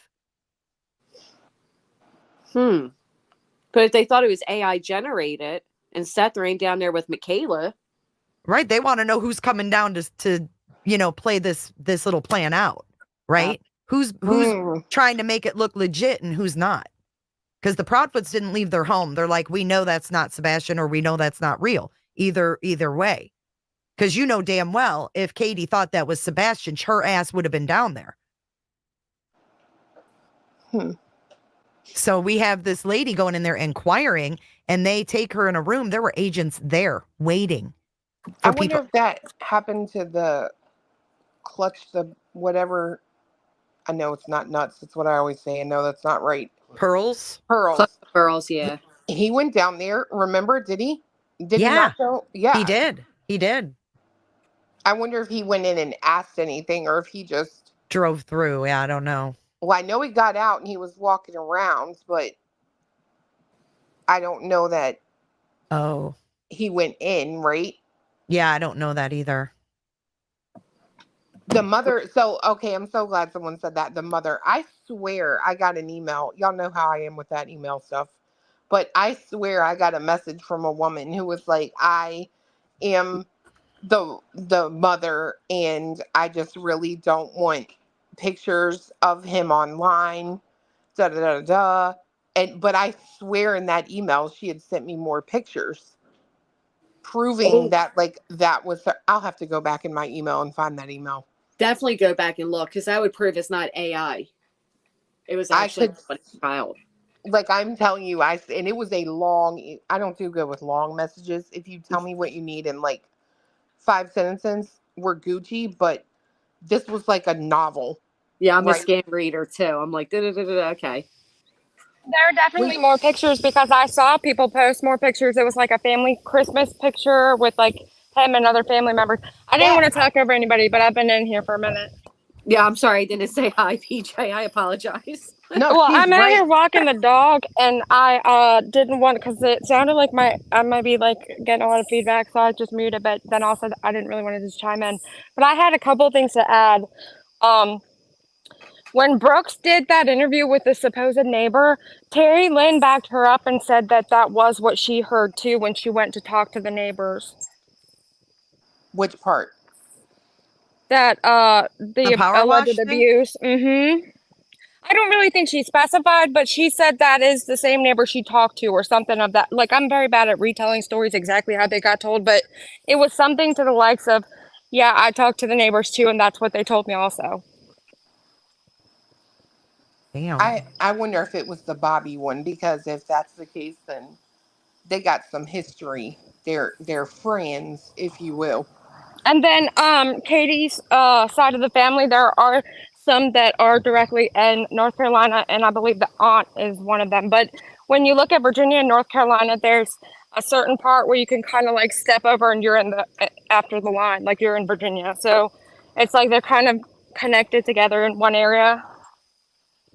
Okay. But I'm trying to think. I thought I had something else to add, but I don't.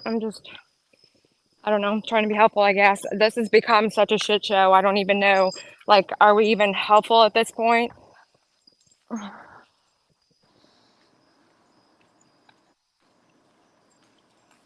This dog is dragging me down I don't the know street. I don't know if we've ever necessarily been helpful to I would agree to with that. anybody, but I mean, as far as, talking through this case online like we have been, I think that it's been like a roller coaster, right? I mean, it's probably one of the craziest cases I've ever followed. Oh, and I Me thought too. Idaho was bad. Idaho has Oh nothing on shit. there. It makes it Nothing on there. tame, and that's 4 deaths. We don't even have a death. Right. And it's Or nuts. a crime. There's no Or a crime. crime. Right. Right. No crime has been even listed as being committed. So weird. But I did I have the pizza clip thanks to Kels. She sent it to me. I haven't seen this, and this is why. Probably because he was on the lab. So he gets nasty on the lab. It's funny how different creators bring out different sides of Seth, isn't it? Mm-hmm. And who he's comfortable with, sharing stories. He probably thought Josh would think that was funny, because Josh has shoved like gumballs up his asshole or something. Ew. What? Yeah. Why? Cletus. What? So in his previous life before Josh found true crime, he was trying to be funny and putting things up his asshole, apparently. You are lying right No, now. I'm not. I've never seen it personally. I just heard the stories. His YouTube life was like prank, doing weird shit like that. What was it, Kim Holmes? It wasn't his ass? What was it? I heard it was his ass. Well, where else? If I got the wrong orifice, or whatever what did Betty call it? Orifices. What did he shove him in? Under his foreskin? My my. God. Okay, that's worse than his ass. Well, get the fuck out of here. They're saying it was his foreskin. Why would you even? Never mind. Blue gumballs in the foreskin. I remember hearing about. Hell, I think we talked about that. Stop it. Months ago, somebody come in there saying that one day. See, that's one of the things that I put out of my mind. I don't even know why y'all want to keep that in that Rolodex. So listen though. If you think about it, if Seth watched creators before his little plan, if that was what his plan was to do this, and he watched certain creators he knew he would go to. Yeah, because I can tell you this much, right?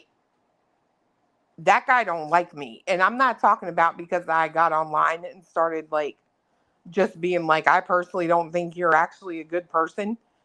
That guy, I find it so weird that he is not standoffish with like other people, but with me, 100%, I can say he was absolutely like, I think he tested me and fiance that day standing at the construction site because he knew I was a YouTuber, right? And he told us about that whole situation. And I think he waited to see if we would do his dirty work online and start putting stuff out there that made Chris and Katie look really bad. And we didn't do it. That's not my style. You know what I mean? Mm-hmm. So the second time we met him, it was just the same, right? Almost like he was looking at us like these might actually be good people, and that's not what I'm looking for. Not saying anything about the YouTube channels he goes on, right? But I'm just saying, like, right. Especially in person, right? Like, yes. So it makes sense why he would be comfortable sharing this story, which I have not seen him share because I didn't see this interview. But Trevor Lee's on panel, probably cringing as he tells it. You guys want to listen to it? Sure. I do because I haven't seen it. Large. Okay. Wait. I Is this walked it? back there. 3 other people that I had hired knew him as well. And they lived in that apartment building. And when we all got evicted, we all took it kind of personal. I can imagine. Yeah, it's coming. So it is. I Okay. made his pizza for him. Oh. And it had floor spice, spit, and had hair in it. Yeah. And I cooked that, and he ate the whole thing in my lobby and turned around and told me it was the best pizza he ever had and ordered another one. Service with a smile, baby. And he got you evicted. What do you want to do? I mean, what are you going to do, man? So he got evicted, and that was his payback.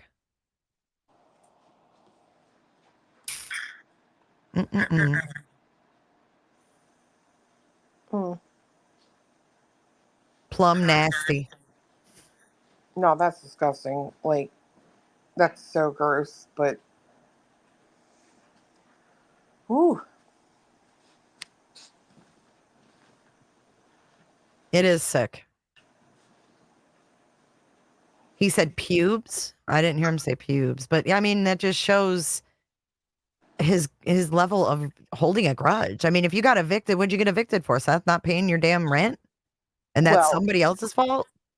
A grudge and maturity, because mind you, he was like college age at this time. Oh, but he still thinks it's funny. He doesn't sit there and say, I was an asshole and I shouldn't have done that. I mean, it's one thing to do stupid shit when you're young, but, if you don't learn from it. I agree.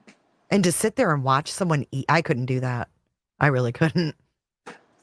I think at some point your conscience would kick in, and like right when they got it to your mouth, at the least you would be like, look here, you know what? just give me this. I'll make you another one. You know what I mean? Right. To sit there and let him eat the whole thing. I mean, it's one thing. Okay, he took a bite. Whatever. You know what I mean? But to sit there and let him eat the whole damn thing. Then he said the guy said it was the best he ever had and asked for another one to go. Too bad they don't know who the roommate was. You know, part of me wondered while listening to it if he was bullshitting. And I know it's kind of like, well, you have to be even more gross to bullshit that type of story up. But he seems like a storyteller. You know what I mean? Oh, for sure. For sure. Always trying to get friends by telling stories. Yeah, like he was like kind of going with the flow. Like, oh, I got one. Did you for notice what he said, though? He made himself superior by saying the guys he hired. I hired. Yeah. He always puts himself in charge, you know? Oh, yeah, Wait a you're minute. so right. Does he give a location of when this happened? Does he talk about a state? Ohio, I believe. It's the Gumbies in Ohio, is what he said. He did actually. Didn't he say the place is no longer in business or something? Yeah. So, It was Gumby's Pizza. He is a fucking Gumby. Gumby. Remember Gumbo? Tony's Gumbo and Gumbo. Remember that cartoon? It's Gumby. Oh, is it Gumby? What the hell am I thinking? Gumbo, Columbo? Who the fuck knows? Never mind her. She's a millennial. Yeah, I I'm was sorry. Like, what's a I didn't- gumbo? I didn't. Like I I didn't- make gumbo. I love I didn't teasing walk Granny 'cause 15 she's miles the in the snow, guys. I'm sorry. Clue, are you a millennial as well? I don't know. What am I? What Yeah, I year were don't you know when I born? Oh yeah, I'm a millennial. She's the first year of millennial. Oh, okay, Yeah. so like my son. My son is like on the edge of millennial. So I'm 88's a millennial. 84, I thought. 84. You were born Oh. in 84? God, baby. I Y'all was are born babies. 88, so I'm not a Oh millennial my then. God. Dude, I graduated in 91. Get out of here. Well, you look gumball is what I meant. Thank you, Kelly Mack. But wait, You so were I heard you 4 guys when I talking. I had to walk away. 4. When you graduated. Well, you look fucking fantastic. Honest to God. But I had to walk away for a minute. But I heard you guys talking about Seth, like already knowing YouTubers, like reached out to JLR and all right after Sebastian disappeared. Don't forget, every YouTuber, T-Rev, JLR, well, I'm saying every. It was only those two that I know of, being dramatic. But they did say that the only way Seth would come on their show, his stipulation was that they post his GoFundMe and Cash App. And That's boy, did they. And boy, did they when they did it. Yeah, because they that's did. the only thing he asked of them. Yeah, I'll come on, but can you push this? I just found a Trapper Keeper folder with like the 90s like Saved by the Bell design on it. It's so funny. I guess you were there when they first came out with Trapper Keepers, huh? Oh, yeah. Just Ours didn't have designs on them, bitch. They were just plain old Trapper Keepers. Well, when you mentioned you're like, over 40, Jay? I'm 50. God. she doesn't Dude, look I'm going to like- be 51 in November. Stop. You look fantastic. But when Chris McDonough said that last night, like it's like replacing 8 tracks with something, I'm like, I have no idea. I was bro. totally picking up what he was laying down, though. That's, I think, why I got his analogy of what he was saying about the investigations taking a whole new realm of the digital age, that investigations are going to look so much different. And it's like this transition. Yeah. You know, Well- you look back on the 8 track and you're like, whoa, how do we get here today? You know, it was a transition. I will say there is something to be said for what you said, Jay. Like, it's almost like I don't see him act up like that, like on T-Rev and for darn sure not Pascal, right? Mm-hmm. But You're then he right. goes to the lab and Butterhead, and he's pretending he's, stroking his Yeah. You know why? whatever. I think because he's been watching Clue. He knows she won't speak up. All you got to do is watch one of her streams and see that she doesn't, have a spine. Anything goes, especially if That's it's true. if it's the dad of Sebastian. And I can imagine, I don't watch the lab, but I could imagine he's probably more of a like just halfway paying attention and then goes along with, you know what I mean? Yes, exactly. Well, he used to do like a dark comedy type of things, my understanding. Oh, That's okay. dark, all Well, right. That But makes let's sense. not forget, not only did he sit up there and pretend to, pull his baloney, But he also sat out there and spoke about wet dreams, which was completely inappropriate. Where did he tell that story where he told Sebastian to shower? That Wasn't was that on? that was the same stream. Oh, it was. Mm-hmm. Yeah, because I mean, think about Justin on TikTok.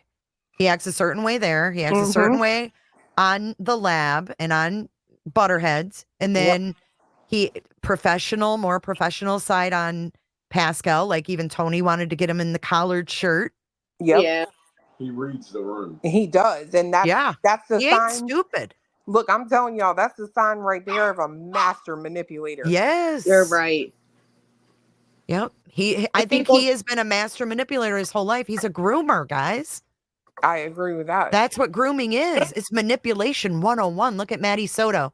Oh, Maddie, let's paint these little toys. Oh, Maddie, let's FaceTime and do these filters. You know, he was on her level grooming her. Well,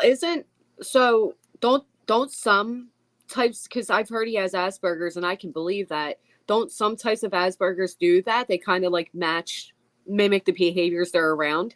I think there's like an actual term for it. Who, Seth? Yeah. I don't think he has Asperger's. I think that's an excuse that terrulyn came out with. I don't either. I actually heard it from the tip line, but that would, yeah, you're right. Dude, I'm telling you, I got on the phone with her, terrulyn. I had 2 phone calls with her, and we got on the phone, and it was when she was going hard, like trying to get me to, Seth is innocent and all this stuff. And she was really trying too hard, which made my radar go up, right? So I was on the phone with her and I challenged the shit she was saying. She's like, Jay, you don't know him. You've never met him.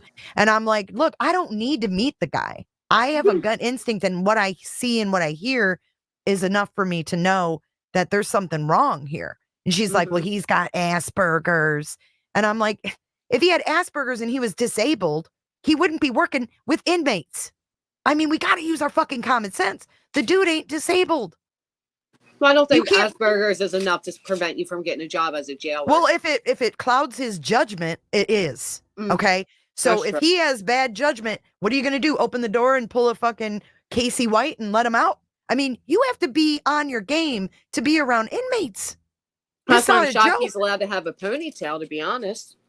I mean, I don't know how far they really take that being on your game to watch inmates. 'cause Well, I know, but can't see Seth chasing anybody. He's like me. Right. no, and I know there's a lot of shady shit that goes on, especially in that jail. But what I'm saying is there's certain things in the academy you have to get through, right? And if you are disabled, you're not going to get through an academy, in my opinion. I just don't think he has it. I don't. How the I hell think he it's an get through the excuse. academy at all? It's Well, an maybe- excuse for well- his poor behavior, and it puts a bad name on people who do have Asperger's, because Asperger's is a form of autism that doesn't equal being a creeper or being a groomer or being anything that he's shown us. And I think I'm sick of it, because my best friend's daughter has autism and she doesn't do shit like this. Right. And I'm sick of it, man. It's Well, it been doesn't an excuse excuse. his creepy behavior at all. They've done it. They did it to Sebastian too. He did it to Sebastian. This bad behavior because he's autistic. No, bad behavior is learned. And we know that he walked around fucking nude. So what did that kid learn when he was a child, a toddler? Yeah.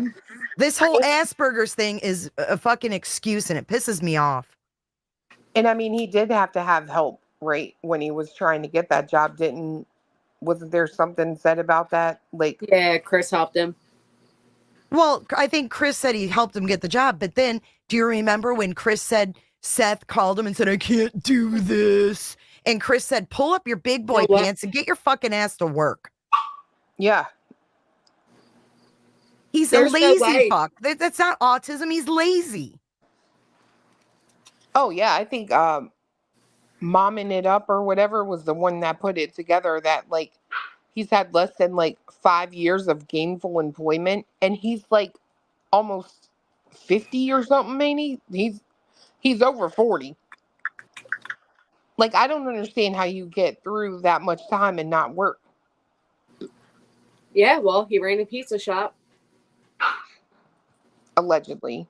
Even the way he said all that, when he's like, I worked a full-time job, went to school full-time, I was a full-time stay-at-home dad. Man, you did a lot in a full-time. Well, what the hell happened to the school? Right. School for what?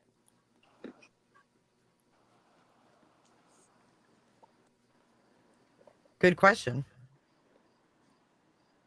Yeah, and I certainly was not excusing Seth's creepy behaviors. I could see where some people would believe he No, was. I know you're not, but I think I it's would never. insulting to people who have autism or have children with autism to assume that that's how they act.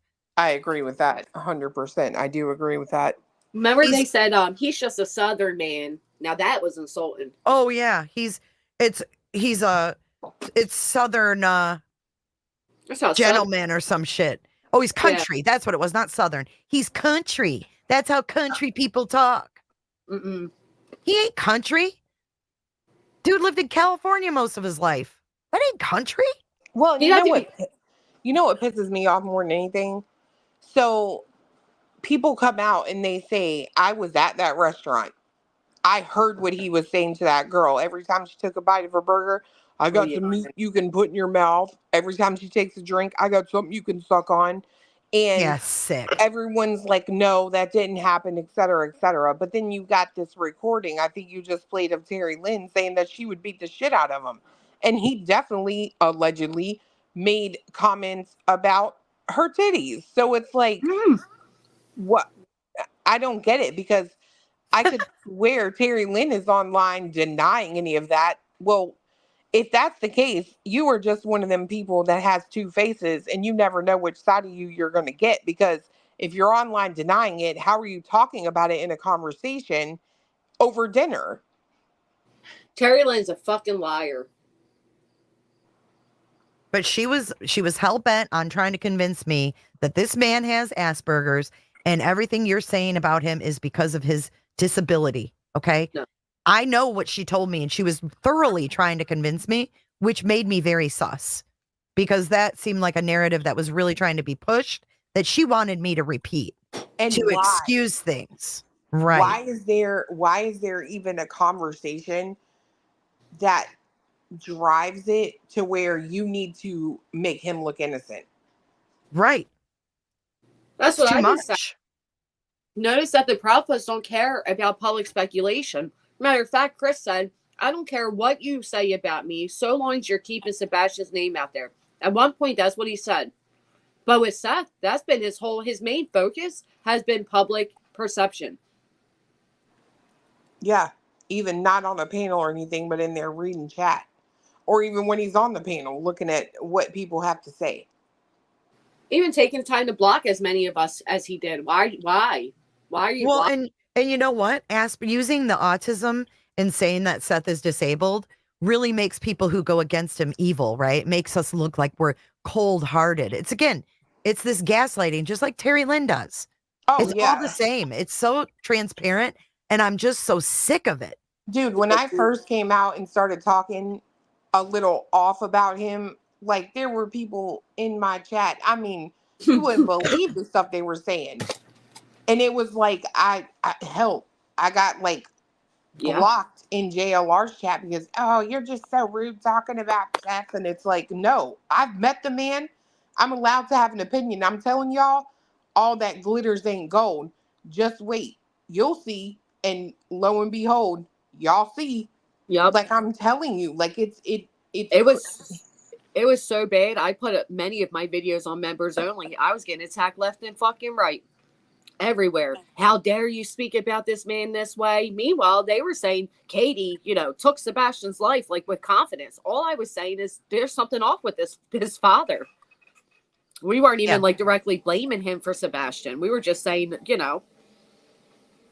oh yeah, I got a lot of shit for it. Oh, too. even questioning him.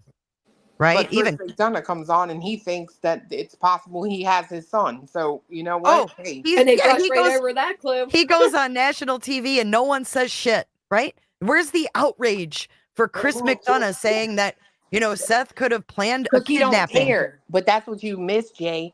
Seth don't care that man said that. You want to know why? He has something he wants, and it's money. Who Think does? about it.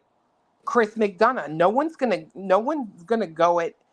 Seth doesn't care that Chris McDonough said that. He still has the money he wants. But don't you think that he cares that it makes him look bad, especially to Vinny? if he got to look bad to get money, I personally don't think that he cares. What I found crazy was that Chris McDonough more or less said that Seth can have him there. You have to tell Sumner County to invite me in. You have to ask them to bring me in, or you have to be publicly cleared. And then Steph's in the chat. I gave them all the information. Well, you're out here begging to be clear so you can bring in, FBI, whatever else he was saying. Why aren't you pressing for this? Okay, well, we see how his information is not being given from the jail. So he can't even provide that for himself, that he was there all that night. You get what I'm saying? He can't even get that, and he's probably frustrated that he can't get that information. Clue's not saying Chris M wants the money. No, right? No, Seth. Right. Seth. That Seth wants the money. The ghost, I hope you aren't inferring that Seth tapped me like he tapped that ass, because, bro, look. That's the, I'm sorry, but that's the nastiest thing I've heard all night. Oh, my God. Do you think he puts on his cowboy hat and calls himself Deputy? Is that why you don't like Seth? Are you a scorned ex-lover? You must be out of your fucking mind. Look, y'all got it twisted. I might be a fat bitch, but I got standards, honey, and there's no negative. Hey, Clue, can I ask your opinion on something real quick? I don't know, little mama. And I know you weren't here. You might not have even been in chat earlier when this was said. But you know how terrulyn came out and said that she knew Danny, Chris's uncle, Danny, from school or whatever? Okay, so don't you find it odd that, terrulyn, that she wanted to get her nose in this and get the scoop like from day one because she was out there the night of Sebastian going missing. Now, if she had a connection to Danny, why wouldn't she use that connection to get information versus going on Team Seth if she didn't know Seth prior to this? You would think if they had like a family, like, oh, I went to school with your uncle. I don't know you, but I know your uncle. How Chris said, our families have known each other for 40 years. Like, we don't need to have bad blood. Why wouldn't she go that route versus with Seth, do you think? So let's pretend Terry was just like, hey, let's pretend Terry acts now just like she did in high school. Would you have kept up with her after high school? No, but I'm just saying, I'm like, why wouldn't she have approached the Proudfoots and said, hey, I know Danny, or approached Danny and said, hey, I'm willing to help. Like, do you guys need anything like with searches? You know why? Because they weren't searching. They were listening to law enforcement and they kept their ass in the house like they were told to. I was going to say, well, we don't know if she reached out to the Proudfoots or any relatives. That's true. But That's we do true. know, we know that Seth offered, panel appearances and shit, right? Which made her views go up. True. That's true. Seth took the bait. He was all about that. I'm just going to say this. Like, terrulyn is different to me. And I think probably the highest level of different that Chris and Katie would ever deal with is Seth. And I think Chris deals with Seth because he loves Katie. And I think Katie deals with Seth because she's tied to him. Right. They have a child together. Right. Birds of a feather flock together That is what makes Clue's sense. saying. And I'm right there with you. Yeah, that makes sense. The loons come together. I know. What's up with Betty saying that? If someone in our group finds Sebastian, we're giving the money to Seth. Like, okay, Bets, pay your lawyer. You think Seth is her new love interest? I do. Really? She prefers Tony, but she can't get him, so she's settling for Seth. I can't even put that in my brain. SF has a new post. I'm going to put it up if you want to read it, Granny. I mean, if you think about it, she's allegedly had relations with 2 YouTubers she met in person. I think Betty falls for anything that gives her attention. Who's doing laundry? Me, can you hear it? A little bit. Just because I have headphones on. No, it's not a big deal. What was I going to share again? I thought you guys could hear my dogs. I'm sorry. We can too. Oh, SF. That's right. There it is. All right. There you go. What we got here from SF? Damn, he always has to write these novels, though. I know. SF. You want me to read it? Yeah. I'll be right back, actually. Let me swallow my food. Clue can read it. Girl, I can't even see that. It is pretty small. It says, Dog the Bounty Hunter claims there was a motive to harm Sebastian due to a custody battle. However, he considered that maybe, you're making it smaller on me, that maybe Sebastian was stressed and afraid alone with Seth. I'm not even a PI and I've been saying that shit. Sebastian had a stable home. He loved his school, his teachers, and had a consistent routine. Now, Seth planned to homeschool him while he worked 12-hour night shifts, leaving Sebastian home alone. Hold on, I'm not on my best reading skills. Give me a second. Let me regather myself here. All right. Seth planned to homeschool him while working 12-hour night shifts, leaving Sebastian home alone. Seth had led us to believe that Sebastian was not self-sufficient, so how would this arrangement work? We've been calling this out, haven't we?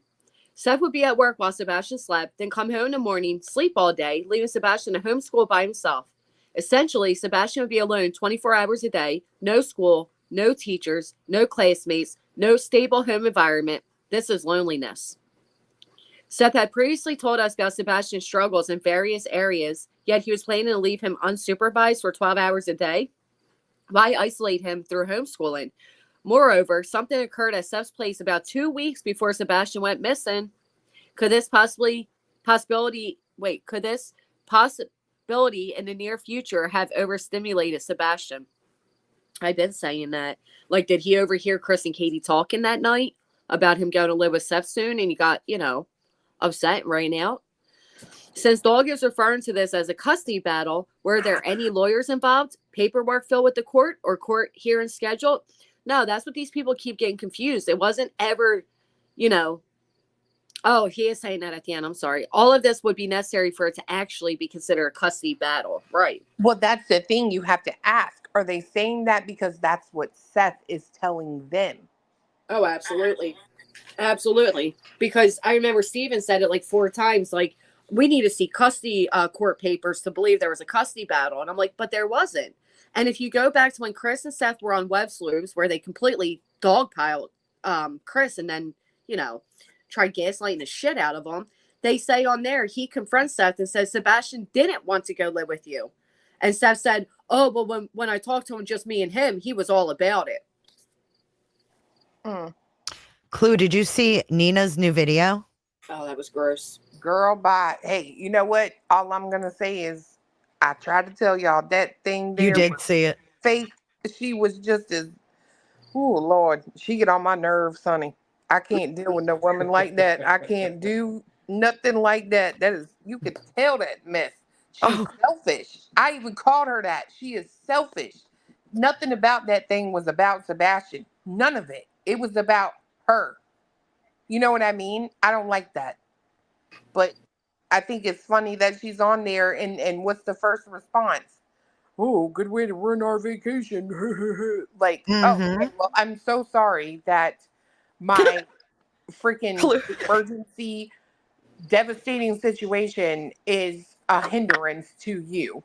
Yep. And Hey, Blue, I clipped you earlier. I just want to play this clip really quick because I thought it was absolutely fucking hilarious. Listen, this is a Clue moment from earlier today. I was taking down from August. Fucking restring from court. What are you talking about? I don't like you. That wasn't the August 19th. You're just a nasty, hateful bitch, in my opinion. That was the best. I don't like you. The way Clue said it, I mean, no disrespect, Clue, but it reminded me of like when little kids are fighting, they're like, I don't like you. He was like, look, that's all I got to say is I just don't like you. It was like so from the heart and innocent. Like, I don't like you. Like, I don't know why, but I just don't like you. You should have seen her face when she said it. There wasn't no innocence to that. Oh, I believe it. She meant that with her. It was like so politely said or something. I don't know how to put it. I know. It was like so Listen again. It's hilarious. Listen. From August. Fucking restring from court. What are you talking about? I don't like you.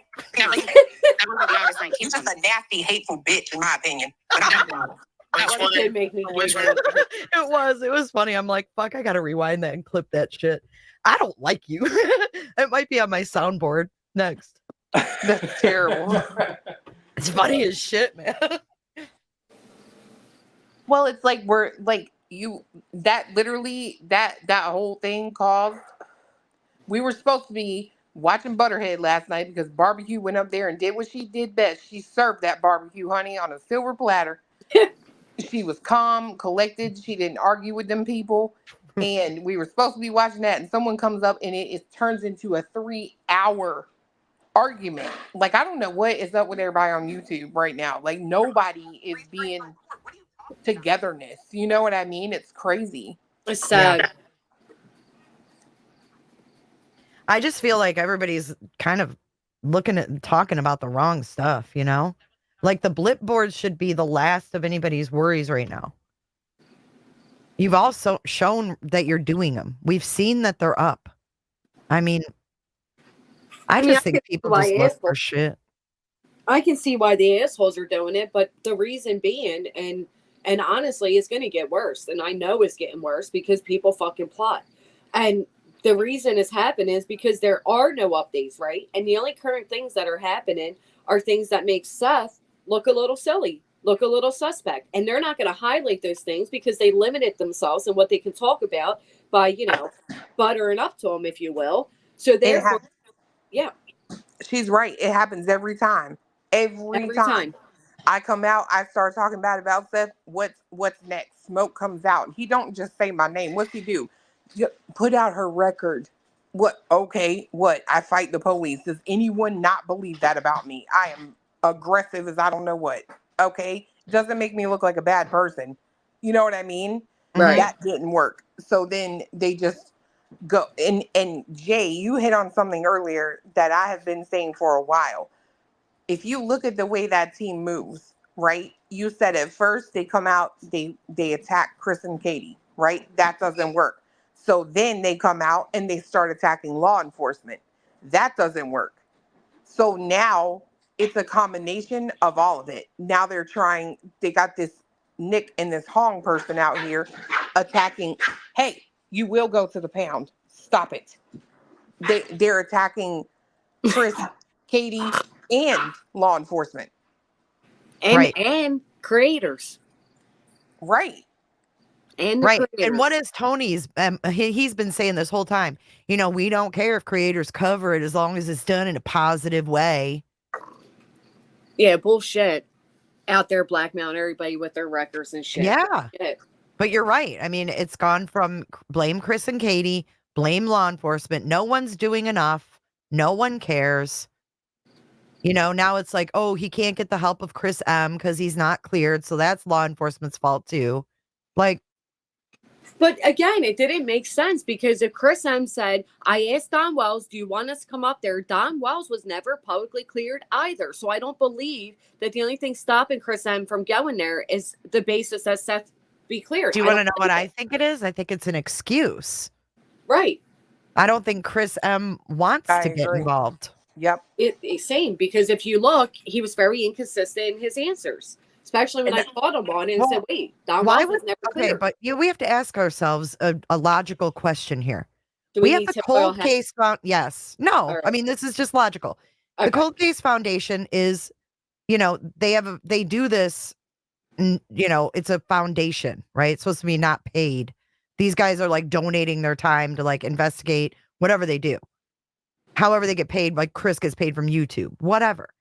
But these guys are not going to put their resources. Chris M is not going to put the cold case resources into someone. He's sitting there saying the dude set up a kidnapping. Right. He's not going to do it. But what's he going to say? Oh, I can't do it because I think the dad's guilty as fuck. No, he's going to say, well, law enforcement has to clear you first before we can put our resources in. But then why was would he essentially saying he didn't believe that Don Wells and doesn't believe Don Wells is guilty? No, what I'm saying is he's using it as an excuse. Right, like, okay, situational just towards Seth. I would believe that. Right, absolutely. because it doesn't make sense. Because he went to their house and they were full out not cleared. You know? Mm-hmm. So I think that we have him saying on Vinnie Politan's show to the world, because we know that Court TV is worldwide, right? It's not just here. So he said to the world, how do we, you know, maybe investigators are thinking that this bio father planned a kidnapping and took this kid. Which honestly pisses me off because I said that back 5 months ago and I got ripped to bits for it. But why would he put the resources of the Cold Case Foundation into something like that? He wouldn't, because it's not a mystery to him. Do you get what I'm saying? Summer Wells was truly a mystery. That's true. Yeah, and if you go back, people are talking about the Nina video. I was going to say, I know a few people looked, at Nina's shit, like, after she came out with that video. And it wasn't until after she did that video that she started publicly even talking about her children on social media. Like, before that, if you go back before the interview, she never posted anything about the kids. Afterwards, it was all about the kids. Like, she was the best mom ever. It was weird. Like, it was orchestrated. Well. Okay, so I'm on their website, the Cold Case Foundation. Here, I'll add it up. And it says here, are you a member of law enforcement? Are you a victim or the family member of a victim? You can submit your case to the Cold Case Foundation. We never charge law enforcement, victims, or victims' family for our work. We are here to serve you. Doesn't say anything. Let's look at the application. Okay, our strong cold case focus and forte is 4 primary areas: missing persons, unidentified bodies, unsolved homicides, and sexual assault with serial characteristics. So they need all the, because he even said last night, we talk with law enforcement. Like, we don't just go out there and do our own independent thing. We are in, concert with law enforcement. Right, hand in hand. So then it just says the extenuating circumstances, monies invested, resources used, time invested. It doesn't say anything about, needing to be cleared on here. So here's my question. Is this for like regular everyday people, or is this solely for law enforcement? No, this is for anybody, I guess.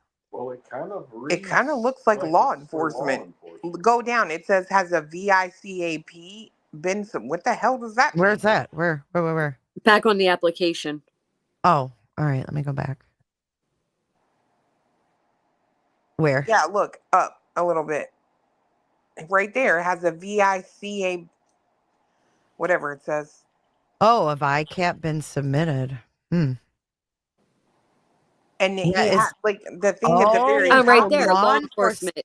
So Yeah. law enforcement has to request. He said that. Chris M said that. That is what Chris said. Okay, so law enforcement's not going to request if they don't want their help. Or need their help. Interesting.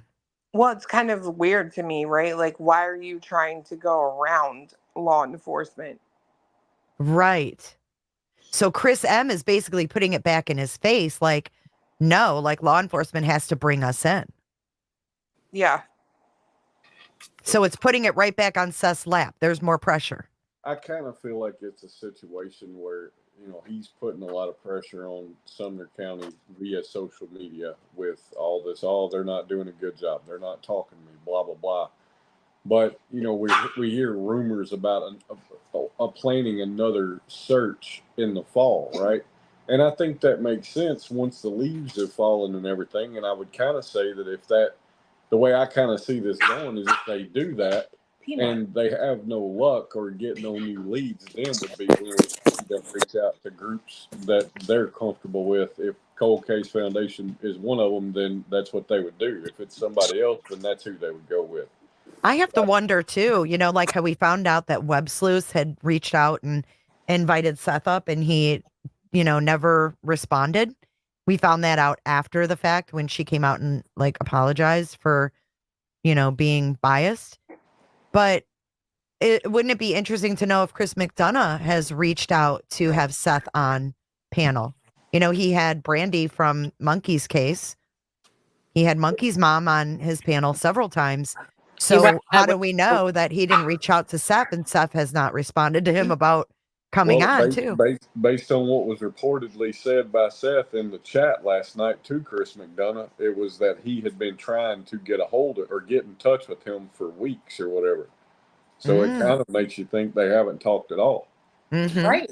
That's interesting. Same with Dog. Like, I got the same impression from Dog. Like, first off, if I've been on the telephone with you before and you don't know my name, Mm-hmm. I swear it almost seemed like it was like the first time those two had ever communicated. Yeah, and Seth did not look like starstruck to me. To have Dog there, to be honest, I didn't feel like he was all excited. You know, like, oh, I've got this. You know, Sebastian's not going to believe it. You know, Dog the bounty hunter is looking for him. You know, I mean, he didn't act giddy about it to me. And what was the other thing I was going to say? Oh, I feel like Dog could have called him by the wrong first name to make Seth feel like he's not a part of his focus in trying to find Sebastian. Like, he doesn't care about him so much that he doesn't even know his name right. Like, I would walk away from that being like, damn, he doesn't even know my name. Like, he ain't looking at me. Seth did look intimidated and pitiful. But see, here's my problem, right? I feel like they are using Betty to just further their narrative, right? Mm-hmm. Oh, got arrested. Now look, there's all kinds of corruption in Sumner County. No, there's not. Hey, Peanut. Right, now they need to replace Betty's position, and they found the right knuckleheads to do it. You know what else was weird? When the whole chat was telling Seth to go on panel last night, and it wasn't even like considered. Why isn't Seth getting on panel with Chris Madonna? He clammed up. He clammed up. He wouldn't chat no more. Pressure. Or people would find out that maybe they've never actually talked to him. Well, we know Josh has, but you're right. Maybe Chris has never had a conversation. Did you see, though, how Seth squirmed when he was on there with Dog? When he brought up the custody battle and all that, he was like shifting in his seat. He was sweating. He looked nervous. I mean, that doesn't say to me, this is a parent that's happy about more resources being brought in, so to speak. He couldn't sit still. I know. It was crazy. It was like a total alpha move. Like, Dog was the alpha. Neither Tony nor Seth corrected him on the name. Neither one of them spoke up. I know. They both were like a couple of pussies. Which kind of makes me think he was starstruck. Honestly, because he didn't know how to correct it. But you know what? But you know what's interesting? He didn't have any fucking problem talking over Miss Nancy Grace to say ex-wife while Nancy Grace was in the middle of a sentence. He doesn't respect women because he didn't want to interrupt Dog, but he gladly interrupted Nancy Grace to say, "Oh, excuse me, ex-wife." Right in her middle of her sentence. I would never interrupt Nancy Grace if I was on her show, and that was his first like worldwide interview he did. And he felt strong enough about her saying wife that he interrupted and said ex. Right. Well, what's his biggest thing? He's, in my opinion, he's obsessed with Katie, and it gave him the opportunity to be like, oh, remember that other time he said, I don't owe her protection anymore. I told you're not my wife. I don't have to protect you. Yeah. Yeah. She's not even offered the courtesies that he gives other people, he said. Look at that brilliant thumbnail. So he treats people better than he treats Katie. Any stranger on the street gets better treatment in his eyes than Katie. Until you cross it. Well, I agree with that. But that's kind of funny. He doesn't treat her with the courtesies he treats other people. Yeah. Maybe like, I don't know, telling her where her son is. Could be. Yeah. And instead he came out. What was really weird is in the beginning, they said they all co-parented great, Can you put the screen back up, Gran? Yeah. Even Seth referred to Chris as dad, and everything was good. And then all of a sudden he's taking out his, he's quite frankly, he's disparaging Katie everywhere. It was like out of nowhere. He is the typical scorned ex, but it's tenfold with him, in my opinion, because he put so much time and energy into grooming that girl. He did say nuclear family. But it's not even a nuclear family when you've groomed your way into making a family. Like, it's a crime what he did. The word nuclear family just doesn't even have like a positive sound to it. nuclear family. Ruin my nuclear family. Clue. Thank you, Clue. Blue gumballs.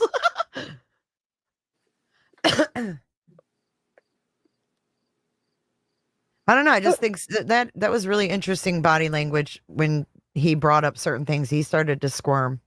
I thought, see, and I watched it because people were telling me he was so nervous and stuff, and I'm like, let me go look. And I watched it. I thought he was just like scratching his shoulder. Well, he's fidgeting, right? He's nervous, but you see here he's confident in the beginning. He's looking right in the camera. He's thinks he's got it together until Dog starts speaking. And when Dog starts throwing these things out there, that's when he gets fidgety because it's not going, as planned, right? Remember how Tony got mad at Nancy Grace because they went off script? Yeah. I think it's the same thing. I think Dog went off script. I wonder if it's humiliation over not even knowing his name. That's kind of what I was saying, right? Dog doesn't talk about who he thinks the who is that has Sebastian. Right. So it could have been a situation where, low key, Dog was talking to Sean without talking to Sean. Yes, absolutely. I think that's been the whole time. I've picked up on that. Because if they talk to Sean directly, do you think he's going to have anything to do with them? Do you think he would have ever got on this panel if Dog the Bounty Hunter outwardly said what Chris M said? Hell to the no. He's not going to have anything to do with them. But guess what? He said the opposite and made it sound like he was blaming the mother, and he was all for it, wasn't he? Yeah. This dude's so predictable, man. He really is. Peanut. And there may not even be a Sean, guys. That might have just been him just saying, you know what I'm saying? Sean, Seth, they both start with an S. I'm telling you, I don't think he knew his name because I bet you his people got with Tony's people and they But why talked wouldn't Ashley speak up? I mean, she's the host. Dog, I think you're talking about Seth, Why wouldn't she say anything? He said it like 3 or 4 times. I mean, would Ashley even know? Honestly, like, no shade to Ashley, but well, she's had him on before. I would hope so. I mean, I agree, but she does how many shows and cases all the time? Like, would she even know his name without it being on a paper or a teleprompter? It was weird that none of them skipped a beat with it. Like, none of them seemed like anything was said that was wrong or even out of place or anything. No, I mean, she doesn't even make a face. She's just listening like that's his name. Yeah. Right. But it sure would make Seth feel comfortable that, they haven't even looked at him so far to even get his name right. It's kind of downplaying him in a way. Ah, it could be You know what I'm saying? Yeah. I see you now. Yep. I see that. Kind of fucking with like some psychology, right? Like the read technique in an interrogation room, but you don't have an interrogation room. So you're throwing out opposites and fucking with their head in the meantime. Because look at what Tammy Lee did to Chris Watts, right? She said, did Shanann kill the girls? And then you had to kill Shanann. She got him to admit he killed Shanann. Right? Here's So the thing. there he is. There he is, fidgeting around. Dog's talking too much now. See him? Yeah. Okay, go ahead. Sorry. I'm just fascinated by shit like that. It could be a situation where they're saying this like whole child custody thing because I mean, when we met Seth the first time, he was like, this is something that Sebastian and I have wanted for over a year, right? I can't imagine that same conversation was not relayed to Dog. Right. I just think Dog is given a script. I think that there's people that, I mean, he has a whole team. I just think he's told what to say. I think he's a headpiece. I don't think he's a badass. I think he's 71 years old. And I think that he has a global following and he can get attention. And I think that's what it was used for. Nothing more, nothing less. I don't think he's an FBI agent. I don't think he's involved in the investigation. I think he was a mouthpiece for pressure. Well, what Clue's saying about the whole, Sebastian going to live with him, that's basically what Chris calls him out about on Web Sleuths and was like, no, me, you, Katie, and Sebastian sat down to talk about it, and Sebastian was not happy about it. And then Seth goes, well, I talked to him alone and he was all about it, type of thing. Like he, quickly tried changing that. But Maybe. as for them calling him Sean, I feel like everybody was just kind of like, what the fuck do we do? It's embarrassing. He's Dog the Bounty Hunter. You know what I mean? We're on news right now. This is humiliating. How do we fix this? Maybe he talked to him about going to live with him while playing Mortal Kombat in the background. I mean, didn't Seth say that can we talk about Thursday, though? Because that's important, right? The last time that Seth saw Sebastian, Chris said they were talking about him going to live with them. And he said that Sebastian straight up told his dad he didn't want to live with him. Right. On Thursday. So who would think if Seth heard Sebastian say, I don't want to live with you, Dad. I want to stay here with Mr. Chris and Mom. Do you think that Seth would take that lightly? No. Knowing what we know now? No. Would that infuriate Seth? Oh, you know what else Seth said that was really weird? He said, I'm his father too, and I don't get any benefits or something like that. Like, like whatever. So there's a few things there. If Seth has Sebastian full time, Katie would interact with him, right? He'd have to see Katie more often because, well, he has Sebastian. Whereas they're at it right now, he even said he would just pull up and sit out front and Sebastian, come home from school and get in his truck. He didn't get to see Katie. That would be one thing. Then you got the benefit aspect.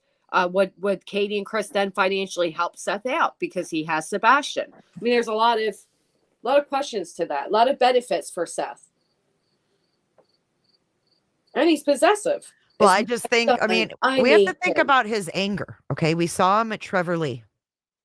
How angry would he be at Sebastian if Sebastian chose Chris and Katie over him? Valid question.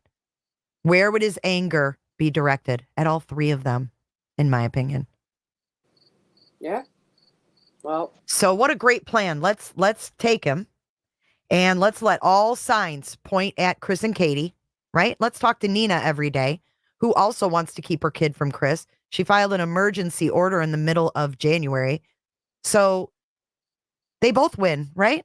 Chris and Katie get accused of doing something to Sebastian and they get in trouble and they might go to jail. And then guess what? They both get their kids. I don't know, just a theory. I mean, it's a possibility, and it would explain why Seth was so adamant on publicly, disparaging Katie and making them appear guilty. And then, telling everybody, oh, he lived in a abusive home. They never got him help. They allowed him to be, harmed and all these things. I mean, he immediately tried telling everybody why Chris and Katie were terrible parents. Even when he was meant to talk about Sebastian, he would go right back to Katie every single time. I agree with you, Raising Grace. Seth would be furious if Sebastian chose Chris over him. After Katie chose Chris, it would be double whammy. Seth would lose it. I agree. Yeah. Wow. It's crazy when you put it that way, but I mean, it's what makes sense. You got to go with what makes sense and what doesn't. I mean, we've seen his behavior and it's weird. It's accusatory of her every chance he gets. The only thing that takes me back is we would have to believe that he was able to orchestrate something to the point where, and again, police may have more that we don't know. You hear cases where it takes a year for somebody to be arrested. One woman was arrested 5 years later for the death of her husband. So, I mean, it does sometimes take time, but would he be able to, trick law enforcement this long? Then you wonder, well, he claims he is law enforcement, right? So he would know what they're going to look for. He kind of be 10 steps ahead. So I know. Yeah, right. That dude can serve papers and sit in the jail. Davidson County literally is like the only sheriff's office or whatever that they're not actually like cops or law enforcement. You know, Chloe, if you don't mind me asking, is drugs a problem in your area? Well, I know it's a problem in that jail because right now there's a nurse, a former employee, and 2 inmates that are actually being in the process of being charged and everything for contraband in the jail. Shit. Okay. And then all that Millersville stuff going on is crazy too. Oh my God. That assistant chief of police is Sean. So I thought that was weird. I was like, what? And then Binocular Bobby's son is Sean as well. Do you hear the rumor that's going Mhm. around now? That She said it in her interview with JLR. She said, "Oh, it's my son Sean," or she's referenced him. Sorry, go ahead, Granny. Well, I was going to ask Clue if you heard that rumor that's going around now that Sebastian was hanging out with Bobby's kids the day before he disappeared. No, I hadn't heard that. Me Yeah, either. I don't believe it at all. But yeah, it came up yesterday, and I was like, "Wait, what?" She said she didn't even know a kid lived there. That's what I said. That was my response back, and like I feel like she Yeah. would have said that, like, "Oh, my kids were just with Sebastian." the day No, she before." said we didn't even know a kid lived there. Right. Nobody even knew. There was no signs of a kid there. He didn't play basketball. Yeah. Uh-huh. Yeah, like we were shocked to hear a kid was even living there. Well, that's what Which, part I of me. mean, you know, there's not, like, if there's not other kids they know in the neighborhood, I don't find that hard to believe, just simply because what kid wants to go outside and play by Kids themselves? stay Well, he's inside. dude, he's Yeah. 15. I was arguing with people when that came out. I'm like, he's 15. He's not going to go, I mean, they just don't interact like they used He's to. not going to be And outside playing catch with Chris like he's 8. right. And the other thing people fail to forget is some kids do have more of a sports personality, and some kids have more of a gamer. My little guy's more of a gamer. He'd stay in and play games all day if I didn't force his ass outside, right? But he's also younger. So there's a big difference in a 15-year-old and being like, go outside and play with your friends. They don't. At 15, I was fucking getting high. Yeah, I know. You know I what I was mean? sneaking Like, we're out not to drink beer and shit. right stealing cigarettes. Like, we weren't. You know what I mean? We weren't. So I can't stand when people act like, why wasn't he outside playing? Well, he's 15. Yeah, it's weird. It's not. Where are your kids? Go where Well, you you know why? Do you want to know why? Again, because of Seth. He's only showed baby pictures, toddler pictures, younger pictures, talking about being on the playground, all these memories of when he was little, because that's Right. all we've seen from him. So I'm we not- automatically put him as younger. I'm not convinced there's much more he could show of him older, honestly. Right. I don't either. I think he would completely have. agree. I mean, for fuck's sake, listen, they had that live planned with Joe Petito. That went south right before, and then we saw Sebastian at SeaWorld. That Well, was that the live. That's all he had. And yeah, that he was really little in that SeaWorld video. Tiny. too. Tiny. No, and there's nothing wrong with that, but he doesn't have anything current, is my point. Can I Yeah. tell you guys how anal I am over all those videos too? I'm out here, I'm watching this video, I'm looking at the ground to see if it's a little shadow or a big shadow. Who's holding this phone? Did he actually take them, or was it Katie? I'm looking. I do the same shit. I'm looking that's in the smart. reflection of the, like, I don't know, walrus tank, and I'm like, do I see who is taking this? You know what I mean? Yeah. Right. Because I just find it really hard to believe. Like, I don't hear Seth. Now, I know he's older now, right? And, you get tired when you get older. But I'm like, I don't see you doing this type of stuff with him now. You don't talk about it anyway. You talk about going fishing in the dark. Okay. But And then we talked about matching recliners and their Okay, favorite well, let's talk movies, about going video fishing in the games. middle of the night. Hey, Yeah, that was really Sebastian, fun. hey, meet me outside. We're going to go fishing. right? Girl, I Well, mean, and he said it. Well, and the other thing he said too was Sebastian had no sense of time, but then at the same time, he's like, I'd make him wear a watch so he knew when to take his medicine, or he'd be out in the driveway waiting for me, saying, "My daddy's on his way home 7 minutes from now." So on one hand, he knew time, and you're right, the whole fishing thing. The only way Sebastian would leave in the middle of the night is if we were going like fishing or something. Mhm. Then you think about Sebastian going out barefoot. Don't bring And out then your Vinnie shoes. Politan asked him, could he have planned this with someone he knew? Like, hey, we're going to meet, like teenagers do, like we just said. Well, and and I'm Seth gonna- said, no, I want to add on to that. he wouldn't be able to plan that. Robin also said he would leave without shoes if he knew knew who he was meeting and where he was going. Uh-huh. Interesting. Like, yeah, like, hey, son, you love fishing. We love, middle of the night. You don't the need your routine. shoes. It makes too much noise. Just come on out. I got boots for you. And another thing he mentioned was the reason he first goes on to say, you don't spend a lot of money on kids' shoes because they outgrow them so quick, blah, blah, blah. But then goes into that he bought him these expensive pair of boots, and he said he wanted good. He mentioned something about fishing when it came to those boots. Well, those boots were BOGO, from my understanding. No, it's People- actually buy good, I guess, because it's buy one get two free. Oh, no shit. But why Yeah. would you wear a brand new pair of boots fishing? Wouldn't you have like muck boots, like rubber boots?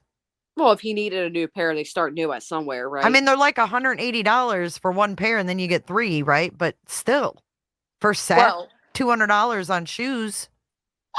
You're just gonna get in the water and go fishing in them? It's I weird to me. mean, Thanks, if Beardry. they're I feel like or, he has old shoes for fishing. I do. Something. or why not take the old boots? I got your fishing shoes or something. I don't know. Like I got shoes for you or boots for you. You don't need to grab your shoes that are because he knew the shoes were by the front door. And if he fucked around putting his shoes on by the front door, Katie would hear. Right? So just come on out. I don't know.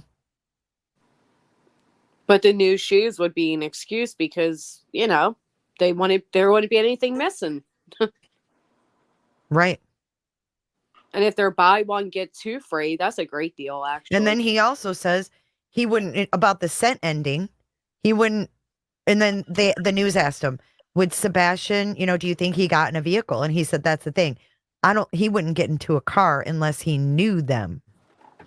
Oh, I remember what I was going to say. That's another situation, Jay, that you just reminded me of that honestly just infuriates me because I hear all the time, oh, Chris and Katie, they change their stories so much. Please. I hate that nobody focuses on when Seth does that. You just said he makes him wear a watch so he knows to take his medicine, but meanwhile spends 10 minutes on a panel one night talking about how he didn't make him take his medicine, gave him sleepy time tea. Yes.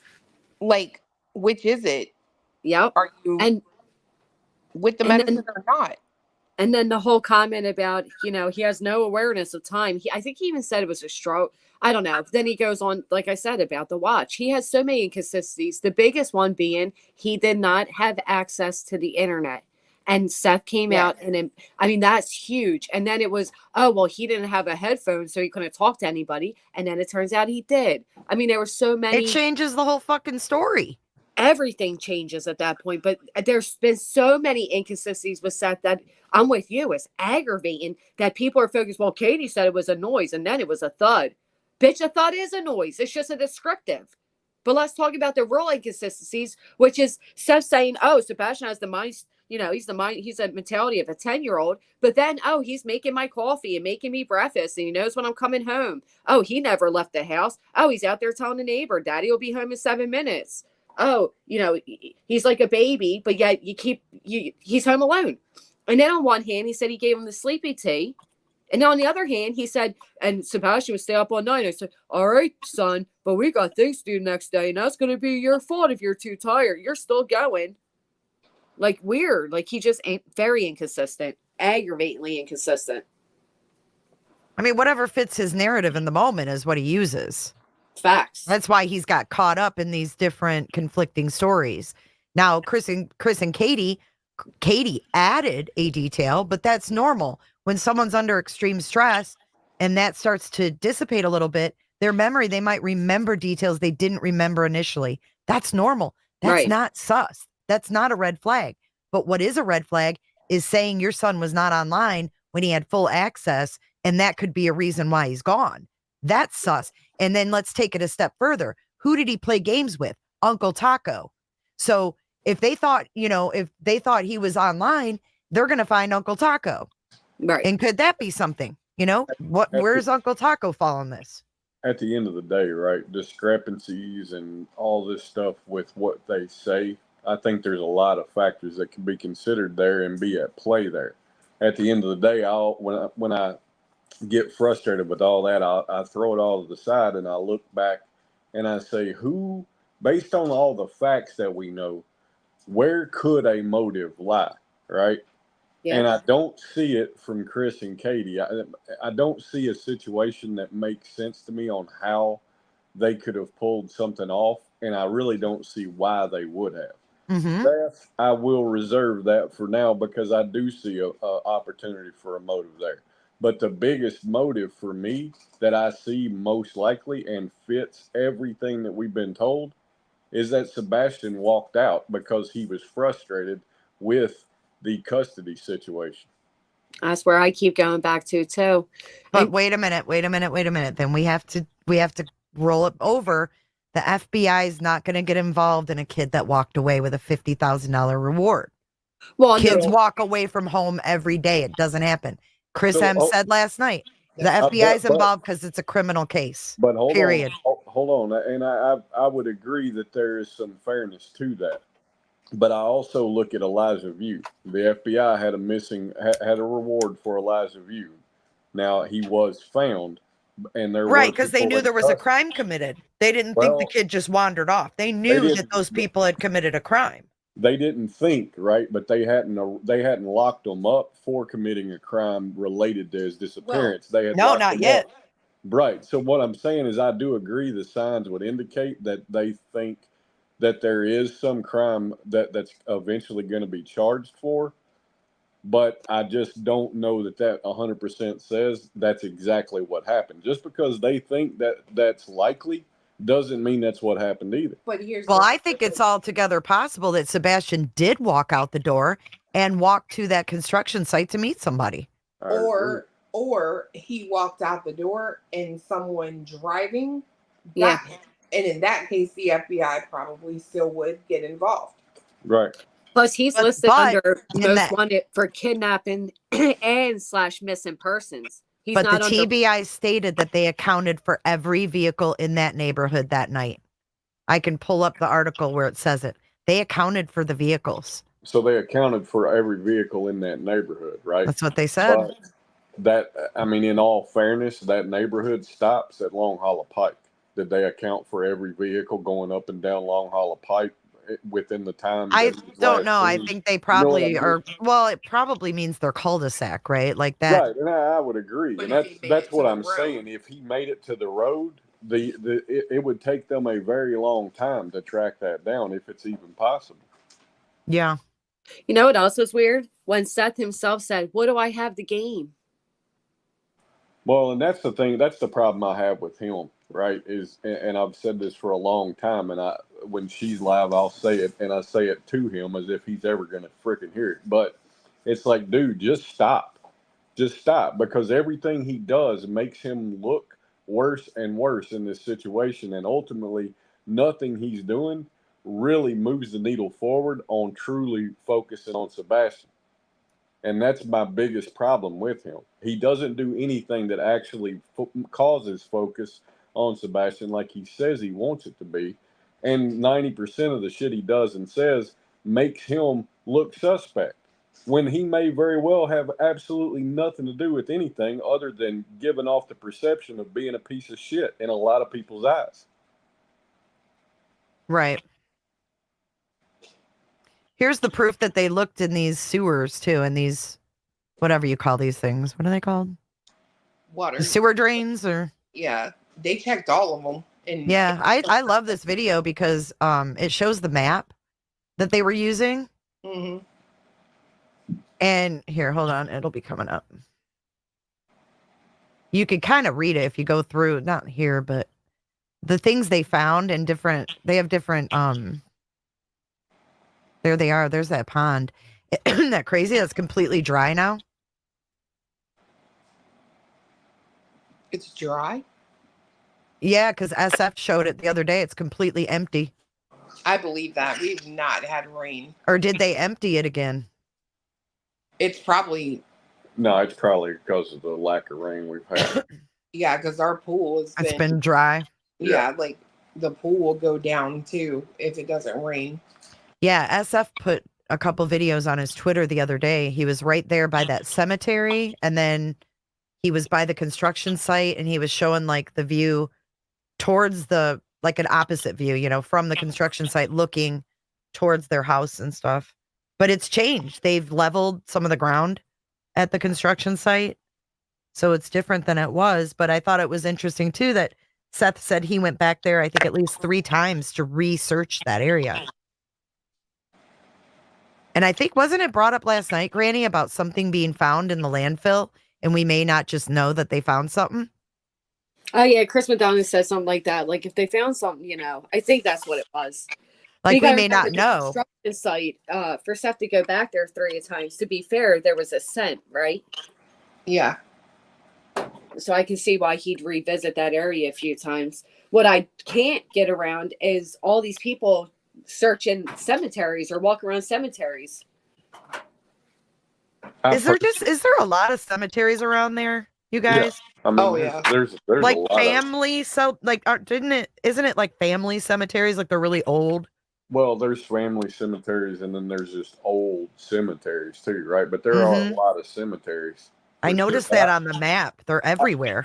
A lot of the reason I speculate as to why people search cemeteries is I hear a lot of people talking about psychics and stuff like that mentioning cemeteries, but I also know that that's a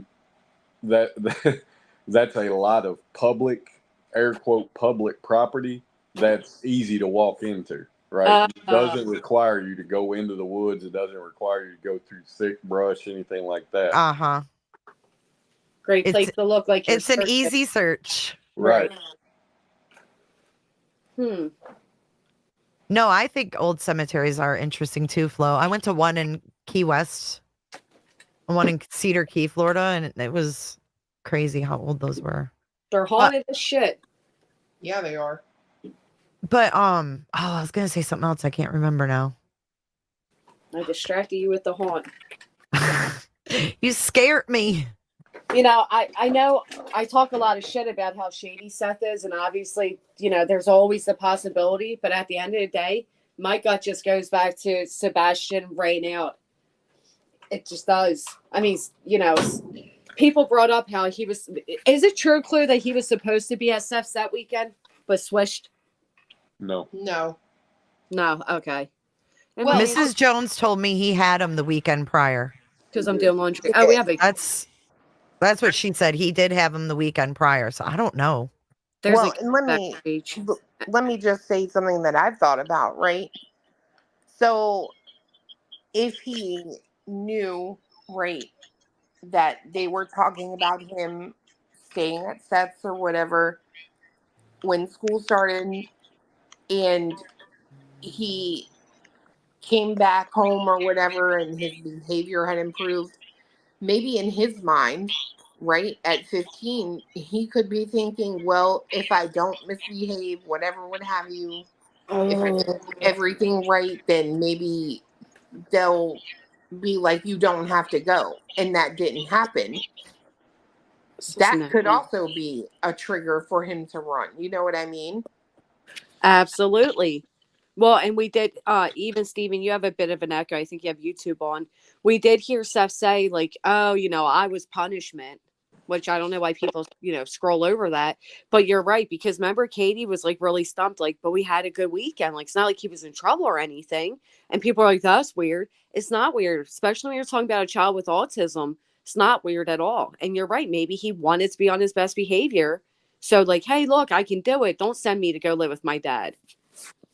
Which again, he could have heard them talking on the phone that night. I don't know. And I do want to reiterate, I don't think the reason that he didn't want to live with him was because of him per se.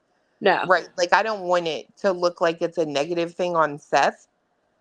I think it was just, it could be something to do with not liking change, right? Not wanting to move away from friends he's made in school, things like that, right? So I just don't want it to look like he just didn't love him or whatever, but there's a lot of factors that go with that, right? I think the biggest gripe was probably homeschool for him. That's what I'm thinking. Do you guys know what this thing is right here in the FBI's hands right here?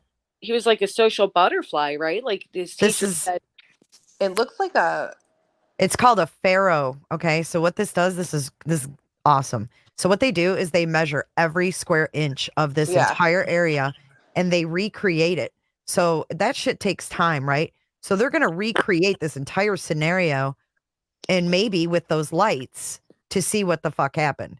This thing is amazing. It makes like a total like they did that before the Idaho 4 house Yep. was torn down. They took a whole, they're going to use Fair this in the shit. trial, right? It's going to be like you're looking at the house and the property. And so It's to like say a they didn't do 3D. forensics, this is forensics like a motherfucker. Just saying. Yeah. They have activity outside that house and they will figure out what it was. It just might take them time. Even Steven, you're on panel. Hey, did the echo go away? The echo's gone, yes. Awesome, awesome. I just wanted to add a few things because my wife's ex-husband is almost frighteningly similar to Seth. You know, job after job after job, he quits them. He constantly wants to file to go to court, to get out of paying anything, pay medical expenses, And in Tennessee, what they'll do is if he doesn't have a job when they go to court, a lot of times what they'll do is they'll base hers on her actual income, and they'll base his on minimum wage, 28 hours a week. So it's very possible that he was keeping his son 4 days a month and actually getting paid $100 to do it. Jesus. And also, I got a really strong suspicion that Chris was probably, every time Sebastian went over there, Chris and Katie were probably sending him some money. I got a feeling that Seth was always like, hey, I don't have food. I don't have this. Maybe he wants to wait till next weekend, blah, blah, blah. And Chris was probably sick of sending money over there. And that's why Chris said himself, like, Seth was afraid of jobs. It was almost like a panic issue. And he tried to encourage him. And he even said that exact words he told him was, Seth, do it for your son. He looks at you like a hero. Mm. I mean, Chris, I got a buddy that's kind of like Chris. If 100 people meet him, 95 of them do not like him. But he'll give you anything and everything that he's got. It's just in today's world, those men, they come off as toxic, where I think 20 years ago, they probably came off as like ultra conservative, quiet, masculine. People stayed out of their business. Times have changed for sure. You're right. The leader of the pack. And I'm not calling Chris super dad, I mean, obviously there are some issues, but I think really time tells everything in life. Time will tell. And we've sat here all these months, and I think just by not talking bad about Seth, Chris has kind of proven that he's not the issue. That I agree with. The fact that despite everything Seth has said, But what about do you me mean, and not Chris, the issue? So you think that Chris Well, is saying nice things because he doesn't think Seth was involved? No, I think Well, that Chris's mentality is keep it private. yeah, And it'll all Seth's come out on mentality its own. is the world should know my problems because he's probably a little narcissistic and he feels like he's in the right in everything. So those people really want the world to hear their problems. True. I mean, And he is blaming everybody for everything. no accountability. Nina's interviews are the same way. It's like you did nothing wrong. You didn't break a glass. You didn't slam a door. Mm-hmm. You didn't raise your voice. You didn't call him an MFer when you were fuming. Right. No, I was like, oh, sweetie, please don't get angry. No. Yeah, he's full Women of. don't do that. Right. Like Chris knows that, all he has to do is sit back and let law enforcement do their thing. I mean, that's what he said yesterday on Clues. We're working with law enforcement and they are doing everything that they can. And to be clear, I don't think Chris thinks that Seth did anything. I don't think so either. I mean, I think he said as much at least probably 4 or 5 times, if I had to guess, where he's like, look, you know, Seth was at work. That's what he says, right? Yeah. So, I mean, if that's what, but you never know. I mean, who knows who? You don't know how, a person could have one friend, they could have 1,000 friends. So, But the other thing I disagree with is that I think if 100 people met Chris, 95 would like him. I think that the people that are judging him are judging off their perceived perception of him. If you, I mean, I do it with Seth too. When you just don't like somebody, like I can't stand Brittany. So everything about her, I'm like, look at this bitch. You know how that is. Yeah, but I can't imagine blame marrying you, a though. woman who was groomed. Yeah, Imagine, I mean, I'd want to kill the guy. that's a hang up. And, the reason why I say, like, I don't think he's all there, when you ever see me say that, I know it probably reads like, oh, that's like, you shouldn't say that. It's mean. I mean, I really mean it, like, factually. You cannot be all there if somebody brings that up and your response to that is straighten your eyes. I didn't have sex with her till she was 18. Mm-hmm. And that means what? Right. Right. Like, if I groom your daughter from 14 to 17 and then I don't have sex with her until she's 18, I still groomed her for 3.5 Right. years. That makes it okay. Right. You were still. So you were Yes. preparing her to Yes. take it. What's A even vulnerable child. A vulnerable child. What's even more sad about that is we shouldn't even fucking know that. No, We we shouldn't know shouldn't. anything pertaining to Katie's childhood, her early teen Right. years. We shouldn't know a damn thing. I'm telling you, We more of that shouldn't. narrative that was put out in the beginning. I mean, imagine how she feels having people, her son's missing. Now we know her personal Well, business. But look at the stories he told about his own son. I mean, we already know he's not showing Katie any grace. He said it himself. She Right. doesn't get the same treatment that I give other people. I don't have to protect her. But for Ain't that your something? son, right? To like humiliate your son and then, expect him to come back and be like, oh my gosh, my dad did so much for me. Like, look at all these videos of him searching. Like, what? The way I just come down to two things, right? Either Seth is somebody that should be studied because of the mastery of the art of being a criminal that he may be, or he's a big ass 14-year-old child who is rebellious and was never corrected. Right. I think both of those are great. Look at the great way assessments.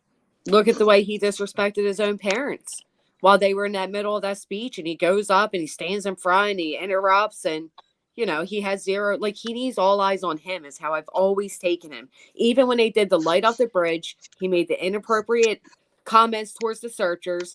And then as everybody's standing along the bridge, everybody's on the bridge, he has to step out to the center. Like, he always has to be center attention. I think it's the first time That's very immature.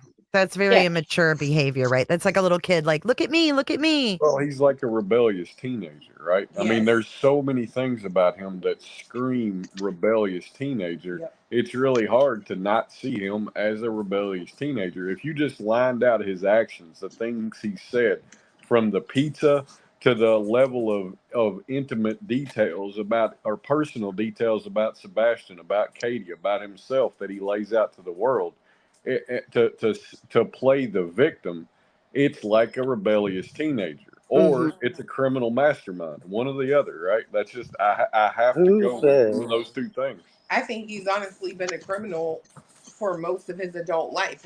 I don't know a single person who could have less than 5 years of gainful employment and not be a criminal.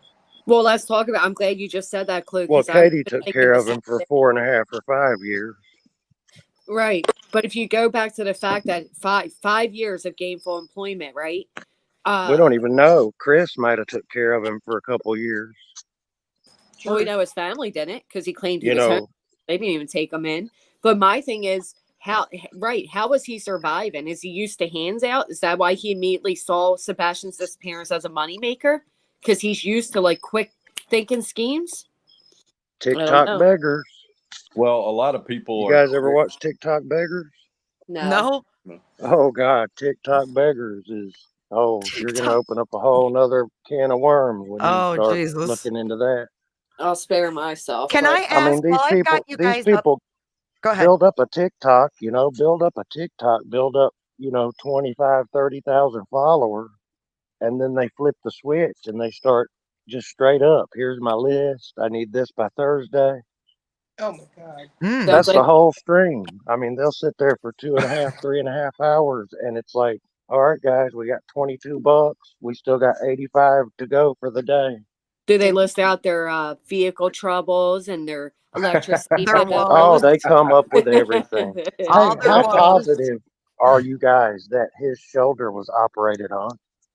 Well, hold on. I'm so sorry, son. I can't afford it. No. Did you say Sorry. something about his Sorry. shoulder? Yes, ma'am. I Yeah, said, what was that? how positive are you guys that he actually got surgery on that shoulder? Oh, I don't believe it. I Well, don't think believe about he did. this. That's an in-depth surgery, right? My understanding from people who went through it, they said that the fact is, a week later, he's on a boat posing as No, as he's searching, right? no, I couldn't listen. 4 weeks afterwards, I was just getting to where I could pick a can of Mountain Dew up to my mouth.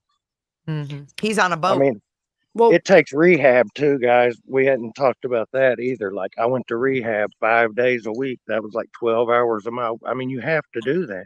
True.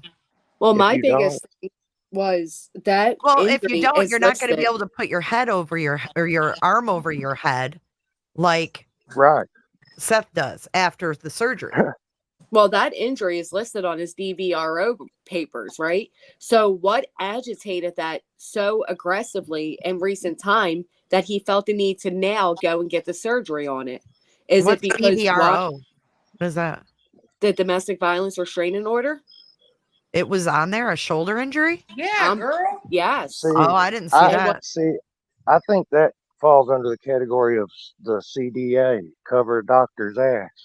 Well, and that's what I'm I saying. think So, he wants pain pills, and in order to get Mhm. them, you have to have damage. They do X-rays, and they find a little spur or something on the shoulder, and the doctor needs all that stuff so that he can, when the FDA busts in on him, he's got right. justification why he's giving this guy 180 pain pills a month and Xanax and. Well, aside from that, was it because we know he fell asleep during his polygraph, his own admittance, right?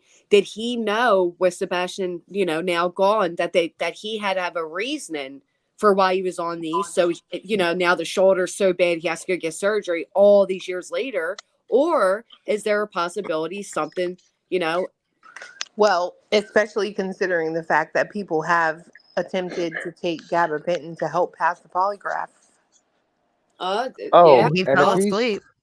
if he's accustomed to being a con artist, then he would jump on that right away. Like, hey, polygraph is a possibility. Well, I know that if you're on any kind of drug, they can't use it.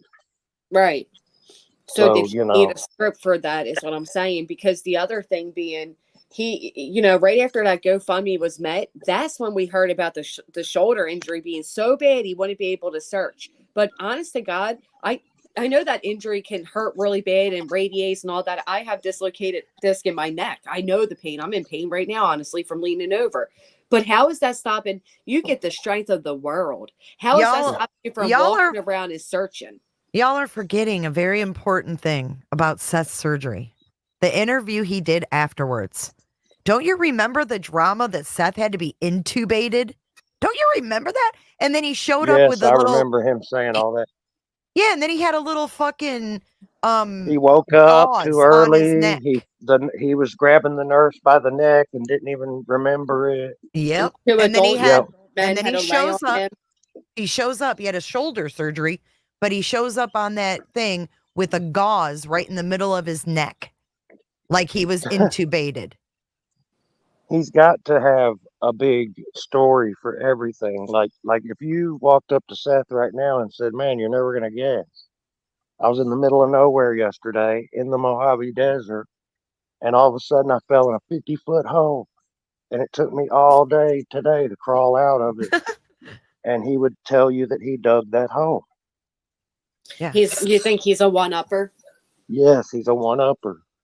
He's a one-upper, and is he also Murphy's Law? Like, if anything could go wrong, it does? I think he's mostly just a narcissist. He thinks he's great, and he's a one-upper, and he's got a lot of hatred towards Chris because he knows that he does not have enough time on this earth to outdo Chris. I just think Even he's if an Eeyore. Like, he could woe make is me. every right move He's from very now to the negative. rest of the world and never surpass Chris. Chris is a successful guy. Yeah. I just think, I don't know if I think he's narcissistic. I think he's just very Eeyore. Like, I'll never forget when he blamed the school district of California for Sebastian taking a year to learn the letter S. Well, why didn't Daddy sit down and help teach at home too then? Like, that's embarrassing to you as well. Like, The first word was embarrassing too, Granny. Oh, yeah, his Yeah. first word was a curse word. And, he took his first steps, but the second, but you got to notice what he says, though. He's so scorned. The first word was a curse word. The second word was bottle. I thought it was Daddy. Or dada. The third word Yeah, was dada. bottle. He didn't throw mama in there at all. And we all know babies go, mama, mama. Okay, Yes. Come on. He didn't even. It's Yeah. the lips naturally fall together. It's Mhm. proven science. Dada comes Bottle second. is harder to say than mama. Babies say mama before they say bubba. Right, and they don't even say Listen. Daddy, they say Dada. But apparently he cursed first, which again is embarrassing for him if he wants us to believe that. He always gives an except, or when he peed on a nurse, he's like, "That's my baby." Oh, that's my boy. Or I how much- raised both of my kids as a single dad. My daughter from 6 months old. My son was about 14, 15 months old. This was the last time I had any help. And both of my kids, when they started talking, they both called me mama. You know, they both called me mama. Because that comes out first. Because that's the natural, and for a month or two, every time they would say it, I would say, I'm dad. And they get it, And a year off because of an S. I mean, that's why I could never work in a school system, because you got to deal with parents like this. Because how hard it would be for me not to say, sir, a whole year, you could have taught it to him. It only took Helen Keller 2 weeks to learn S. I mean, Can I ask you guys a question? And I want to hear an answer from everybody, including Cletus. I know he doesn't have his own mic right now, but I want to ask a question, and I want to get your opinion on this. Okay, so can we all agree that we are under the assumption that going and living with Seth was looked at as a punishment by Sebastian, that he didn't want to go? Well, Seth said he was yes, punished. Seth is the one that said it. Yeah. Right. Okay, so we're all on the same page with that. Now, this is my question for you. How bad, okay, we're talking about a 15-year-old who's a gamer, right? Not a sports kid. He's not anything like that. He likes games. How bad would it have to be at Seth's house, a home with unlimited gaming, unlimited internet, having the house to himself for 12 hours at a time? How bad would it have to be for a teenager to say, no, I don't want that? That's a good question, but a lot of kids with autism don't like change. They're not as easily, I don't know. But can they work that out in their mind themselves, or is that why they need advocates? Because I think at that age, he can probably basically work it out for himself. You think why so? he's feeling the way he's feeling. He might not. He probably doesn't. He doesn't have any control over regulating his feelings. But I bet you by that age, he probably has a decent grasp on what normal behavior is, what autistic behavior is. Yeah. Well, right, because he had this structured home with Katie and Chris for so many years. Yeah. And then every time he goes over on the weekend, I feel like that would kind of get undone. If he wasn't getting his meds, then he would come back to Katie and Chris, and they'd kind of have to undo that until the next visit. Maybe I'm wrong, but It Not seems like only he that, but defied things that they wanted to implement. Well, to me, I think it wasn't even about going to live with his dad. I think it was the school aspect that had him upset. He flourished in Being school. I mean, isolated. right. He played chess. The only thing he wanted was friends. His teacher said he was always with a smile. I think he needed school, and I think he didn't want to lose that. I don't think it was personal towards, I think it it's wasn't a matter of also going to gaming and all. You know what I mean? I think it's also possible that Seth's baseline emotion is just so freaking negative, sad, Yeah. down and out. That can really affect a teenager with autism Oh, way it more. affects me. Oh yeah. You I know, can I mean, see I that. don't have autism, and my oldest son's 20, and like I just told him a couple weeks ago, something's got to change because I can't keep picking myself up emotionally after you drag me down. He's just so negative, Mm-hmm. Yeah. Negative you people know. are so damn draining, man. It's hard to be, yeah, it is. It's hard to be around that. And if Sebastian was, a jokester, which we heard from, I believe they said that the school resource officer every day, like Sebastian would crack a joke and say, "How many teachers are you going to arrest today?" And they would laugh, So like something like that to be said every day and they laugh, that tells me that this kid did not want to sit in that duplex while his dad was gone for 12 hours. He's a social butterfly. It was You probably know, sad. It was probably hard for him to be left at home alone. Sure, gaming autistic can get any. children too, they get really attached to adults in their life. And Seth could have also been like talking a lot of crap about Katie.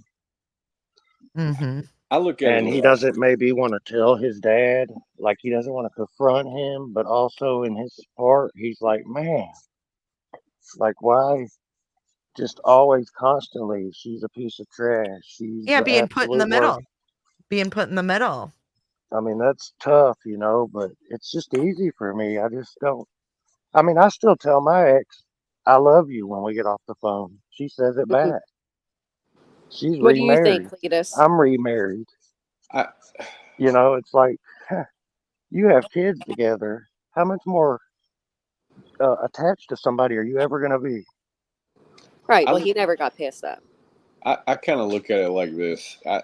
I don't know much about autistic, children and their traits and things like that, but kids in general, and I would think that autistic kids are the same way in a lot of ways, right? They're gonna want what they want. They're gonna want to do things that they think are fun. And when those two don't necessarily coexist, they're gonna choose fun, but not at the complete they're not going to completely forgo what they want. And I think what Steven just said about the getting attached to their family, right? That's where I was going in my head. I get the impression he was very attached to Katie, and I do think he liked to play video games. I don't really have any reason to doubt that. All kids like to play video games. I think he enjoyed that at Seth's house, but Seth also said, I think all three of them have said that he wanted friends. Well, if he goes to Seth's house on the weekends and he's playing video games, but what he really wants is friends, and he can process that if he goes to Seth's house, the only thing he's going to have is video games, he may have very well have decided that's not what I want. That's a great point. And took off. He may have absolutely decided that's not what I want, and I'm gone. What is your name, sir? Cletus. Cletus. Can I get your opinion on something just because we're both men? All right. When he told that story about, Sebastian came running in and he's like, Dad, I'm sick. And look, this clearish white stuff came out and this and that. And Seth was laughing about it. And like, dude, I don't know about you, but I could never, ever tell a story like that about my teenage son. Are you talking about when Seth said he told him he needed to go clean Man, himself your up? Is that? son's hard-ons are not the world's business. No, I agree. Yeah, It, that's what he it, said. it still pisses me off. I mean, It there's a lot really of got things. to me as a man, as a dad. Yeah, yeah. There's a lot of things he said that as a father really irritate me. Right? I Mhm. mean, it just is what it is. And he said it on a public platform on social media. It's not like he said it at the bar with his buddies. He said it on social media on a Yes, female he said that it that in should front of have shut it down. 3,000 people. That was despicable. Yeah, 3,000. Guess how many thousands after that saw that and will never forget it. Well, And God hey, forbid one was a classmate of Sebastian's. I mean, it was such a How mock. embarrassing. How do it you was want to make really, do you want to make people like us on this panel right now think that your son's dead and you know it? Tell stories like that, because I only way I could ever So see true. somebody telling that story is they know he's never showing back up. Because can you Well, imagine your son showing back up and then but I, having to come and ask you, like, Dad, you told people this stuff? I'm with you, but I have to back up because that's putting him in the same category as most dads. And I do not see Seth in that category as what mm-hmm. I consider to be a dad. I see Seth as more, he portrays more habits of a teenager than he does a parent. That's just That's me. what Oh, Truth Seeker just said. That puts them back into development of 14-year-old arrested I get development. what you're saying, Clee. You're saying he wouldn't have that thought because you have to think and put your kids before yourself and think like a father to even have that forethought, right? I Right. mean, he As even a made father, himself the you got victim to of be, that story. as a father, you got to be a responsible Yeah, he individual. did. He complained about having to clean the bed and the underwear. He made himself a victim of that story too. He's unbelievable. And you're right, you put your children first. And I don't think Seth's ever experienced that, not financially. I mean, look, he said, "Oh, I was saving up 4 months for the GUN he wanted, right? Everything's always, I was saving up 4 months for this, 4 months for that." I don't think he had an adult bone in him. But what really stops development? Addiction. Well, yeah, putting your kids first is like a lot of people say they do it too, and they don't. Because I've been through issues, I never got financial help, and then Thanks. my son's 20, and he was you know he was like 18 years old, squatting like 600 pounds, benching 340. He was going off on a football scholarship, and he just attacked me one day, and he beat me up pretty good, and I didn't even fight him back.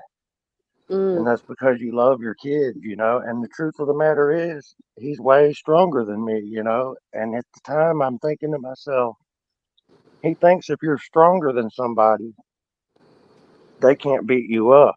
But the fact of the matter is, I'm a brown belt in Brazilian Jiu Jitsu. I could have threw my legs up and choked him unconscious. And, but I mean, that's the kind of love I'm talking about. Like, you will let your kids beat you up if you think it'll make them feel better. And yeah, that was I a think big change in his life. That was something that he did that he had to live with. And that did more for him than 800 counseling sessions could have done. Yeah.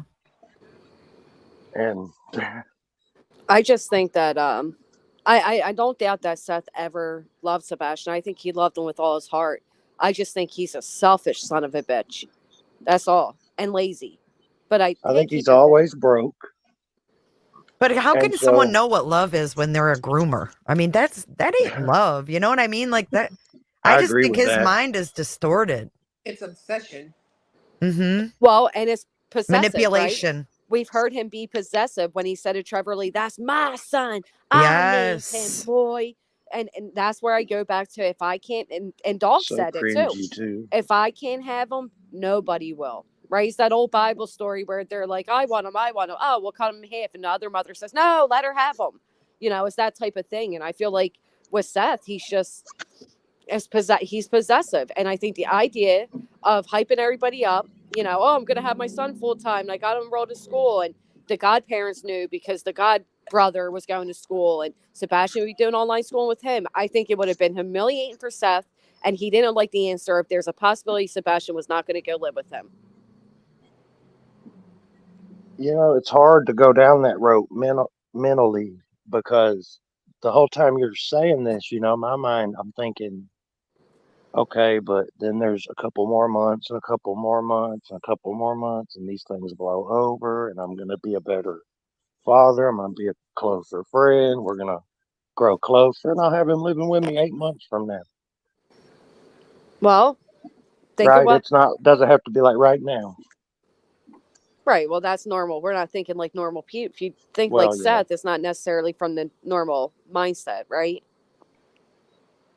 And we heard Seth say Katie destroyed his nuclear family. You know, she took away his.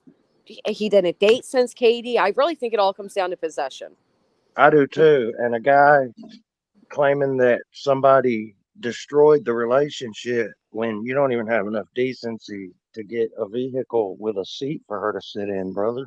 Yeah, and he I mean, must have that's told. Despicable. He must I have mean, told that's people like like I loved my Chevy C10. It killed me to get rid of it, but we needed a sedan, right? Yeah, your I Well, mean, wife, he it's must your have told people that too, because Dog the Bounty Hunter said it was a custody. Chris Madonahue said custody, and then Nick said that that Chris was a side piece. I don't doubt it. I mean, well, Katie's paying all the bills. They're probably barely scraping by, and she probably met Chris, and he's probably giving her some cash. Well, and the tip line She ladies probably told needs me, shoes, and she probably needs, panties and bras, and she needs stuff well, I that, mean, you can oh see yeah, she she was got a kid. braces once she you was know, with Chris. No one put braces on her teeth as a teenager. no. And She somebody got like that as an Seth is adult. never going to think about you need a bra. Mm-hmm. How bad a shape do you think your bra would have to be in before Seth realized that he needed to give you $40 to buy a bra? I don't know. I mean, Yeah. it's Well, and then I mean, having your baby, even your wife or the mother of your child riding in a back of a pickup in the rain, no way. despicable, despicable. right, the minute you knew she was pregnant, he should have got the proper vehicle, but he couldn't because he never worked. Yep. That's right. But He even a tip didn't. line lady said to me, "Did you know that Katie was having an affair with Chris?" Huh? That's I what had the heard tip that. line lady said. Did you know that Katie was having an affair with Chris? She was still married to Seth when she met Chris. Like, what does that matter now with his son missing? What It doesn't relevancy does matter. that Those pay? are adult issues. Why does it matter anyway? That has nothing to do with it, That's what I'm right? saying. It has nothing to do with where Sebastian is. Has nothing to, or does it? That's the problem in our society these days. Is like nobody's stupid. Everybody knows that it's better to keep both parents in the household if that's feasible. Everybody knows that. Right. So it's not like, oh, she was cheating on him with Chris and she was planning to leave him already, and maybe he deserved to be left. Maybe. I mean, I don't think it's too much of a maybe. I mean, if you look at it, she joins the military. She sees that there's men out there that are actually men, right? That were raised correctly to treat women correctly. And who could blame her for Pay their wanting a bills. family with someone like that? Yeah, someone who's responsible, someone who's respectful, She someone probably did who, a backflip the 5th day that she saw Chris show up for work in a row. Like, oh, guys yeah, show up the whole week. right. 2 incomes. Wow. We It's could really do a lot better than we're doing. And Katie's a hard worker on her own too. Like you said, she's the Right. I one But think that they're got just up. everybody wants private some help, people. I think they're private people, and they just put their nose down and they go to work and they try to save a little money, and they live a upper middle class lifestyle. Can I And ask a question? I just want to get your opinion on this. Have you gotten the feeling that possibly, do you feel that Seth was ever creeping around their neighborhood, like unbeknownst to them? I did get that feeling because he had mentioned a few times that he was always in the neighborhood. Mm-hmm. But then I remember a couple content creators asking him, like, well, were you living there? And he was like, no, not in their house. I was just kind of always kind of over that way. I would stop in and say hi. And yeah, I did Yeah. get the I thought, don't like, recall him ever saying that, to be honest. yeah, this was probably around mid to the end of March. You guys remember this, Cletus? This was back during the time before he really started saying too much negative about them. He was still kind of acting supportive, and he was kind of alluding to, Oh. you know, like I was welcome in their house anytime. All I had to do was show up. I remember him saying that, but I didn't sleep there. I don't remember that at all. I don't either. And it was right around that same time when everybody was starting to really heat up on Chris, you know, and Chris was on, I believe, Gray Hughes. And I think, remember Chris on Gray Hughes. and he said, you know, that's when he said, like, Seth is, it's like literally afraid of work. It's not, I don't think that he's lazy. He has like anxiety when it comes to like holding down a job, the schedule part of it. And so I tried to help him with that. He said, you know, I call it like he pumped his nuts up. You know, he complimented him and said, "Hey, you're a big, strong guy. Look, man, your son thinks you're a hero. Don't I don't want ruin to that, interrupt, Seth." but I'm gonna drop. All right. See you, Clue. Bye, Bye, Cletus. Have a good night. And when I heard Chris say that, that's what sealed the deal for me. Like, okay, Chris, maybe not everybody's cup of tea, but there's a heart in there. I mean, he Because was straight up. He did say, you know, I'm an asshole, I'm blunt, and I'm to the point. And he was, you know. yeah, I mean, he told it like it was. He could, you know, you can phrase stuff better always. I'm bad about that. I talk like it's the 90s. You know, it's like, matter Right. of fact, I got in Everything's so trouble a PC couple now. weeks ago because I'm bad about saying madam. You know, so like say you're at the register and we get done and you give me a change and I'll say thank you, madam. Yeah, dude, I'm with you because And this this lady whole went nuts. pronoun thing has got me flung because I won't use pronouns like that. Oh, I get what you're saying though, like the old school, like it's not PC anymore to say this or that. Yeah. yeah, I'm in the South, you know, I'm down here in Alabama. It's yes, Yeah. sir, no, sir. Yes, ma'am, no, ma'am. I do madam a lot. I do good, sir, good lady. Thank you, good lady. See, I saw some people getting upset about Sebastian calling Chris Mr. Chris. And I've No, lived that's in the pretty South normal. and I know, you know, that's respect. And it's not like a, you know, I mean, he didn't call him dad because he had a dad and he called him Mr. Chris. I But a would lot of people say didn't understand that. that probably comes from you know, he was probably calling him sir. Or it could have been, you know, maybe he was maybe getting to where he would call him dad sometimes, and maybe Chris said, "Hey, that's probably not a good idea."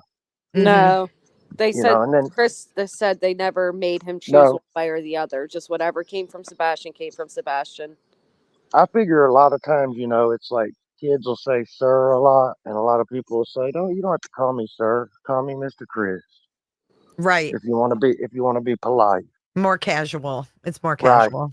See, I think for me, I understand like it's you know the Southern respectful thing. Like there's certain households I go in when I was younger, and that was Mister and Mrs.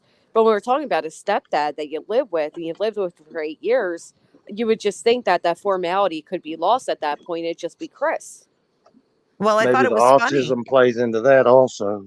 But perhaps. Yeah. what about Seth saying at his mom and dad's and slipping that a couple times?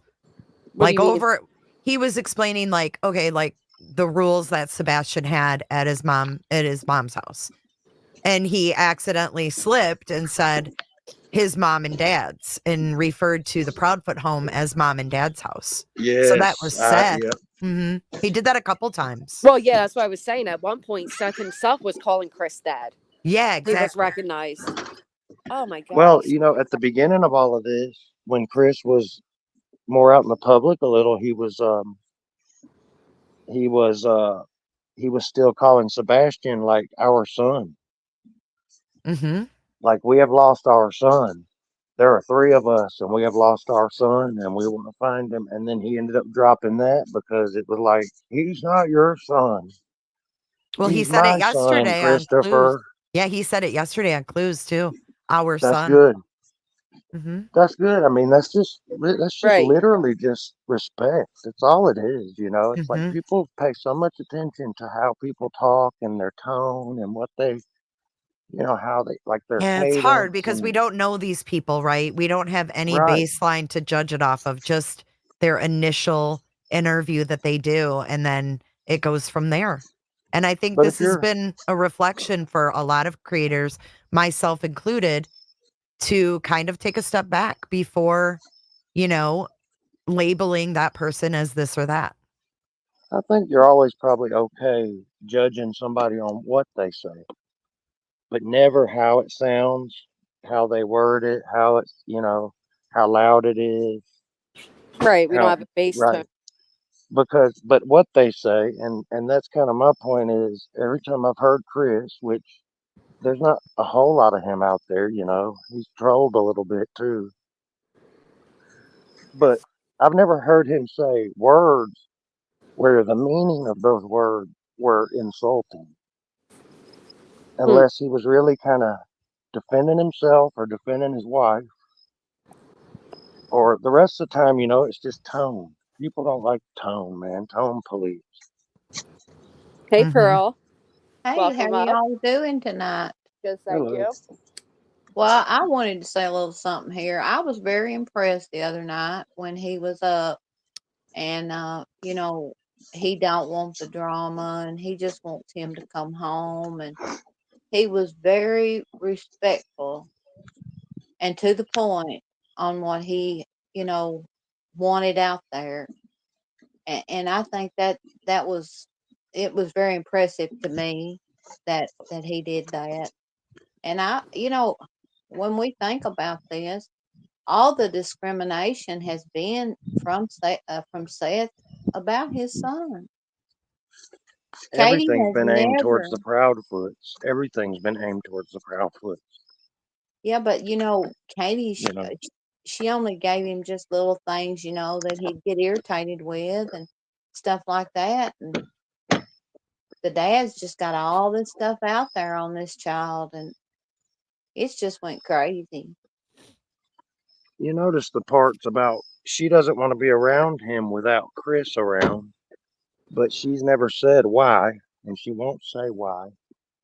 And people just jump on that's weird, he must be controlling. But nobody ever has once ever said, I wonder if it's because she's afraid of Seth. Well, Well, to be recently we fair, And have she doesn't started. want to stand up and tell the whole world that she's afraid of him because she doesn't hate him like he hates them. Katie never came out and said she's afraid to be alone with Seth. Right, that's That's what I'm just picked saying. up by She what she Seth has probably said. maybe she would never say that, She feels like it's wrong to do somebody that way. But He's then such the a world whiner. jumps on the other, right? The world jumps on like, oh, it's because Chris is controlling and she's lets him do it. And Seth goes along with that, right? Like, yeah, he's controlling her. Mm. But she could Corrected with literally Amy. she could Was just Seth one possibly time say, transporting no, I'm Amy? just afraid of him. Well, you Well, but really, they've chosen not to, right? They took the high road. They The said, high road. mm-hmm. Yes, ma'am. The Now, high let me road. ask you this, okay, Steve? Let me give you this, okay? So, throughout these interviews, it was said by Chris and Seth that they were talking and working on Katie, that Chris was working on Katie to get her to let Sebastian go live with Seth. Do Yes. you think that CP was appeasing Seth and he was able to appease him for so long, and it came to a head on that Thursday, and then Sebastian was asked, do you want to go live with him? And Sebastian said no. That's Like, do you, possible. Well, they said that. They said they all sat down Yep. together and had a conversation with Sebastian, and he did not right, want to but do go. you think that CP was really working on Katie, or do you think he was just telling Seth that he No. was working on Katie to buy time? I believe he was working on Katie. Yeah, I believe Yep. probably. I mean, I know we're on the love Chris train tonight, but I'm about to hop off for a minute. I think he wanted Sebastian out of his house. Yeah. I don't think it was I don't think it was evil intentions though. I think maybe it just like you were saying with his daughter and his ex being so toxic, Yeah. and it's Yeah. like, and maybe, The age was a tough age, right? right. I could see myself in his position being like, okay, I don't want him here, but I love him. And I could never just up and say I want him out of here. Right. Yeah. Well, that's what But I I was have saying. to kind of play through this whole ordeal, and maybe in the end it works out where he goes to Seth's for a year or so, hmm and It my was to own protect custody everybody. issues can blow over. That's Okay, kind of the way so my mind works. so if Sebastian said no, I don't want to go there, could that then give Chris motive? I Of guess course it it could. could. Of course it could. Yeah. Yeah, I guess it could. Sure. I do I mean, remember this, Chris. let's. They asked him a year ago to take Sebastian, and Seth said, I told him, let's give him a year, see if he can get his act together. Yeah, Yeah. What was I that don't all think he about? wanted him then. that's a red flag too, because why does your son need to get his act together to qualify for staying in your apartment? Like, Right. Aren't you a Well, dad? Aren't you supposed to help him get his act together? Isn't that what parents do? well, and then on the other hand, he said he was punishment. That coming at me was punishment. So it makes no sense. But yeah, I mean, there's so many weird conflicting things, which is why I know people don't like it, but I always go back to if any parents are involved, I think it would be Chris and Seth. I think, Seth is the weirdest, obviously. He's got the most changes in his story and whatnot, and he's bouncing all over the place. But also, at the same time, I mean, if we're looking at suspect, I would say Chris and Seth are on equal footing. Well, you got to think of the They're financial identical change too. suspects. If They were if both at Sebastian work, you if know. Sebastian was coming to live with Seth, the financial change that would take. And what did Seth say when he found out he was going to be a dad? Oh, I'm going to be a horrible dad. Oh, how much did he weigh at birth? Oh, not as much as the weight on my shoulders. When in all reality, he's kind of skated by, despite the time he was married and they lived in the same household, of doing the easy end of parenting, right? The weekend parenting, the Yeah. let's play video games with matching recliners and watch movies. But if Sebastian was coming to live with them, that was going to be that's a drastic change. Well, And and financially wise. And we know, you do have to wonder, why does Seth not want his son living with him? Because it seemed that way. And listen, I think he was fairly high functioning. Because it's responsibility. I think that's why. And to me, like, hey, it's an extra vacuumer, or maybe I can tell him to run and grab me a drink. I mean, I don't know. What does a selfish person think to make themselves get on board with that? I mean, a 15-year-old, if you play your maybe that's cards what it right. maybe that's what it really comes down to. Maybe it's not just that Sebastian didn't want to go live there, but maybe Seth really didn't want him to after all either. That's what I'm thinking. Yeah, that's what I've thought from the beginning, I ladies. mean, there's so many Because possibilities. not from the beginning, but from the first day when he said, oh, he was going to come live with me. And I said, maybe next year. That sealed it in my mind right there, because I hired 4 attorneys to get my kids living with me, uh, primarily. And Well, so, I yeah. mean, any dad, I think you just drop it in their lap for free. There aren't many, unless they just admit they're deadbeats. There aren't many dads that aren't just going to like jump on that. I would probably have to tell Unfortunately, I think there's myself, far don't more say that like, yes, I'll take it. Like, calm down and act like you're doing them a favor, Steve, because you're going to come off like, yeah. but inside I would be like, yes, answered prayers. I think Sebastian was just going to be a problem for him. Kids are a problem. They are. I raised one by myself, You and know, I raised him since he was 3 months old. We were married and been married 4 years, and his dad kids never are a knew. problem. Well, I we got know a, that Sebastian had difficulties by Seth himself admitted it. All the parents admitted it. Add in the autism and his chromosome and, Seth saying he didn't get the proper therapy. And, he came with some baggage that you really have to have the patience, the time, the dedication. And despite what people say about Katie claiming she never bonded with him and whatever, whatnot, Katie, when you listen to her talk, she was very involved in his Yes, she therapy was. and everything. She was very on board. Yeah, And I all know this, she like, AJ was. or she's lazy, and we think she's an alcoholic, and blah blah blah. bullshit. You listen, her house was clean, folks. Like, it's not one of those deals where you live like an alcoholic, and then your son comes up missing, and news is coming tomorrow at 3. You can't get it looking that way. No.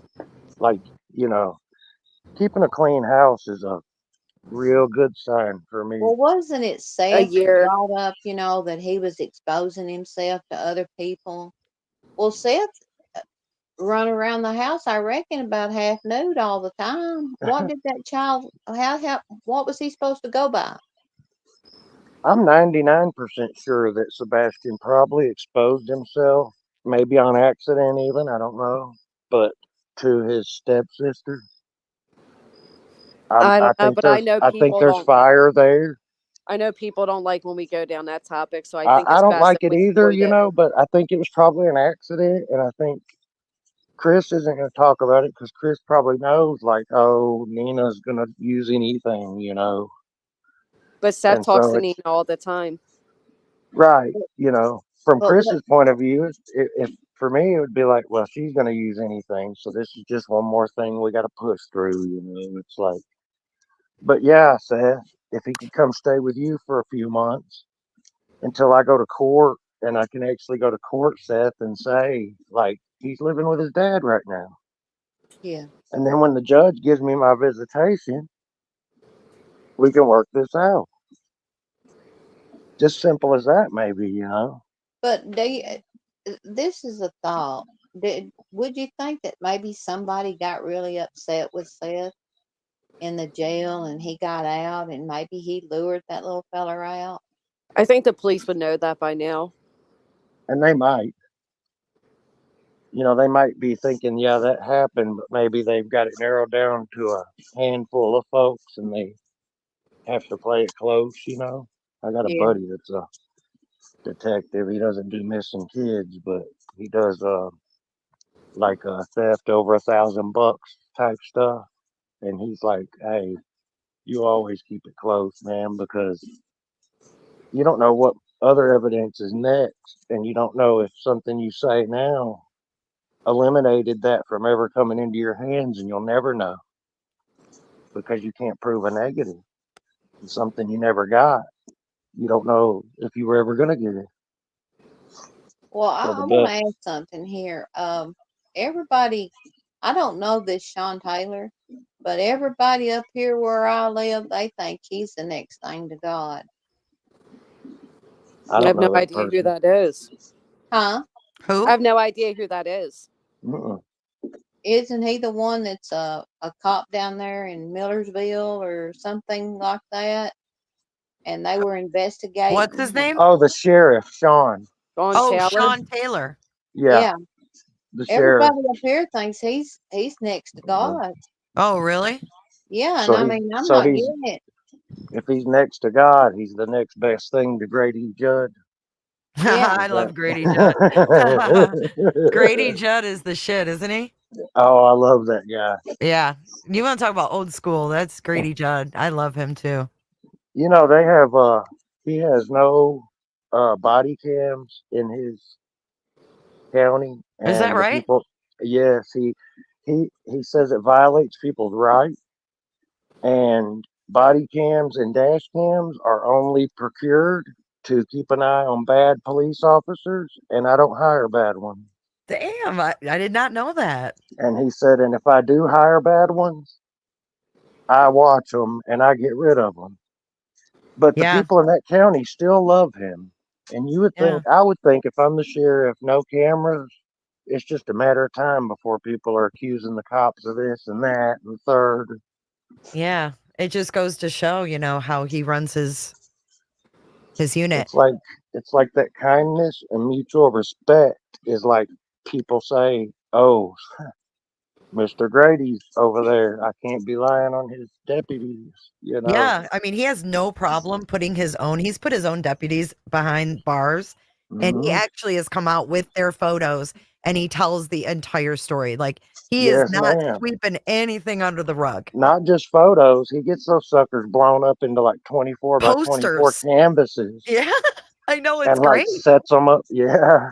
He did it to his own deputies, though, that broke the law, and Yes. he made an I example saw out of them. recently he locked his own deputy up for stealing 40 something dollars That's great. He doesn't put out up with of, any kind of bullshit.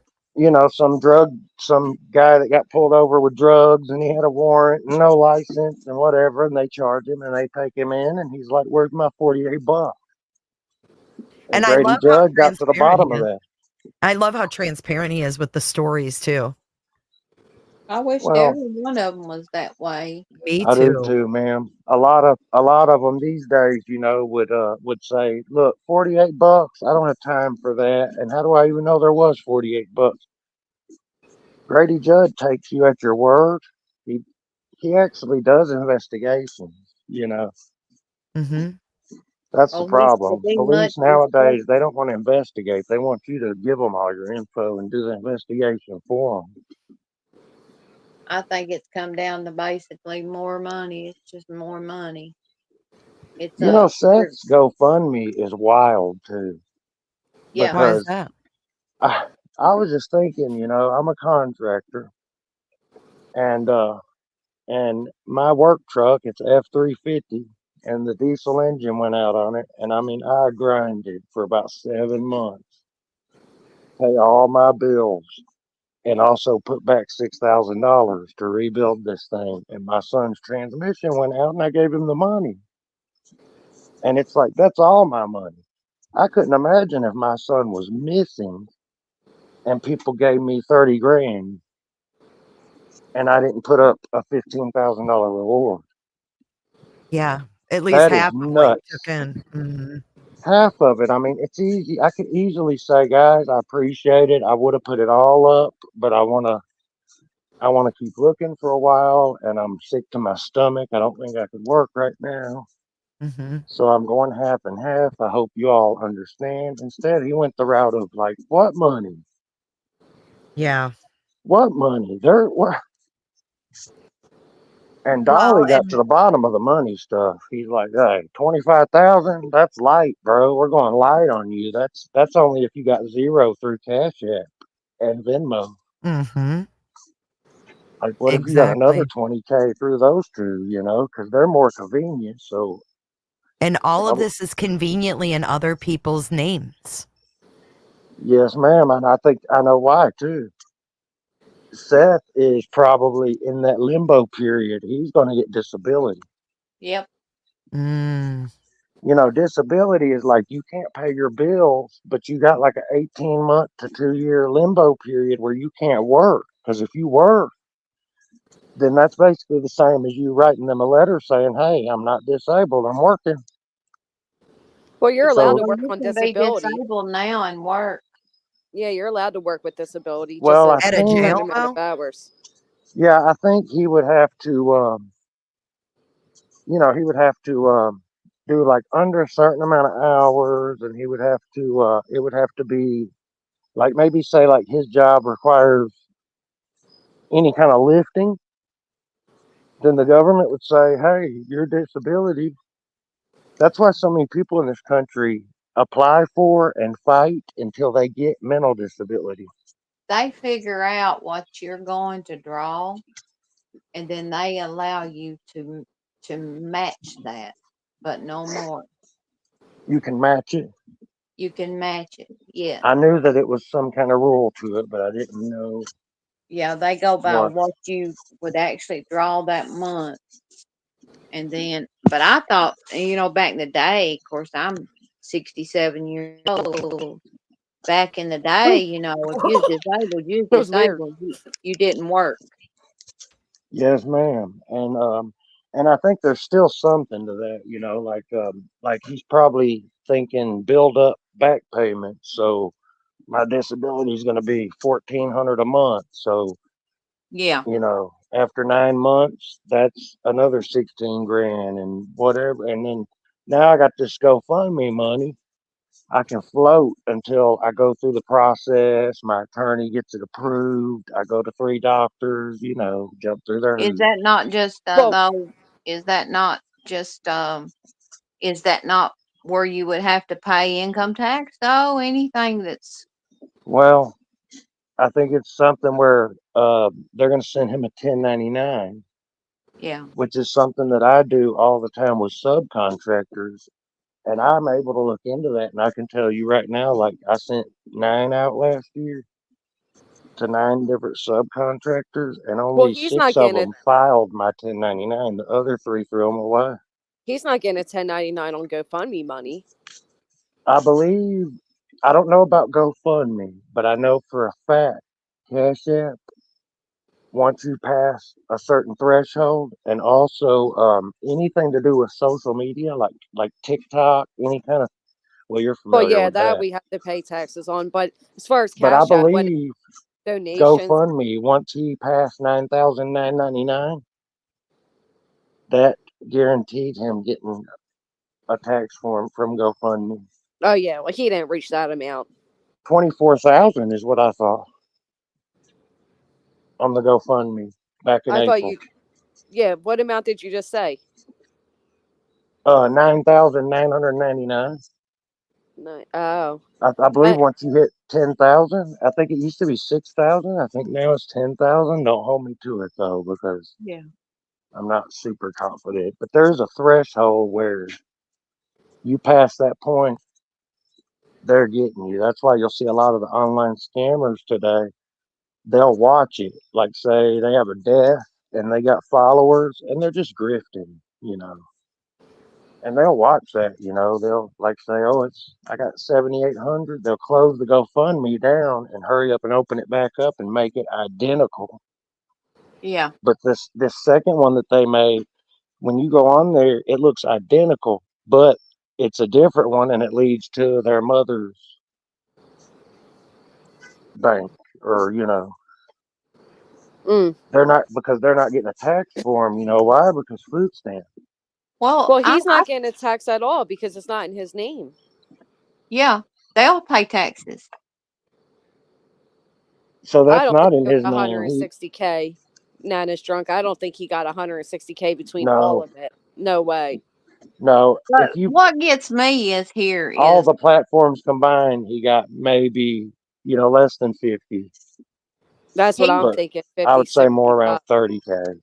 Do you why did remember when he he complained about his rent going up too? Yes. And then you got Hung over there now saying like he's getting ready to lose his job, and so they're already setting up that tone too, where we Oh all know yeah, it's he had always it going with to be a a sob must. story. Well, how did he know that he was going to have to be off this long? I mean, that child could have been found He in don't 3 days. he don't have He to be didn't off know. this long. He's He didn't choosing to be care. off this long. He didn't Chris and know. Katie were He was getting working. ready to quit the job anyways, is what I believe. I believe Why? he'd already got fed up with the job a few months earlier, and he knew that he couldn't just quit. And if he's not involved in this, if anything else, it gave him an excuse to Yeah. Mm-hmm. to dump the job. And the only reason he's still hanging on there is because he didn't know how long he was going to need off. So it's like your son's missing, so take it day by day. Well, So we Right. all know Seth the didn't next Plus, like it's thing to the keep, union, and sheriff it's very knows, yeah, difficult to get fired from a union job. and he Yeah, well, didn't you're like to lucky. keep employment, right? Like we already know he had a hard time keeping employment, lasting long at any job, yep. So yeah, like you said, he may have just been looking for an out with it. Yeah. Also, where he lives in Tennessee, that job that he's got, it is nothing but a paper application and a questionnaire. No Believe physical that. anything. I think we looked it up one time and we kind of seen that. Yes, ma'am. I got an old contractor. It used to be a contractor that moved up to Tennessee, and he worked in a jail for a while. Occasionally, I guess they do kind of like grab the good ones and they'll move them out of the jail into the community. But then they have to complete some things because they don't have it by working in the jail. It's like a whole separate requirement.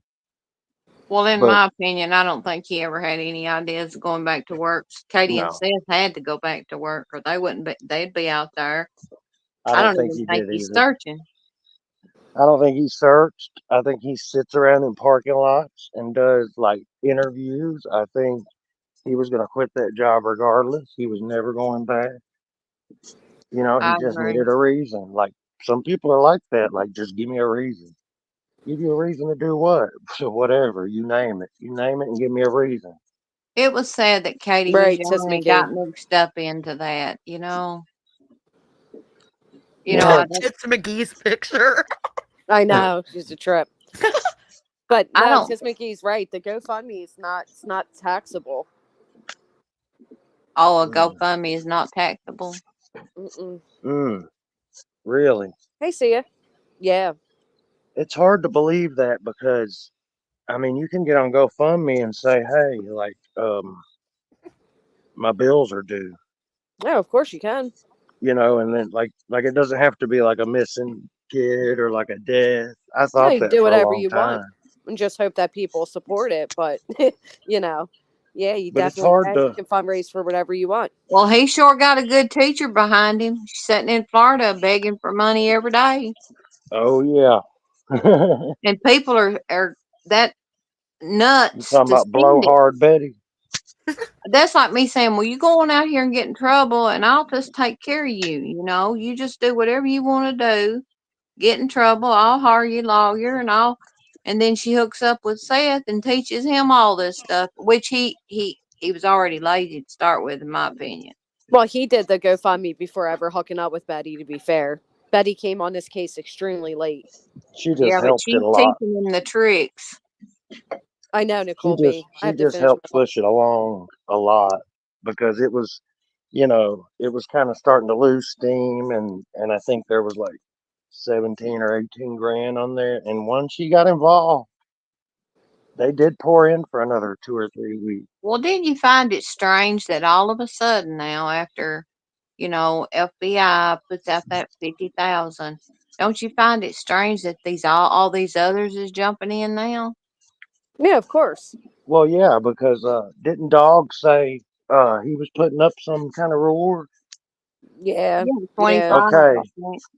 here's the deal with that. He ain't putting up no reward because there's always a way out of paying it. But Well, see, they he's did been that a in the bounty last hunter case. for so long. He knows that there's a way for him to get out of ever paying a reward. There's loopholes.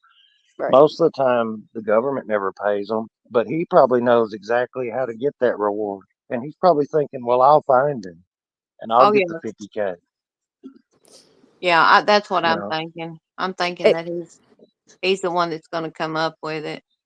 This is the same thing that, so with the GoFundMe, same thing's happening right now with the blip boards. They're donations. They're not taxable. that's crazy. And then even if it were, and I know people are like, well, this is illegal. Well, no, really it's not, because if I'm to claim taxes on that, then I'm going to claim it all. I'm going to write it off as my charity. That was donations. There's no way they're not going to pay taxes on that. Yeah, that's crazy Unless, because TikTok calls them donations, right, that's what I'm saying. They are. but They're they donating. send the 1099 though. Well, you're right. But that's also TikTok. You have memberships and ad revenue and shit too, They right? are Chinese. I mean, Well, you I know, need to ask one more question and I'm going to get off of here. Where did Hong Dong come from? Is that a trick question or no? He's No. always been Nick's right hand. Oh, has he? Because He's I mean, he popped up, and then I hear about this this won't work. Nick Hat, and I don't know neither one of them. Well, they were friends with JLR, co-workers. Nick and JLR were co-workers under the same media umbrella one time, and when Daniela Cavalcante came around, so Nick and Hong live in my area. One of these days, I'm going to go catch them walking around the park. I'm going to film behind them as they're walking around with tape on their mouths, looking like clowns. I thought he had a mask on. He put tape on. Why? Because he's a clown. He's saying he was muzzled by the Proudfoots, but he wasn't muzzled by the Proudfoots because he's a fucking liar, just like they all are. And it was a way his views went down. His views were good, and then we all didn't pay him attention. They went down, and he came out with the antics of the. Anyway, Jay disagrees a lot with everything because she thinks there's deeper to it, which I can see. So we'll move past it quickly, but they're just basically, they're two goofballs that seen a lot of influx in views and revenue when they were following JLR steps with Danilo Cavalcante. They were living their best life. They were definitely bringing in, I know without a doubt, they were bringing in close to what I believe JLR was at that time, which is close to 20,000 a month with Danilo Cavalcante. I'm not even exaggerating. I'm not joking. I'm being dead ass serious. That is no doubt how much they were bringing in. And I think that their actions slowed down. They saw JLR was killing it with this case. They saw primarily most of the true crime community was speaking of it. So they came out with their dramatics to get seen on the scene so they can make a couple dollars off of it. And now they're over there pushing. They're not just on YouTube. They're on X. They're on Facebook. They're posting all of them because that's how you make the most money. Are they searching? No. They're They're walking just around looking they're just stupid. grifters, man. You know, like this society nowadays is chock full of grifters. They actually got a name for it. It's called a TikTok society, they call it. We're in a Oh, TikTok society. you're deep in a You know. rabbit hole with the TikTok people.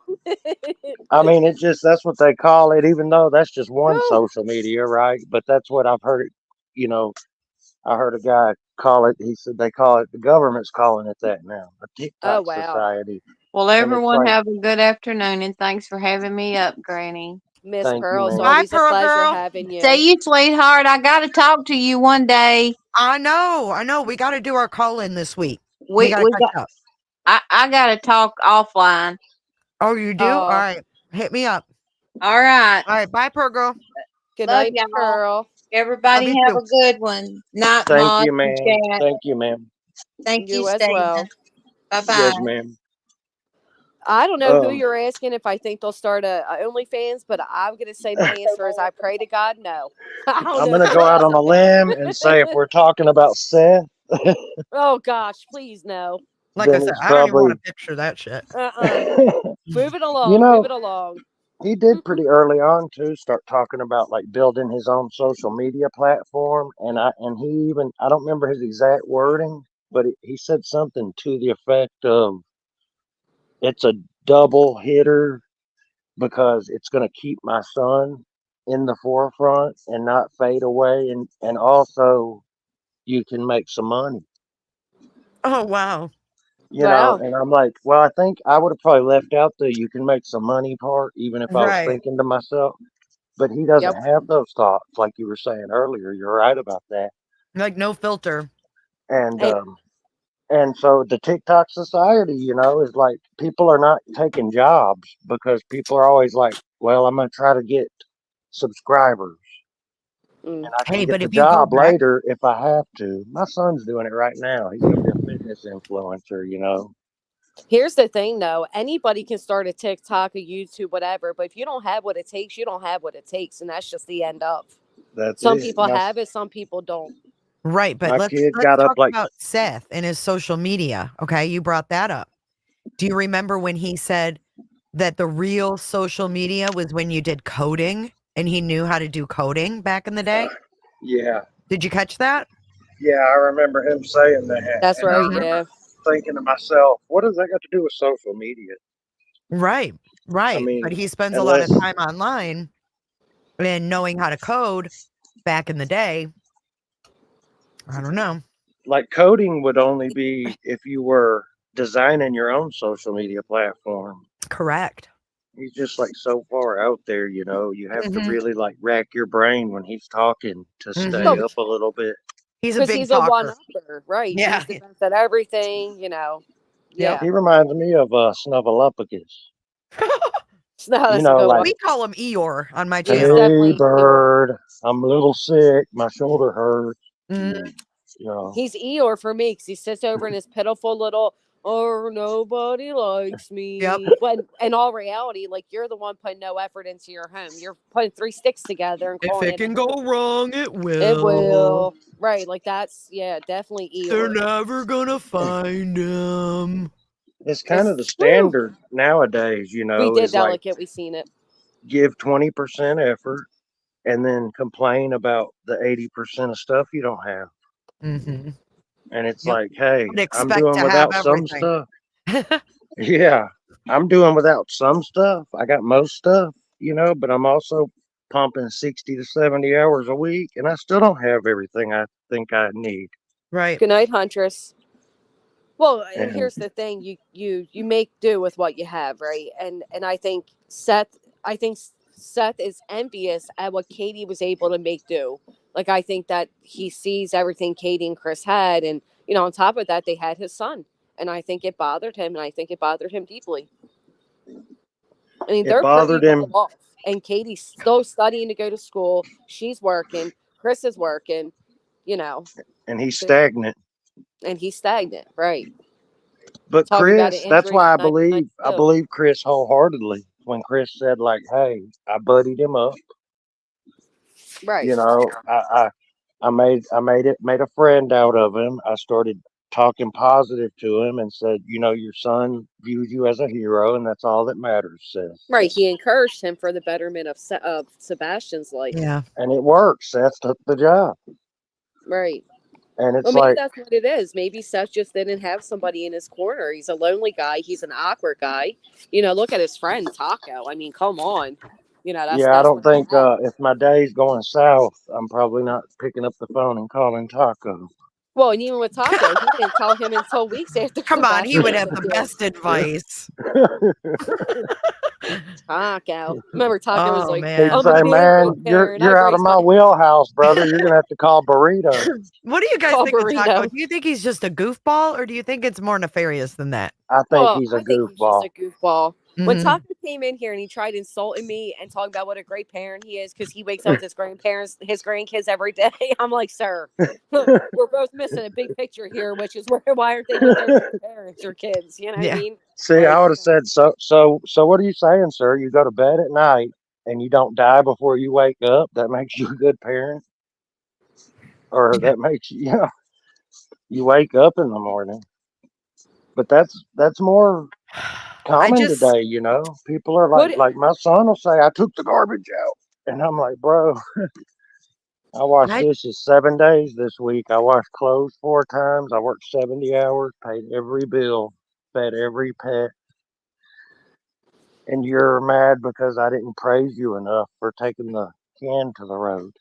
Yeah, well, some people need a little You more know, encouragement, But Nana's love, I'm sorry you feel the way you do, Grace Watch, and hopefully one day you'll hear the whole truth with documents. I pray my daughter doesn't die. I haven't commentated on that, and as a mother, I 100% understand why you feel the way you do and don't want your daughter to die. And I can't say I I want to don't feel want exactly how anybody's you daughter to feel. die. So I don't know what you think I feel about your daughter's case, but I haven't commentated on it, so I don't know what has you upset, but I'm sorry you feel that way. were we talking about the death No, penalty or something? No, Oh, no, because I got up for I, a minute. I didn't know if I missed something. I no, I think don't I know can where that speak for came these from. ladies as well when I say that we Hmm. don't want anybody's daughter to die. I don't want anybody's daughter to be sick. Yeah. I don't even want your daughter to be sad, man. Well, this is I want about a everybody. popular case. Yeah, it's Well, yeah. there's a story to it. And If one of my mods can grab it, Jen Hoffa, I was trying to get it off my phone, but my service isn't working right. I absolutely I'll want get the it. channel dropped. Well, ladies, I appreciate you letting me get on here and blab for a while. It was nice And talking to you. Yeah, yes, I think it's ma'am. the second time that we've spoken. Yes, ma'am. I did and a few months ago. Yeah, it's always a pleasure. I know the chat really enjoys you. You Well, have a great sense of humor and a lot of what this community needs from a man on here. So Well, I like well, hearing your insight too. We don't get a super whole lot nice. of men on panels, so Exactly. That's what I meant when I said yeah. that. I sounded very sexist there, but that's exactly what I meant. A well, man's perspective from a true gentleman, an actual man is great. I'll I try to just put pop Kodo in in the chat. when it's available, and Thank you. I'll send you a couple super chats like I did today, and then I'll hop on. You know what, Mr. Steven? All I need is a thumbs up and a hey, can you drop me the link? Yes, ma'am. Well, I'll That do is it my all we way need. too. Well, that's always appreciated as I'll well. give you a little something. Thank Yes, A little ma'am. Like a little something, something. I'll throw you a little something. Yes, ma'am. But I got to hang 28 sheets of drywall before the morning, Oh so damn. Oh, bless it. Well, get I got a busy. lift. But I'm gonna get in here and start cranking them. So You get the cranking. Have a great night. yes, ma'am. I'm gonna keep listening until you guys finish. So Thank you. Nice talking to Thank, you. Have a good night. thank you. Yes, ma'am. Both of you. It should be in here as well, but it's Chronicles of the Oblivious. Type in Chronicles of the Oblivious and then type in BHB. It'll pop right up. He's that was refreshing. It's always nice to hear new voices, and especially For there's not a sure. lot of men viewers or call-ins. That's always great. Yeah, I think he made a lot of sense too. It sounds like he's Absolutely. done his homework watching everything that's out there for sure. That's always great. For sure. It's been a great stream, Granny. It has. I'm a little upset that Nana's a little upset. I don't know what I said to spark that, and it's kind of bothering me because also Emmy Joe is Julia the dog handler, and Brittany J knows it. Everyone tries telling her in chats and she ignores you or blocks you. Do you ever hear that one, Jay? Mm-mm. She didn't sound like Julia on the panel. No, and I've spoken to both. I don't know if I believe that one. Hey, that didn't sound like Julia to me at all. It sounded just like Nana, Yeah. if anything. No, and she's been around, as far as I know. She's been around. So I don't know. Emmy Joe's like been around for a long time.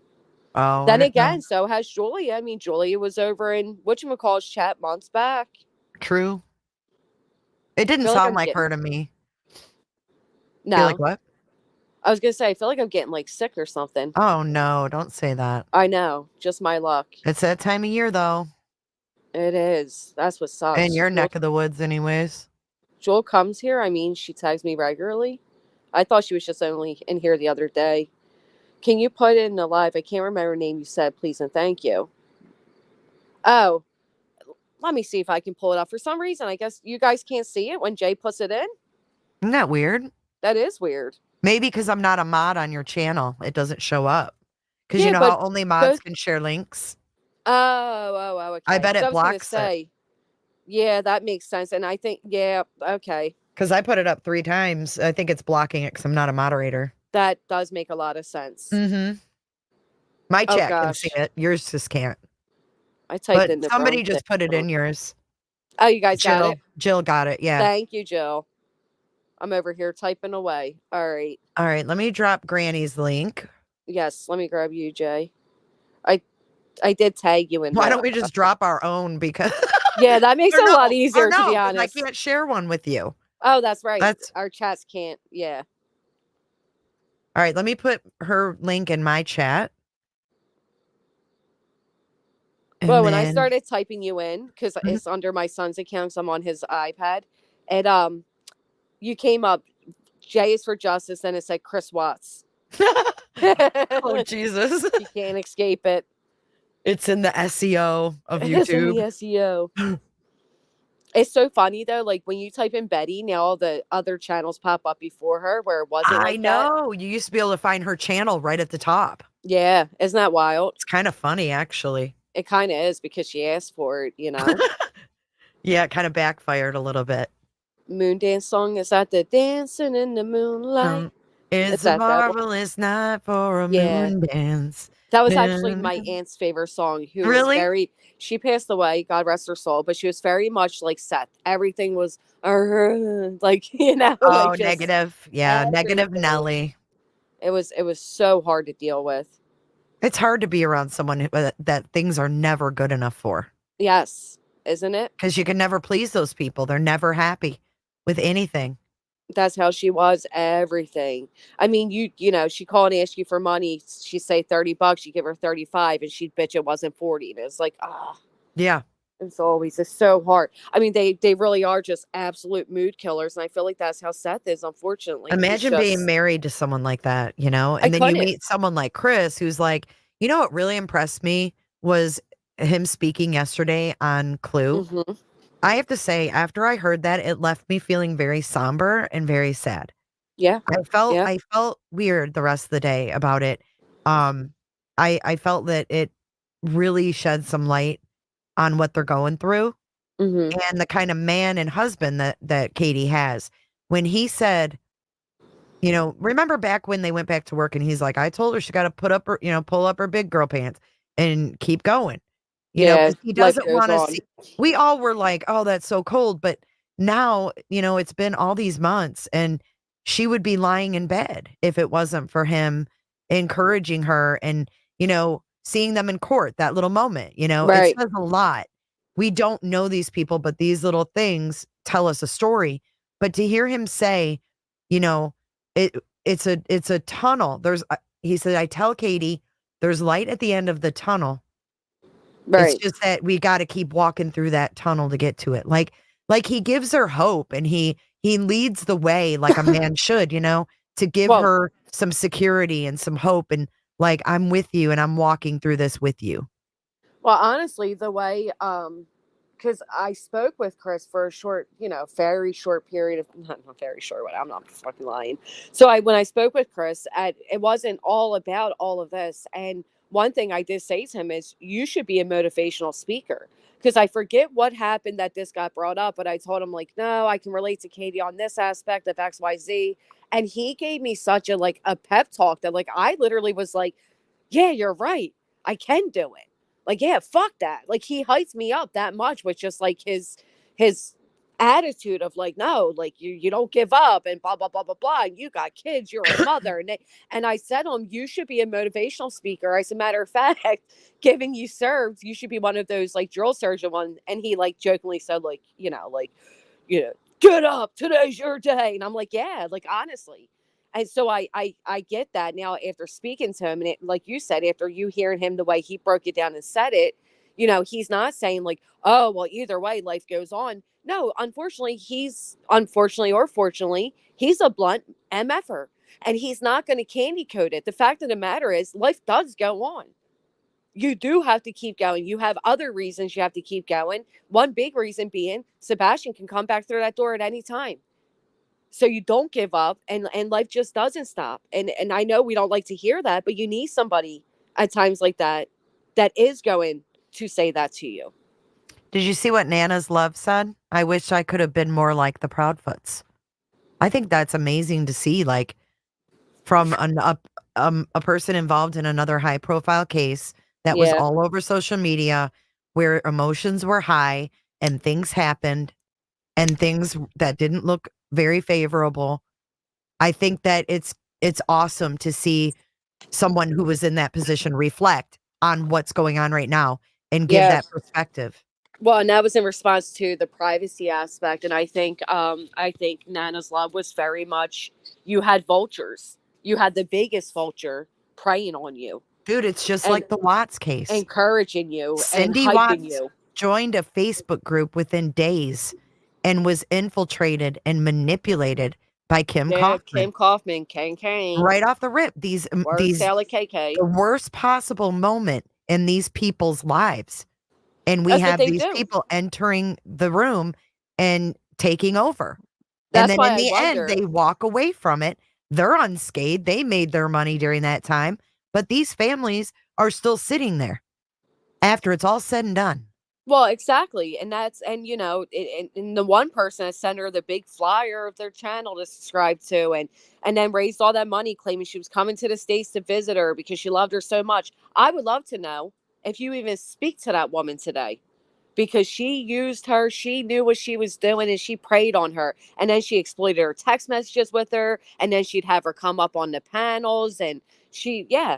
And It's so exploitive. Yeah. that's what I think Tony did to Seth. And I know people are like, well, you know, no, but yeah, I still feel like Seth or not, he has to be like Tony, just the right piece of shit to come in and encourage Seth's piece of shit side, instead of somebody like Chris who would tell Seth, sit down, relax, do what the police tell you. Tony's like, oh, did you hear this asshole said this on YouTube? We got to confront it.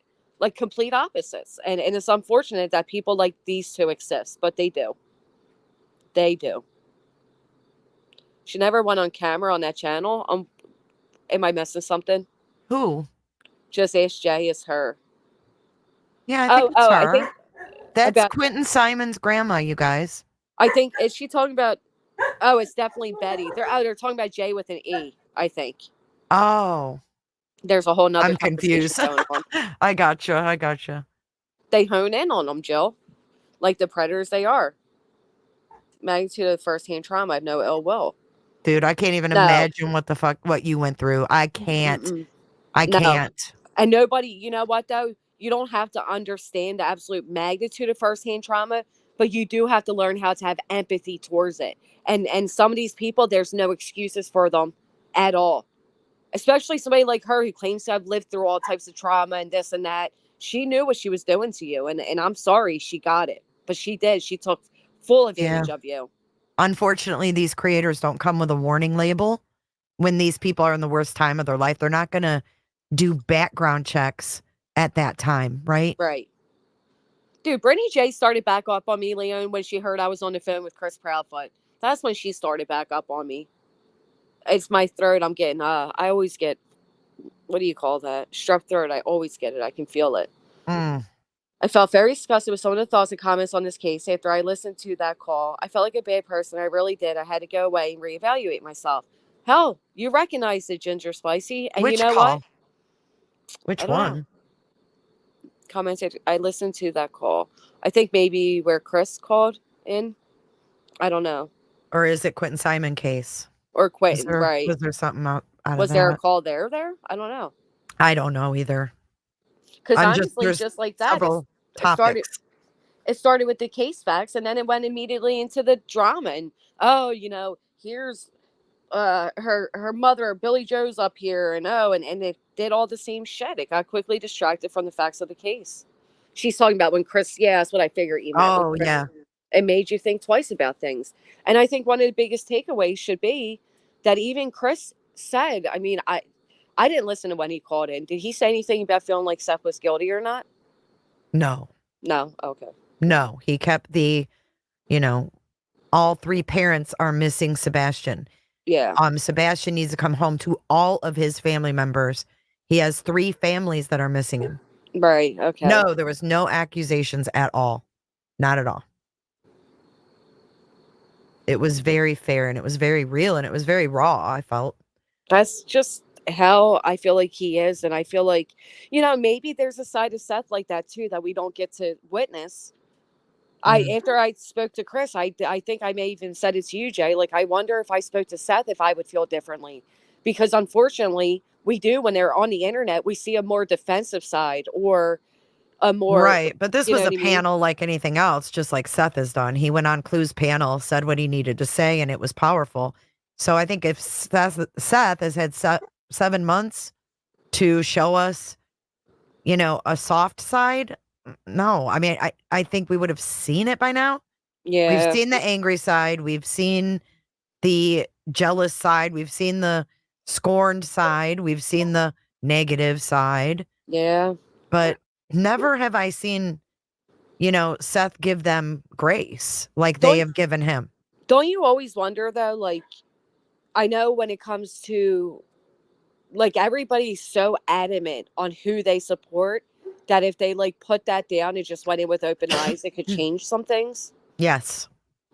And it's unfortunate though, because the sides are like so strongly like, it's gone so far. Like us being in the lab. Oh, fuck you guys go after Seth, blah, blah, blah, blah, blah. And it's like, whoa, did you ever take a minute to listen to what my explanation is for why I dislike Seth? Because it was never that he harmed Sebastian, or I think he had to do with his disappearance.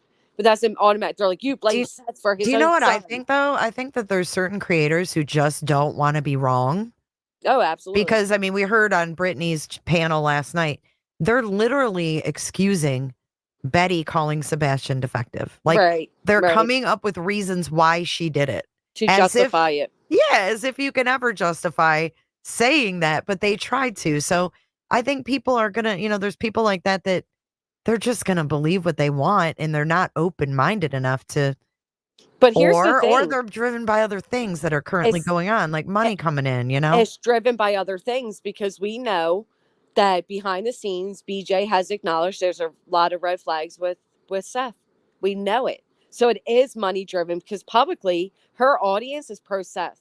And I seen her a few times like attempt to kind of like touch the waters to see how they would react, and it didn't go well. So she's going to ride that train all the way in and ignore every red flag she sees at the end because it's all for the money. I agree with that, dude.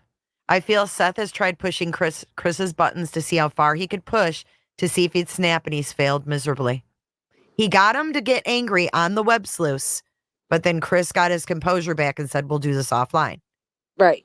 And at that point, he's accusing Chris's parents of having Sebastian, who want to get fucking angry. He's like, I yeah. just spoke to you. Why don't you call them? Yeah. He said, I would have been just as I would have angry. been pissed too. But he is. I mean, I think he's been trying to push those buttons, just like when he went off and said, you people shouldn't be around kids. This is your fault. To Katie and Chris, Mm-hmm. You're right. He went so quickly, so hard at them that it was like, They've always given him grace. Yeah. Yeah. I've always said, you don't think Katie come out here with some horror stories on Seth? But I had a feeling that she knows, they knew he'll show himself. Oh, that sucks, Spitfire. Well, Jay, it's been an absolute pleasure. But my laundry is done. And my battery has ran out. Oh, Jesus. I know. It's going on 7 hours. This is nuts. Well, it was a very good conversation. Different voices, different perspectives. It was nice. It always is. We covered a lot of stuff, too. So yeah, we did. It was great. All right, girl. Thank you, chat. Thank you, moderators. Thank you, everybody. Again, here's Jay's link. If you're not subbed over there, go sub. And if you are subbed or not subbed, whatever it may be, go hit the thumbs up. Let's share the love. It's a free way to... Jinx, we did it at the same damn time, Jay. I know. Look at that. Anyway, it's a free way to help show support. Makes all the difference. Helps with the algorithm. And yeah, thumbs up are very much appreciated. So please, if you wouldn't mind, take a moment to slip over and go show some love over there and spread the love, my friends. Spread the love. Ditto. I may not be live tomorrow morning, so I feel my throat just closing in on fire. I hope you don't get full-blown sick. So go get some rest. Yeah, I feel Drink some tea. That's all I drink is sweet tea. Sweet tea. I do need some hot tea, though. Yeah. I don't feel like fucking... And stop talking for the rest of the night. Just... I talk too damn much. Oh, man. I just know that strep is like swallowing glass. I hope you don't get sick like that.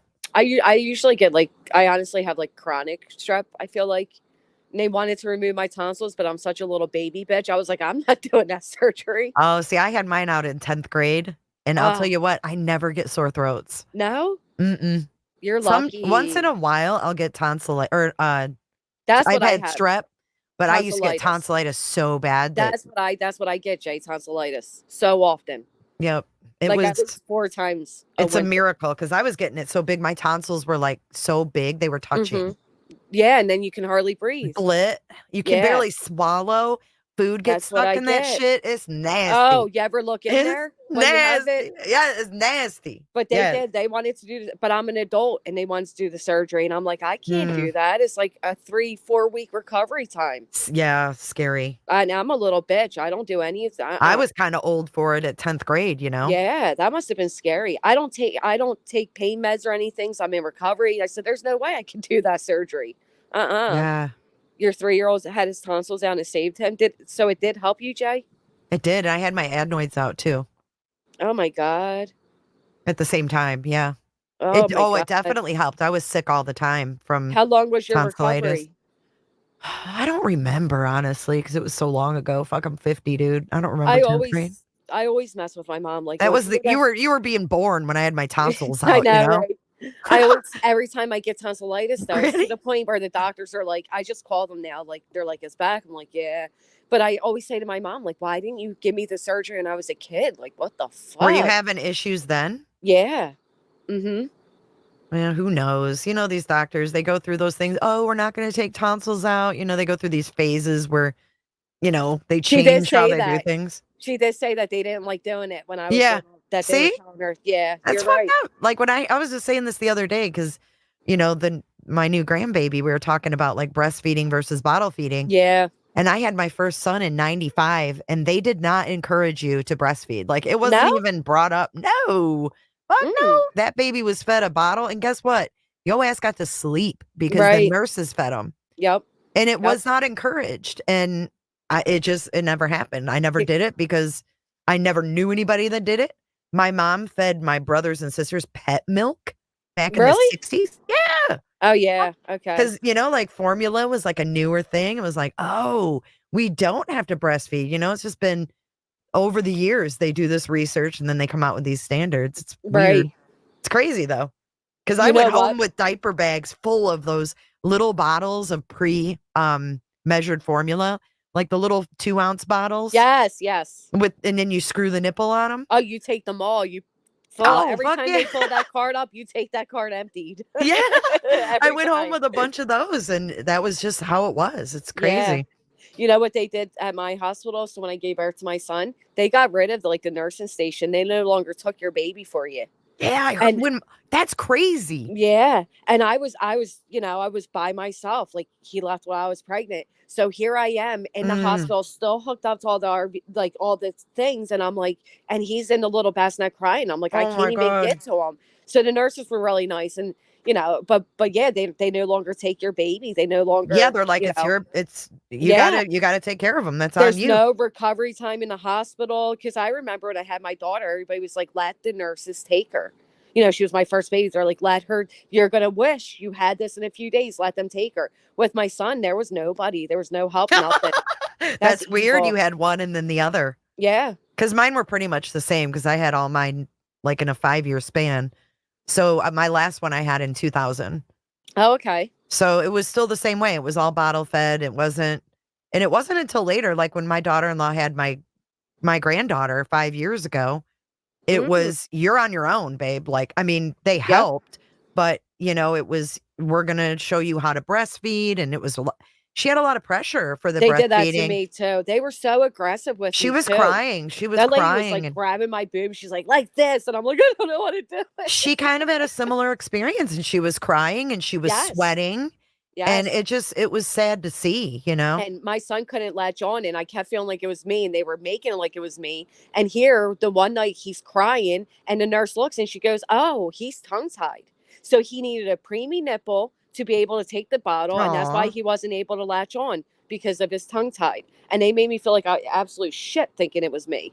Yeah. And that's tough when you're a And new I'm like, mom why and you feel won't- like you can't Yeah. take care of your new baby. And he couldn't even really drink from the bottle either. And I'm like, what is wrong? And then here, all he needed was a preemie bottle nipple. And it's because he was tongue-tied. Tattoos says check your text.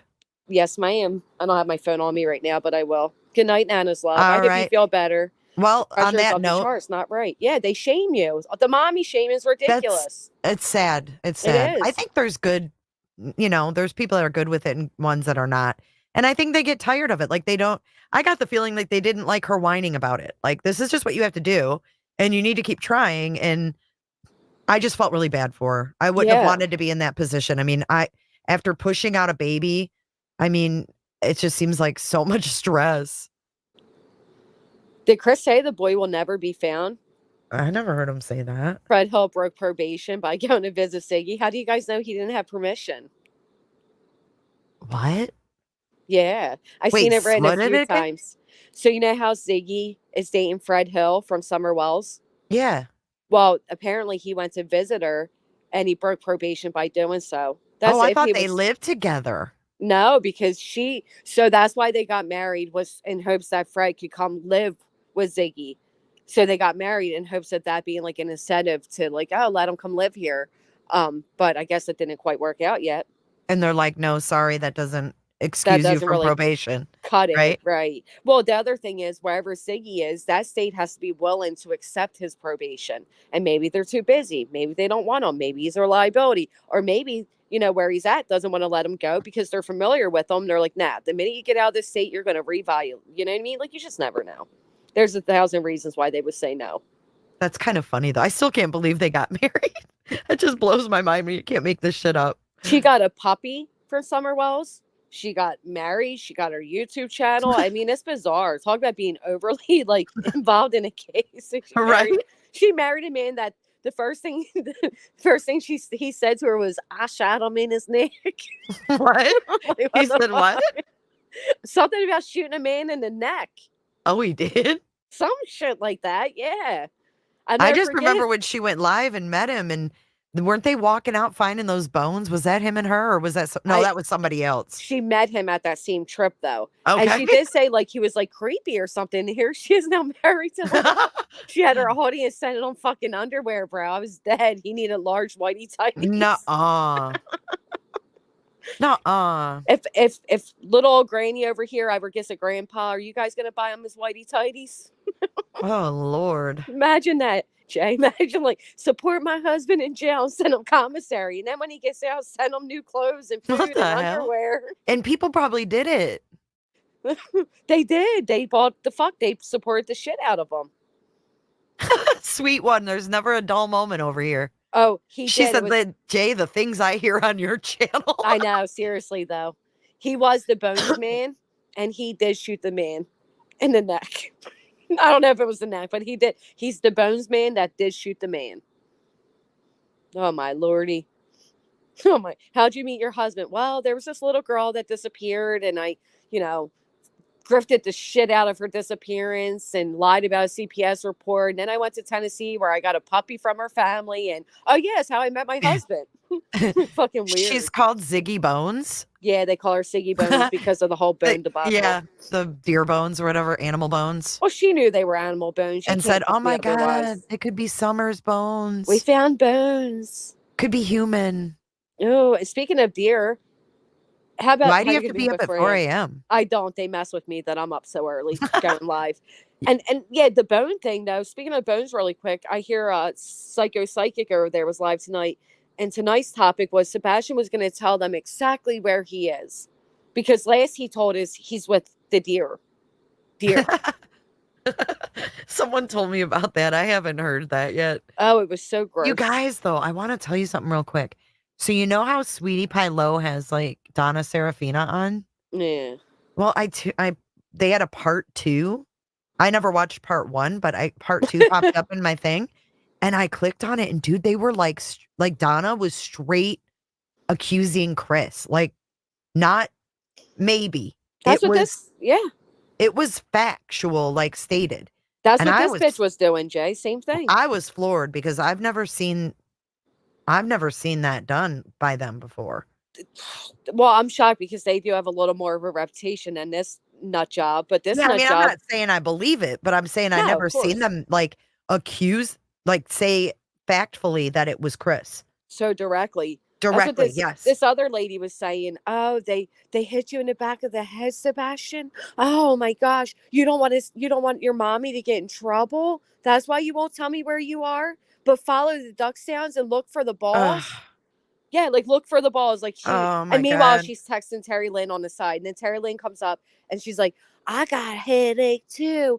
And the lady's like, "That's because Sebastian's here with us." Oh, it was so cringe. Ew. So cringe. I don't like that. And that's supposed to be Seth's like friend. Like he's part of that channel. Like, ew, how dare you sit here and like, say with confidence that this young man is dead. How dare you? Well, his grandmother's over there doing the same thing. Oh, well, saying fuck her too. He then. hugs our puppies every night. We talk to Sebastian every day. She was in the chat. No. Yeah. Robin saying this? Uh-huh. I'll send you the video. Yeah. That's horrible. And her comments were getting pinned. That's how we could see them all. Oh, she has you blocked too? Who, Robin? Yeah. Yeah, the psychic I girl never was seen her. pinning them. Wow. How do you explain that when Sebastian comes back? Oh, it was your spirit. Like how do you explain that? I don't know. It's gross. Why would you even want to like think of the possibilities? There's 1,000 possibilities of Sebastian being alive, and they're gonna. Oh, come on. I mean, even Don Wells said that maybe Summer's in a basement chained up somewhere. Yeah, that was weird. And then he said something about Sarah and the. Right, but he didn't Whatever. even make her dead, and we're talking Don Wells. Right. And he made her alive, and we got Right. You're right. Seth You're out right. there. This is a recovery. Robin was asking about a boat motor weighing him down. Oh my God. I didn't see that. This the same grandma that says he called me and told me about abuse, but I made a promise. Shameful. You do the complete opposite with your kids and grandkids. You tell them they can always come to you, but the minute that's never a secret. It's never a secret. Jesus, my granddaughter's only 5, and I told her you can tell Yami anything, anytime, and she's like, "Okay, Yami." Yeah. But I'm gonna pound that in her head because I want her to I want to be that person for her. Right. You look at Maddie Soto; she had nobody. Nobody. Nobody. All those roommates in there. Have you listened to any of that? I listened to a little bit today, Oh, the one roommate. But did you I see where mean, Jennifer said her biggest fear was? dude, yes, the Fuck Woody you. Allen thing. Mm-hmm. Wow. Yeah, that was sick. Oh But yeah, all Bonnie, you those didn't know about roommates in that? that house, you know? Yeah, nobody knew what was going on, and she's in the bedroom with Stefan. Nobody knows. Yeah. Well, the roommate said in the one interview, not the Spanish speaking roommate, but the other one, I think her name's Natalie. She said that there was a night she walked upstairs to her room and Maddie was in bedroom 4 with Stearns playing Atari.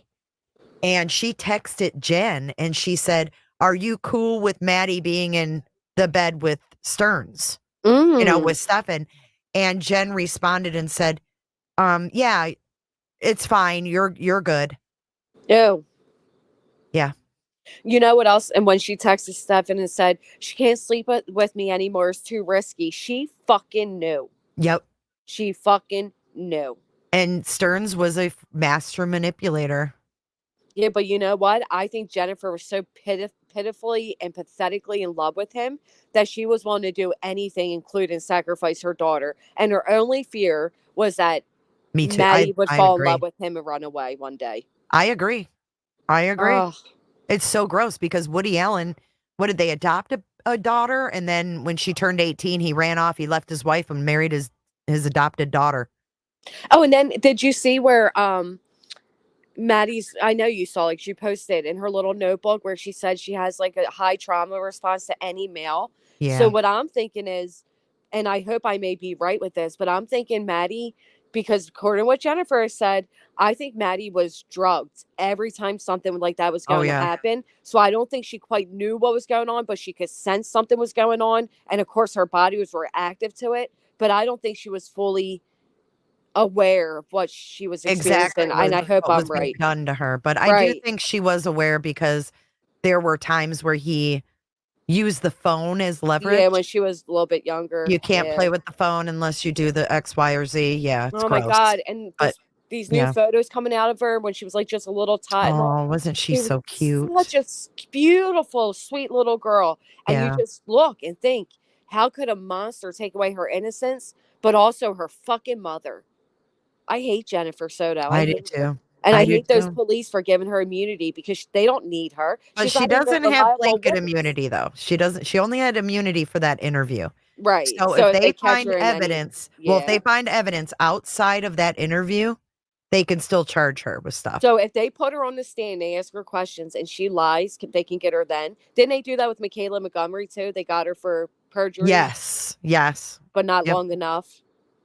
Yeah, she had immunity for that interview. Like anything she said couldn't be held against her. But Right. that doesn't mean that outside sources can't implicate her in other things. Well, let me ask you So a question. How does this work, Jay? So let's say they have my phone, they see my text where I say to Steven, it's too risky. They see all these red flags. And then yet when was speaking with them during the interview, if I bring up that text, they can no longer use that text against me. yeah, I don't really know. And did you hear that she even reached out to her ex-husband saying that she needs help getting Steven she calls him Steven, getting him a lawyer? So not only did she text his father after knowing what he did to Maddie, but then she also messaged her own ex and said that she needs help getting him knowing what he did to their daughter. Wow. I didn't catch that part. That's disturbing. I just found that one out today. It just keeps getting worse the more that comes out. And I messaged the docket the other day. I'm like, I cannot believe the amount of stuff you're getting. And he said, this is just I haven't even scratched the surface with what's coming in. Yeah, and dude, did you see where Plunder basically went live calling out Grizzly True Crime? Yep, I sure did. I figured out afterwards that it was about Grizzly, and it's so funny because somebody it was was like, about Grizzly. It was about Grizzly, yeah. 'Cause if you go listen what Grizzly said, she said like, Oh, I didn't see that. A grizzly bear sent this to me because I'm on the other side, and everything Plunder called out is exactly what Grizzly did, even uploading it without any commentary. But it's funny, somebody wrote in the comment section, it starts with a G, and who shows up right underneath? Our little grifting friend. There's a new grifter on the scenes we haven't called out, guys, because we don't bring it, more attention to them. They're just as bad as any of the others you can think of, I if didn't not know she was worse. talking about. I thought she was talking about a smaller channel that was using their stuff. Me too, but no, it was Grizzly. If you Wow. listen to what Plunder says, and then I'll send you the stream, Grizzly does all of it. Exactly everything Plunder complained about, Grizzly does in that stream. And I'm like, wow, she really did do that. Wow. And made it like, and even made it like her friend had an inside source to the police. And they were like, what? Oh, That's why wow. Plunder was like, don't lie and act like you haven't, Yeah, because I the mean, I police. listened to Plunder, but I didn't know. I thought she was referencing someone else. Yeah, so did I. Is why I sent you that screenshot, because they Yeah. thought they were being referenced too, which I Yeah, found they did. funny. Yeah, they did. They Yep. did. But nope, it was yep, it was about Grizzly. Oh, wow. Yeah, Well, they are. Kels. I mean, they're spending thousands of dollars. It's no joke. Well, and even Law and Crime and all of them are taking their work, because every time they upload a new interview, about a day later, Law and Crime does the same one. So they're doing all the legwork for everybody else. Casey said No, she Gisela didn't. got the FOIA. No, I don't think she did, Casey. I don't think she did, to be honest, because it took these guys months. Like you know what I mean? Like it was coming in slowly and shit. There's no way she got those same phone calls or interviews the same time. I don't know. What do you think? I don't think so. I'm more likely to believe she took it off of Plunder and then made it like she got it. So she uploaded it just straight away, like just the no commentary? Well, first she did commentary, and then she even reassured her audience, I'm going to go ahead and upload it with no commentary in case you don't want to listen to my commentary, which is exactly what Plunder called out. Like Yeah, because doubling I the looked views. at that other channel and I was like, Oh, wait a minute, I didn't really see what she was describing. yeah. No, and Kels is right, because the docket and Plunder looked into it, and nobody else FOIA'd that the Stephen Stearns and the interviews. Nobody else FOIA'd it. So there's no way. I forgot about that, Kels. Thank you. So there's no way that Grizzly FOIA'd it. The clerk There's just said no she way. gave it to one person. Yep, the clerk said only. Yep, and that was the docket. Well, no, and that's the thing. A lot of money to get all that stuff, because they have to do so much redacting. Did you hear how much they spent and how much time they spent? And Yeah. that's the thing, Casey. Nobody has a problem with her just playing it. Even Plunder said this, but it would have killed her to admit where she got it, and then Yeah, also don't to make play a that. lie. Yeah, to act like you got it through a friend who FOIA'd it and blah You blah got blah. That's where it's sources and insulting. shit. Mm-hmm. Like creators to creators, just, and I wrote that in the comment section. And I took out the creator parts. I'm like, I don't want to look like I'm self-advertising over here, but it's so fucking disrespectful. Dude, Plunder's always been cool. Whenever I've used her stuff, like I definitely give her credit and Yeah, and that's put all her she in the asked description, for. and that's all she asked for. Like she literally was even offering like these videos and PDFs and stuff in her Patreon. Yeah, for like $2, the lowest that she can put them up for. Right. Yeah, she's always been really fair about, I mean, people using her stuff. Just give credit, that's all. She even had, I forget what organization she said, like reach out to her asking for this stuff, and I think they were willing to pay, but she didn't want to pay. She said, just give me a shout out, and they refused to give her a shout out, and she's like, well, I'm not doing it. Yeah, I think it was like Inside Edition or one of those shows. Yeah. They wanted to pay, and she's like, no, just credit me, and they didn't want to. They didn't want to credit her, forget so it. she's like, yeah, don't fucking get it then. But even if you take it off her Patreon, you should absolutely give her the credit. Yep. Give them the credit. They do. They put out a lot of money, a lot of time, and without them, first off, like Plunder says, they don't really do it for the recognition. It's for the awareness, but it's the blatant disrespect of pretending you went through the hoops and the financial strains they did to get something when you absolutely did not. Well, and she's a big creator too. And not that was good. it too. That's what she said, like this larger creator, which when I was like, oh, it can't be this one. But yeah, it's insulting. It's like, dude, we're both creator to creator, and she's gonna make a pretty penny. Grizzly's gonna make a pretty penny off both those videos, and she didn't have to put one penny into getting those phone calls, and that's insulting. To not at the least give credit. Oh, I agree. Especially, I want to, shout out the docket, because he's the one that actually does the groundwork. He goes through, requesting all this shit and then following up on it, because they're not just getting it from one place. That's why I could never do this. They're getting it from the jail. They're getting it from Orange County. They're getting it from Osceola County. They're getting it from Kissimmee Police Department. I mean, there's so many different agencies that he's got to request from that's time consuming in itself. Right. It's not just the money, it's the documents you have to fill out and all of that. Yep. And then on top of that, then you have the financial costs, and then you have the time of going through everything. Yep. And, you know, bleeping out what you can and whatever. Can you imagine the amount of files they have? I mean, oh my God. my computer would be like full. I'd be out of memory. Absolutely. It's crazy. That's the other thing. Then you have to pay for memory, and oh my gosh, it's a lot. But isn't it crazy to see all the evidence in this case? And then we have Sebastian's case just like sitting there. Yeah. It's sad. It is. I'm glad they got answers from Maddie early on. She deserved it. Oh, And yeah, Steven me had to be too. one of the dumbest son of the bitches. Dude, he's the most Did you see disgusting the person. poem? The poem he wrote for Maddie? Yes. Says he was in jail? Yeah. I think he was fucking in love with her. Oh, Honestly, I wouldn't think be he thinks he surprised. was in love with her like Seth thought he was in love with Katie, but really, Yeah. yeah, it's gross. It's like this twisted, fucking disturbing, sick rendition of what they think love is, you know? Which is why I wonder, because when Stefan's mom said, like, don't cover for her, I wonder if there's some truth in that. Did Yeah, I Jen don't- get jealous? Were they worried, it came out that Maddie was late on her period and, even told a friend? Did they get paranoid and worried just in case, and they felt like they needed to do this? And, I think oh my it's odd. gosh. You know what really bothers me is when she says that she saw Stefan that morning, he came in and asked her to help with the dog leash. The dog leash. And I thought, really, what was really going on? Well, you know? she was strangled, wasn't she? Yeah. Dog leash. Oh, it makes me sick. I know it does me too. And I can't get past it because every interview they bring that up, I think that Jennifer had more involvement. I think the police know that too. And I think they're going to get her eventually. I hope they do. I hope they do. Maddie deserves some of that beautiful girl. I mean, I just couldn't even imagine, like, at the very least, not even neglect for what was happening under her roof for years. It infuriates me. I know. And how could you have such a beautiful little girl and not protect her? Cherish her. And then I know it just everybody in her life, every adult, like Felt she it. didn't have anybody to go to. And then when Jennifer made that comment about, when I first started dating Steph, I was really cautious or whatever, that right there's a red flag, bitch. Yeah. Like, she knew. She absolutely knew. She knew. She ignored the red flag. She fell in love with him. They had a toxic relationship. His parents said that it was based around, their shared interest in drugs. And I think that she was willing to keep him happy anyway. Oh, and it made me, I can't even talk about it publicly. She just makes me so fucking sick.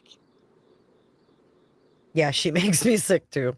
She's appalling. When she mentioned what Steven liked to do wanted her to do in the bedroom, she refused. And, and then she admits that she didn't keep him sexually pleased for months. And she said because it would hurt because he was too large. And it's like, really, bitch? You fucking pig. But you sent your daughter to room number 4, you sick bitch. Room number 4 with the tripod and the sex toys and, oh my God. Yeah, and to think, these roommates were there and right, nobody. All these people around, and wasn't there another kid in the home too? Yeah, a teenager.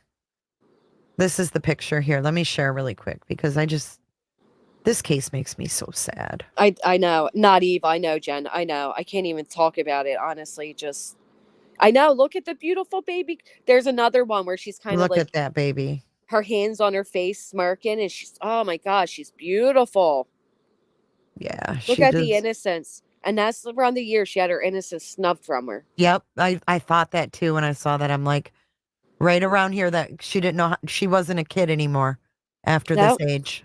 Nope. All because she stole that wanted a from few her. extra minutes on her iPad. She's beautiful. Don't you think, the one state, I forget what state it was, but they're actually cutting off the penises of predators. And I think that every state should take that. Look at her. How can you not love her and protect her with everything in you? Oh my gosh, I know. Precious. Oh my gosh, and they're so cutesy and dainty at that age. And, oh my God. Mm-hmm. How confused she must have been. Jennifer did not deserve her. I agree. No, she didn't. She didn't. Breaks my Jennifer heart. deserves hell. Absolute hell. Imagine how gonna give you confused she guys- must have been, Jay. I have to do this. and counts to 3. Oh my God, I know. Oh my God, like, you fucking pig. And never said anything. Like, you think something would come out that would make an adult go, huh? Right. What do Like, you mean? You know, like, after all those years, you think that something. even maybe just the fucking notebook that was wide open with a message that said, I have a high trauma response around all males, didn't give you a red flag? Oh, well, how about Nothing? Jen? Did you hear the part where Jen claims that she was sexually assaulted on a date and that that's where her PTSD comes from and that's why she can't hold down a job? Oh, fuck you. Uh-huh. You're Yep. you're kidding me. Nope. Nope. It just keeps getting worse. And you know what? The docket dropped a new audio tonight too. So it's just slowly trickling in. And it's hard. Like I can only listen to that every now and then. That's why I said I listened to a little bit today and I was like, I can't do it today. I can't do it.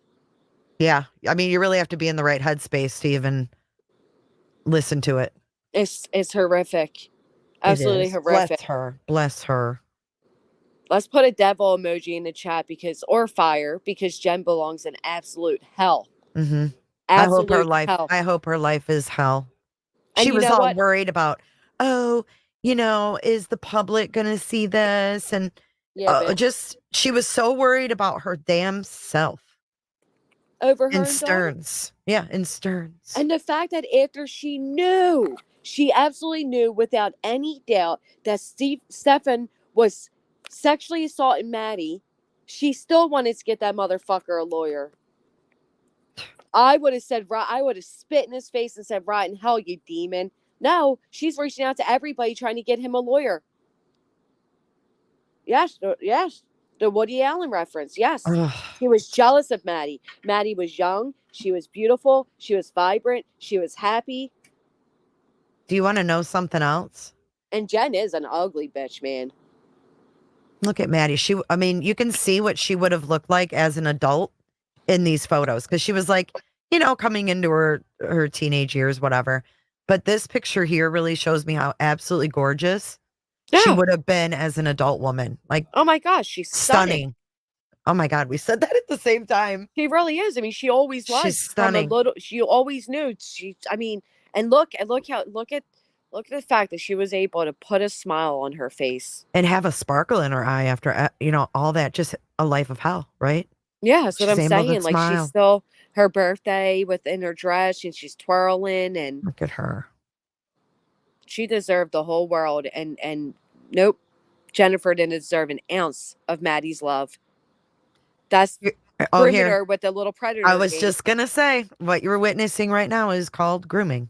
Yep, bonding over their creepo, games that they play. Well, and think about it. She was alone with that motherfucker through COVID.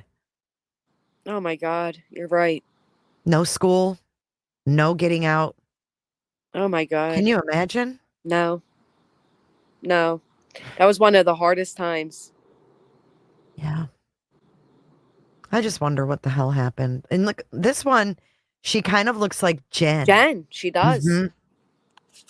And a naysayer, I know. And the fact that Jennifer said, like, oh, Maddie was mad at I didn't give her money for her birthday. She got a lot of money. Well, when she first did interview, she said she came home and showed us her gifts. What, she showed you a wad of money? You made it sound like she busted out actual gifts after her party. I think something happened. I think Jen is fully aware what happens. And I hope they get her. Maddie looks very pale at her party. She doesn't look good. No, she had panda eyes, which is one of the biggest symptoms or signs of, trauma. Panda eyes. Well, you know what it sounded like from listening to that audio, too, is that they were all on sleeping pills in that house. All of them, including Maddie. Sometimes they would double dose Maddie. Uh-huh. Oh, my God. Imagine COVID. I can't. I can't either. And then they were addicted to Adderall. So what were they trying to do? Get Maddie officially diagnosed with ADHD. Mm-hmm. Yep. More for them. Get their pills. Yeah. That poor girl, man. May God rest her soul. Yeah. She's safe absolutely. now. That's the picture. Look at her there. I love that photo. I love it. Look at her. That's really Little cute. tea and It reminds me of my little girl loved those little ceramic Yeah, just tea sets when she was little. She's a doll. She is. God, I hope she rests easy now and knows that God, me too. if they don't get your mama, I'm sure the public will. Don't you worry. Well, and her, there's other people too. Did you hear about the Look at the dimples. I know. It is punchable. Did you hear about Holy the cow. fuck, what was I gonna say? Oh, I can't remember. My brain is moosh. Yeah, let's wrap is it up. Pure evil, pure evil. Absolutely evil. Let's put some prayer hands in the chat for both Maddie and Sebastian, who oddly had Amber Alerts go out for the same day. Will you play the outro today? Absolutely. Let's hit it up. I think we need to. I think we do. I think this was a fantastic stream. I can't believe we are, oh my God, 7 hours and 30 minutes. I haven't done this shit in years. Dude, I know. We're looking pathetic over here, but you That's know all what? right. We've had good conversation the whole time. So Yeah, and you know what? Truth be told, there's some people that do this almost on a daily. So talk yo shit. it's an 8-hour day. No breaks. Amen. All right. Good night, Granny. Good night, everybody. Good night, Thanks everyone. for tuning in. On February 26, 2024, an Amber Alert went out for 15-year-old Sebastian Rogers. Sebastian is white, 5'5", 120 pounds, with brown hair and brown eyes. Sebastian was last seen wearing a black long-sleeve shirt, black sweatpants, and glasses. He has a medical condition that may impair his ability to return safely without assistance. If you have seen Sebastian or have information regarding his whereabouts, please contact the Sumner County Emergency Center or TBI at 1-800-TBI-FIND.